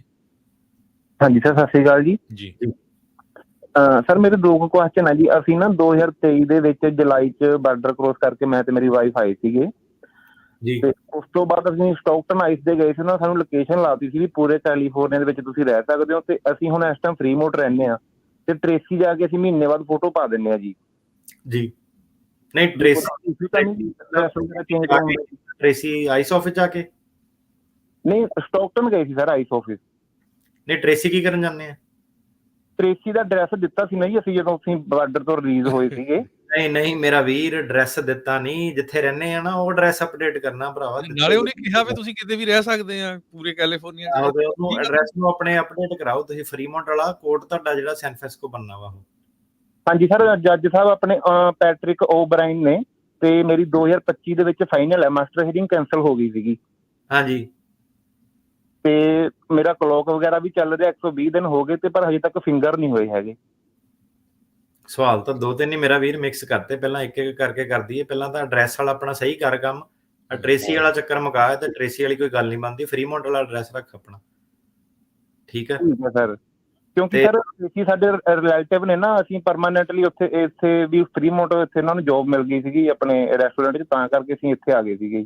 ਉਹ ਤਾਂ ਮੈਂ ਵੀ ਸਮਝਦਾ, ਉਹਨਾਂ ਨੇ ਵੀ ਐਡਰੈਸ ਉਹੀ ਪੁੱਛਿਆ ਕਿ ਫਿਜ਼ੀਕਲ ਐਡਰੈਸ ਕਿਹੜਾ ਜਿੱਥੇ ਰਹਿੰਦੇ ਆ, ਕੋਈ ਰਿਲੇਟਿਵ ਰੂਲਟੀ ਵਾਲਾ ਨਹੀਂ ਮੇਰਾ ਵੀਰ। ਜਿੱਥੇ ਬੰਦਾ ਰਹਿੰਦਾ ਉਹੀ ਐਡਰੈਸ ਹੁੰਦਾ ਵਾ ਉਹਦਾ, ਸਮਝਿਆ? ਕੋਈ ਇਹ ਨਹੀਂ ਕਿ ਰਿਲੇਟਿਵ ਵਾਲਾ ਜਾਂ ਮੈਂ ਟੈਂਪਰੇਰੀ ਜਾਂ ਪਰਮਾਨੈਂਟ, ਜਿੱਥੇ ਰਹਿਣਾ ਭਾਵੇਂ 3 ਮਹੀਨੇ ਲਈ ਜਾਣਾ, ਉਹ ਐਡਰੈਸ ਅਪਡੇਟ ਕਰਨਾ ਕੋਰਟ ਨਾਲ। ਠੀਕ ਹੈ ਸਰ ਜੀ, ਅਸੀਂ ਆਪਣੇ ਫਿਰ ਵਕੀਲ ਸਾਹਿਬ ਨੂੰ ਕਹਿ ਦਈਏ ਜੀ ਵੀ ਐਡਰੈਸ ਅਪਡੇਟ ਕਰ ਲਓ। ਬਿਲਕੁਲ, ਧੰਨਵਾਦ ਜੀ। ਗੁਰਪ੍ਰੀਤ ਸਿੰਘ ਜੀ। ਇੱਕ ਇਹਦੇ ਵਿੱਚ ਇਹ ਚੀਜ਼ ਸੀਗੀ ਕਿ ਕਲੌਕ ਨਹੀਂ ਕਈ ਵਾਰੀ ਪੂਰੀ ਹੋਈ ਹੁੰਦੀ, ਤੇ ਉਹ ਐਡਰੈਸ ਆਪਣਾ ਜਦੋਂ ਮੂਵ ਕਰਦੇ ਆ, ਕਲੌਕ ਉਹਨਾਂ ਦੀ ਵਰਕ ਪਰਮਿਟ ਵਾਲੀ ਰੋਕ ਦਿੰਦੇ ਆ, ਜੇ ਪੂਰੇ 180 ਦਿਨ ਨਾ ਹੋਏ ਹੋਣ। ਹਾਂਜੀ, ਸਤਿ ਸ਼੍ਰੀ ਅਕਾਲ ਵੀਰ ਜੀ। ਜੀ ਵੀਰ ਜੀ, ਮੈਂ ਨਾ 2022 ਦੇ ਵਿੱਚ ਮੈਂ ਨਾ ਮੋਸ਼ਨ ਪਾਇਆ ਸੀ, ਤੇ ਮੈਨੂੰ ਜੱਜ ਨੇ 15 ਦਿਨ ਬਾਅਦ ਦੀ ਤਰੀਕ ਦੇ ਦਿੱਤੀ ਸੀ। ਸਾਰੇ ਪੇਪਰ ਵਗੈਰਾ ਜਮ੍ਹਾਂ ਹੋ ਗਏ ਸੀ। ਮੈਨੂੰ ਜੱਜ ਨੇ ਕੋਰਟ ਵਿੱਚ ਵੀ ਬੁਲਾਇਆ, 1 ਘੰਟਾ ਬੈਠੇ ਆ ਉੱਥੇ, ਸਹੁੰ ਵੀ ਚੁਕਾ ਦਿੱਤੀ ਸੀ। ਬਾਅਦ ਵਿੱਚ ਸਰਕਾਰੀ ਵਕੀਲ ਨੂੰ ਜਦੋਂ ਜੱਜ ਨੇ ਕਿਹਾ ਕਿ ਅਸੀਂ ਸਟਾਰਟ ਕਰੀਏ, ਸਰਕਾਰੀ ਵਕੀਲ ਨੇ ਅੱਗੇ ਕਹਿਤਾ ਕਿ ਮੇਰੇ ਕੋਲ ਇੰਨਾ ਟਾਈਮ ਨਹੀਂ ਮਿਲਿਆ ਕਿ ਮੈਂ ਇਹਦੇ ਪੇਪਰ ਸਾਰੇ ਰੀਡ ਕਰ ਸਕਿਆ, ਮੈਨੂੰ ਤਰੀਕ ਦਿੱਤੀ ਜਾਵੇ। ਤੇ ਜੱਜ ਨੇ 15 ਦਿਨ ਬਾਅਦ ਦੀ ਫਿਰ ਤਰੀਕ ਦੇ ਦਿੱਤੀ। ਉਹ ਕਰਾ ਕੇ 4 ਤੋਂ 5 ਵਾਰੀ ਅੱਗੇ ਤਰੀਕਾਂ ਪੈ ਗਏ, ਹੁਣ ਫਿਰ 2024 ਦੀ ਤਰੀਕ ਪਾ ਦਿੱਤੀ ਹੈ। ਕੀ ਮੈਂ ਹੁਣ ਮੋਸ਼ਨ ਪਾਵਾਂ ਤਾਂ ਮੇਰਾ ਅਸੈਪਟ ਹੋ ਸਕਦਾ ਹੈ? ਕਿਹੜੇ ਮਹੀਨੇ ਦੀ? 2024 ਦੀ? ਦਸੰਬਰ ਦੀ 18 ਤਰੀਕ। ਕਰਕੇ ਦੇਖ ਲਓ। ਹਾਂਜੀ, ਜੇ ਕੋਈ ਰੀਜ਼ਨ ਹੈਗਾ ਮੋਸ਼ਨ ਪਾਉਣ ਦਾ, ਫੈਮਿਲੀ ਨੂੰ ਖਤਰਾ। ਵੀਰ ਜੀ, ਮੋਸ਼ਨ ਹੋ ਸਕਦਾ ਮੇਰਾ ਪ੍ਰੋਸੈਸ ਦੇ ਵਿੱਚ, ਜੇ ਮੈਂ ਆਪਣਾ ਕੇਸ ਤੁਹਾਡੇ ਕੋਲ ਟ੍ਰਾਂਸਫਰ ਕਰਨਾ ਹੋਵੇ ਤੇ ਤੁਹਾਡੇ ਕੋਲ? ਨਹੀਂ ਮੇਰੇ ਵੀਰ, ਸਾਨੂੰ ਤਾਂ 4-5-6 ਮਹੀਨੇ ਤਾਂ ਸਾਨੂੰ ਕੇਸ ਤੇ ਬਣਾਉਂਦੇ ਲੱਗ ਜਾਣੇ। ਦਸੰਬਰ ਵਾਲਾ ਆਪਾਂ ਲੜ ਸਕਦੇ ਹਾਂ, ਉਸ ਤੋਂ ਪਹਿਲਾਂ ਨਹੀਂ ਮੋਸ਼ਨ ਪਾਣਾ ਕੋਈ। ਓਕੇ, ਮੋਸ਼ਨ ਪਵਾ ਕੇ ਲਿਆਓ ਤੁਸੀਂ, ਫੇਰ ਆਪਾਂ ਟੇਕ ਓਵਰ ਕਰ ਲਾਂਗੇ। ਪਰ ਹਾਂਜੀ, ਜਿਹੜਾ ਹੁਣ ਸਾਲ ਦੇ ਵਿੱਚ ਹੀ ਹੈ, ਉਹਦੀ ਨਹੀਂ ਆਪਾਂ ਕੋਈ ਜ਼ਿੰਮੇਵਾਰੀ ਚੱਕ ਸਕਦੇ ਕਿ ਉਹਨੂੰ ਵੀ ਸਾਲ ਦਾ ਵੀ ਟਾਈਮ ਉਹਦਾ ਘੱਟ ਕਰਾਈਏ। ਜੇ ਜਾਂ ਤਾਂ ਕੇਸ ਮੋਸ਼ਨ ਕਰਾ ਕੇ ਆ ਜਾਓ ਆਪਣੇ ਕੋ, ਤੇ ਜਾਂ ਫਿਰ ਦਸੰਬਰ ਵਾਲੇ ਲੜੋ। ਅਮਰਤਪਾਲ ਸਿੰਘ ਜੀ, ਇਹਦੇ ਵਿੱਚ ਇੱਕ ਚੀਜ਼ ਦੱਸਦੀ ਹੈ ਕਿ ਜਦੋਂ ਸਾਡੇ ਕੇਸ ਆਉਂਦਾ ਨਾ, 4 ਮਹੀਨੇ ਤਾਂ ਸਾਨੂੰ ਫਾਈਲਾਂ ਕਢਾਉਣ ਲੱਗ ਜਾਂਦੇ ਸਰਕਾਰ ਕੋਲ, ਕੀ ਫਾਈਲ ਹੋਇਆ, ਸਰਕਾਰੀ ਵਕੀਲ ਨੇ ਕੀ ਕੀਤਾ। ਸੋ ਇਹਦਾ ਬਾਈ ਦਾ ਹੁਣ ਦਸੰਬਰ 'ਚ ਹੈਗਾ, 12 ਮਹੀਨੇ ਇਹਦੇ ਹੈਗੇ ਆ, ਤਾਂ 4 ਮਹੀਨੇ 5 ਮਹੀਨੇ ਉੱਥੇ ਲੱਗ ਗਏ। ਫੇਰ ਬੰਦੇ ਨੂੰ ਵਕੀਲ ਨੂੰ ਕੇਸ ਬਣਾਉਣ ਨੂੰ 2-3 ਮਹੀਨੇ ਜਿਹੜੇ ਲੱਗ ਜਾਣੇ ਆ, 6-7 ਮਹੀਨੇ ਤਾਂ ਇੱਥੇ ਚੱਲ ਗਏ। ਉਹਦੇ ਵਿੱਚ ਹੁਣ ਮੋਸ਼ਨ ਦਾ ਕੀ ਬੰਦਾ ਕਰ ਸਕਦਾ? ਹਾਂਜੀ, ਹੈਲੋ ਅਮਰਤਪਾਲ ਜੀ।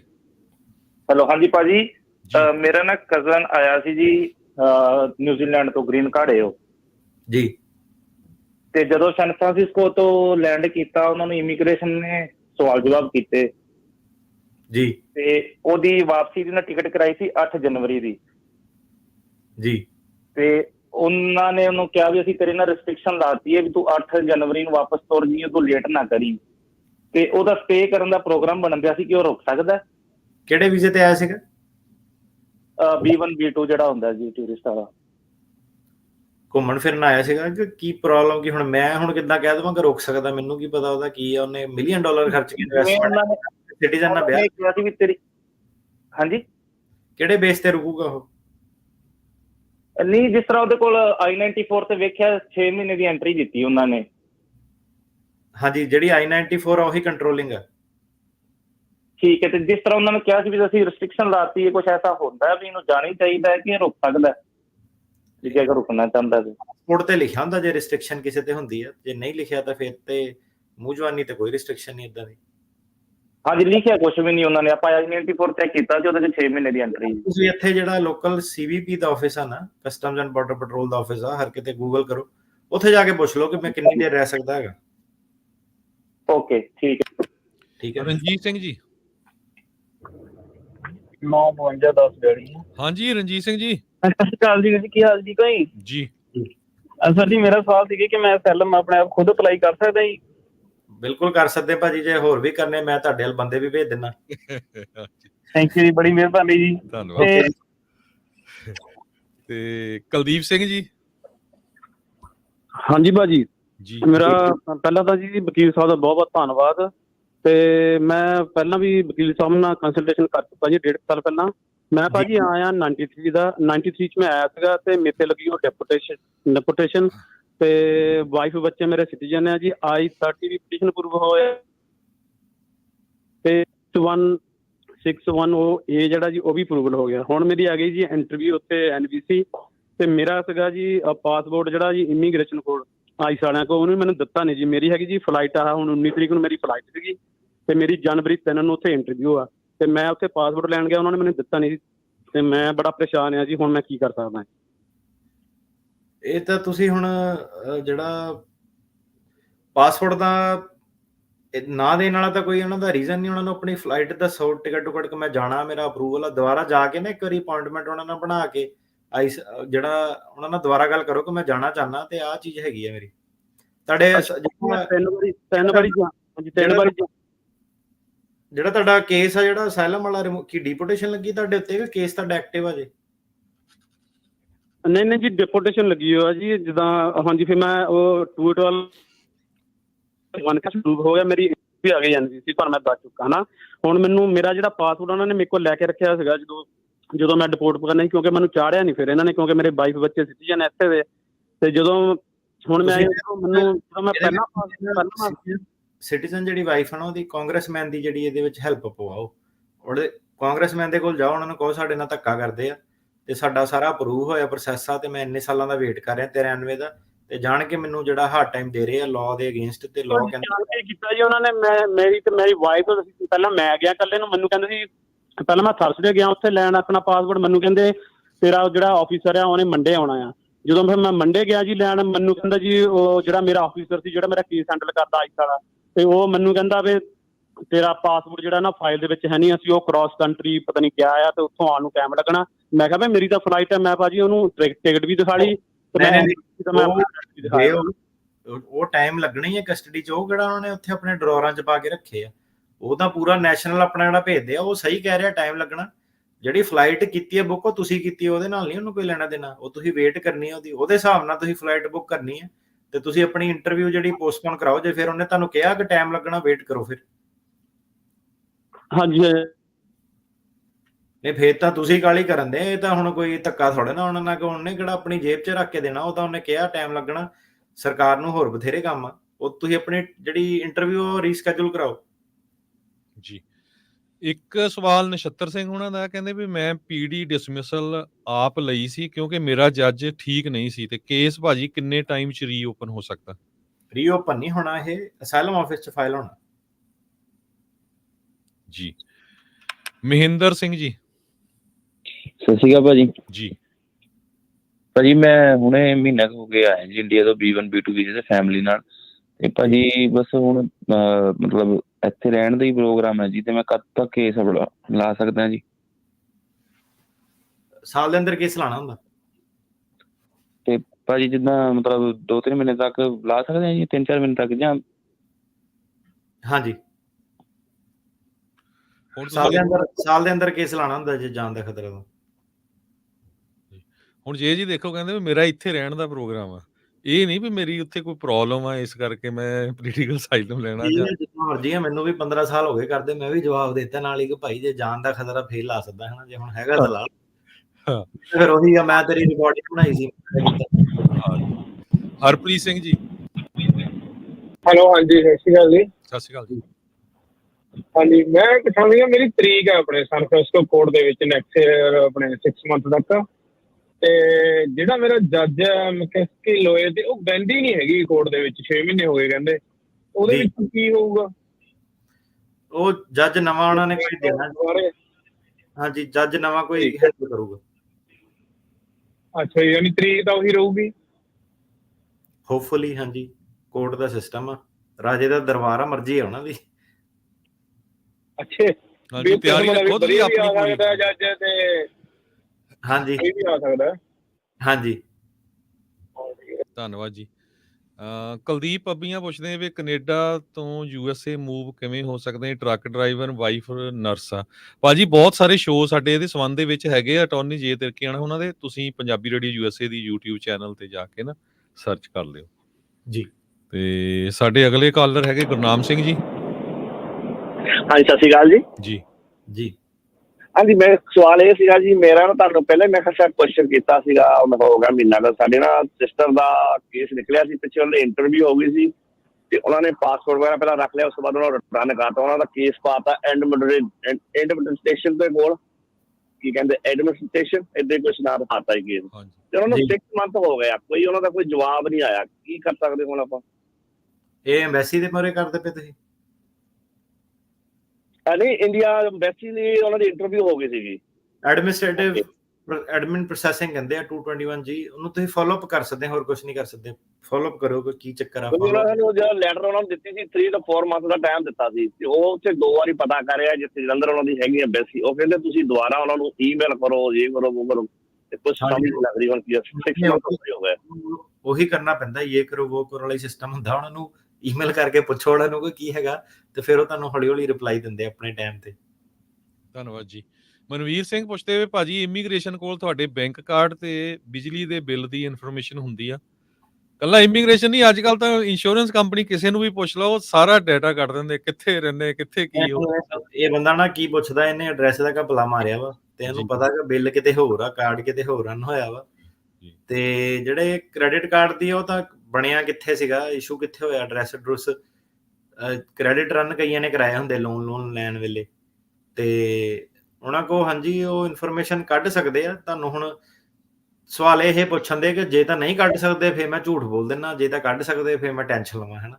ਤੇ ਵੈਸੇ ਵੀ ਜੇ ਚਾਹਣ ਉਹ ਵਕੀਲ ਜਿਹੜਾ ਹੈਗਾ ਗਵਰਨਮੈਂਟ ਦਾ, ਉਹ ਤੁਹਾਤੋਂ ਮੰਗ ਨਹੀਂ ਸਕਦਾ ਬੈਂਕ ਸਟੇਟਮੈਂਟ ਤੁਹਾਡੀ ਕੁਝ? ਬਿਲਕੁਲ ਮੰਗ ਸਕਦਾ ਉਹ। ਸੋ ਮੰਗੂਗਾ ਕ੍ਰੈਡਿਟ ਕਾਰਡ ਦੀ, ਉਹ ਸਾਰੀ ਤੁਹਾਡੀ ਸ਼ੋਅ ਉਹਨਾਂ ਦਾ ਕੰਮ ਬਹੁਤ ਸੌਖਾ ਹੋਇਆ ਪਿਆ ਵਾ। ਉਹਨਾਂ ਨੂੰ ਪਤਾ ਝੂਠ ਬੋਲਦੇ ਆ ਪੰਜਾਬੀ ਕਈ ਵਾਰੀ ਇਸ ਗੱਲ ਦੇ ਵਿੱਚ। ਤਾਂ ਉਹ ਐਡਰੈਸ ਵਾਲਾ ਤਾਂ ਉਹ ਪੂਰਾ ਪਹਿਲੂ ਜਿਹੜਾ ਫਰੋਲ ਕੇ ਲੈ ਕੇ ਆਉਂਦੇ ਆ, ਘੰਟਾ ਘੰਟਾ ਵੀ ਕਈ ਵਾਰੀ ਐਡਰੈਸ ਤੇ ਬਹਿਸ ਹੁੰਦੀ ਰਹਿੰਦੀ ਸਾਡੀ। ਉਹ ਤਾਂ ਜੱਜ ਕਈ ਵਾਰੀ ਚੰਗਾ ਟੱਕਰ ਜਾਵੇ ਨਾ, ਉਹ ਕਹਿੰਦਾ ਨਹੀਂ ਇਨਫ ਨਹੀਂ ਹੈਗਾ, ਇਹਦੇ ਕਰਕੇ ਮੈਂ ਨਹੀਂ ਕੇਸ ਖਰਾਬ ਕਰ ਸਕਦਾ। ਤੇ ਜੱਜ ਜੇ ਅੱਗੋਂ ਮਾੜਾ ਕਈ ਵਾਰੀ ਹੋਵੇ, ਫੇਲ ਕਰਨ ਵਾਲਾ ਹੋਵੇ, ਉਹਨੇ ਤਾਂ ਉਹ ਤਾਂ ਲੱਭਦਾ ਹੀ ਹੁੰਦਾ ਹੈਗਾ ਕਿੱਥੇ ਮੈਨੂੰ ਸਮੱਗਰੀ ਮਿਲੇ ਕਿ ਬੰਦਾ ਝੂਠਾ। ਜੀ ਇੱਕ ਕੋਈ ਹੈਰੀ ਸਾਹਿਬ ਆ, ਉਹ ਪੁੱਛ ਰਿਹਾ ਭਾਜੀ ਮੇਰਾ ਵੀ ਪੁੱਛੋ, ਪਿਛਲੇ ਕਹਿੰਦੇ ਘੰਟੇ ਤੋਂ ਮੈਂ ਪੁੱਛ ਰਿਹਾ ਵੀ ਮੈਰਿਜ ਕੇਸ ਜਾਂ ਯੂ ਵੀਜ਼ਾ ਕਿਹੜਾ ਲੱਗਣਾ ਚਾਹੀਦਾ, ਪਲੀਜ਼ ਦੱਸਿਓ। ਇਹ ਹੁਣ ਦੋਨੇ ਲਾ ਲਓ ਭਾਜੀ, ਨਾਲੇ ਵਿਆਹ ਦੇ ਰੋਟੀਆਂ ਖਾਓ ਘਰੇ ਬਾ ਕੇ, ਨਾਲੇ ਯੂ ਵੀਜ਼ੇ ਦੀ ਵੇਟ ਕਰੋ 10 ਸਾਲ। ਜਸਵਿੰਦਰ ਸਿੰਘ ਜੀ। ਜਸਵਿੰਦਰ ਜੀ। ਹਾਂਜੀ ਭਾਈ, ਸਤਿ ਸ਼੍ਰੀ ਅਕਾਲ ਜੀ। ਭਾਜੀ ਮੈਂ ਸਿਟੀਜ਼ਨ ਹੋਣ ਤੋਂ ਬਾਅਦ ਆਪਣੇ ਪੇਰੈਂਟਸ ਦਾ ਅਪਲਾਈ ਕੀਤਾ ਜੀ, ਮੈਨੂੰ 3 ਮਹੀਨੇ ਹੋਏ ਕੀਤੇ ਨੂੰ। ਤੇ ਮੈਂ ਪੁੱਛਣਾ ਸੀਗਾ ਜੀ, ਆਪਣੇ ਕਿੰਨੀ ਦੇਰ ਵਿੱਚ ਪੇਰੈਂਟਸ ਦੇ ਆ ਜਾਂਦੇ ਆ, ਉਹਨਾਂ ਦੇ ਪੇਪਰ ਕਿੰਨੀ ਦੇਰ ਵਿੱਚ ਮਿਲ ਜਾਣੇ? ਕਿਉਂਕਿ ਮੈਨੂੰ ਚਿੱਠੀ ਮਿਲ ਗਈ ਪਰ ਉਹਨਾਂ ਨੂੰ ਕੋਈ ਲੈਟਰ ਨਹੀਂ ਮਿਲੀ ਉਹਨਾਂ ਦੀ ਐਪਲੀਕੇਸ਼ਨ ਜਿਹੜੀ ਐਕਸੈਪਟ ਹੋਈ ਦੀ। ਸੋ ਤੁਸੀਂ ਐਜ਼ ਅ ਸਿਟੀਜ਼ਨ ਆਪਣੇ ਪੇਰੈਂਟਸ ਦਾ ਫਾਈਲ ਕੀਤਾ ਜਿਹੜੇ ਇੰਡੀਆ 'ਚ ਆ, ਰਾਈਟ?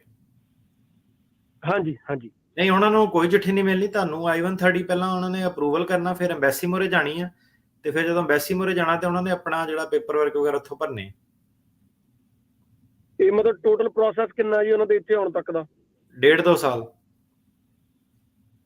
ਠੀਕ ਹੈ ਜੀ, ਮਤਲਬ ਕਿ ਮੈਨੂੰ ਉਹਨਾਂ ਦੀ ਰਿਸੀਵਿੰਗ ਮਿਲ ਗਈ ਆ ਕਿ ਸਾਨੂੰ ਤੁਹਾਡੀ ਐਪਲੀਕੇਸ਼ਨ ਰਿਸੀਵ ਹੋ ਗਈ ਆ, ਉਸ ਤੋਂ ਇਲਾਵਾ ਅਜੇ ਕੁਝ ਨਹੀਂ ਆਇਆ? ਹਾਂਜੀ, ਬਸ ਉਹੀ ਆ, ਵੇਟ ਕਰੋ। ਠੀਕ, ਥੈਂਕ ਯੂ। ਧੰਨਵਾਦ ਜੀ। ਇੱਕ ਸਾਡੇ ਸਰੋਤੇ ਹੋਰ ਪੁੱਛਦੇ ਆ ਵੀ can we apply for work permit when guardianship granted and I-360 applied? ਨਹੀਂ, ਜਦੋਂ 485 ਫਾਈਲ ਹੁੰਦਾ ਉਹਦੇ ਨਾਲ ਵਰਕ ਪਰਮਿਟ ਫਾਈਲ ਹੋਣਾ। ਜੀ ਧੰਨਵਾਦ। ਮਨਦੀਪ ਕੌਰ ਜੀ। ਜੇ ਸਿੰਘ।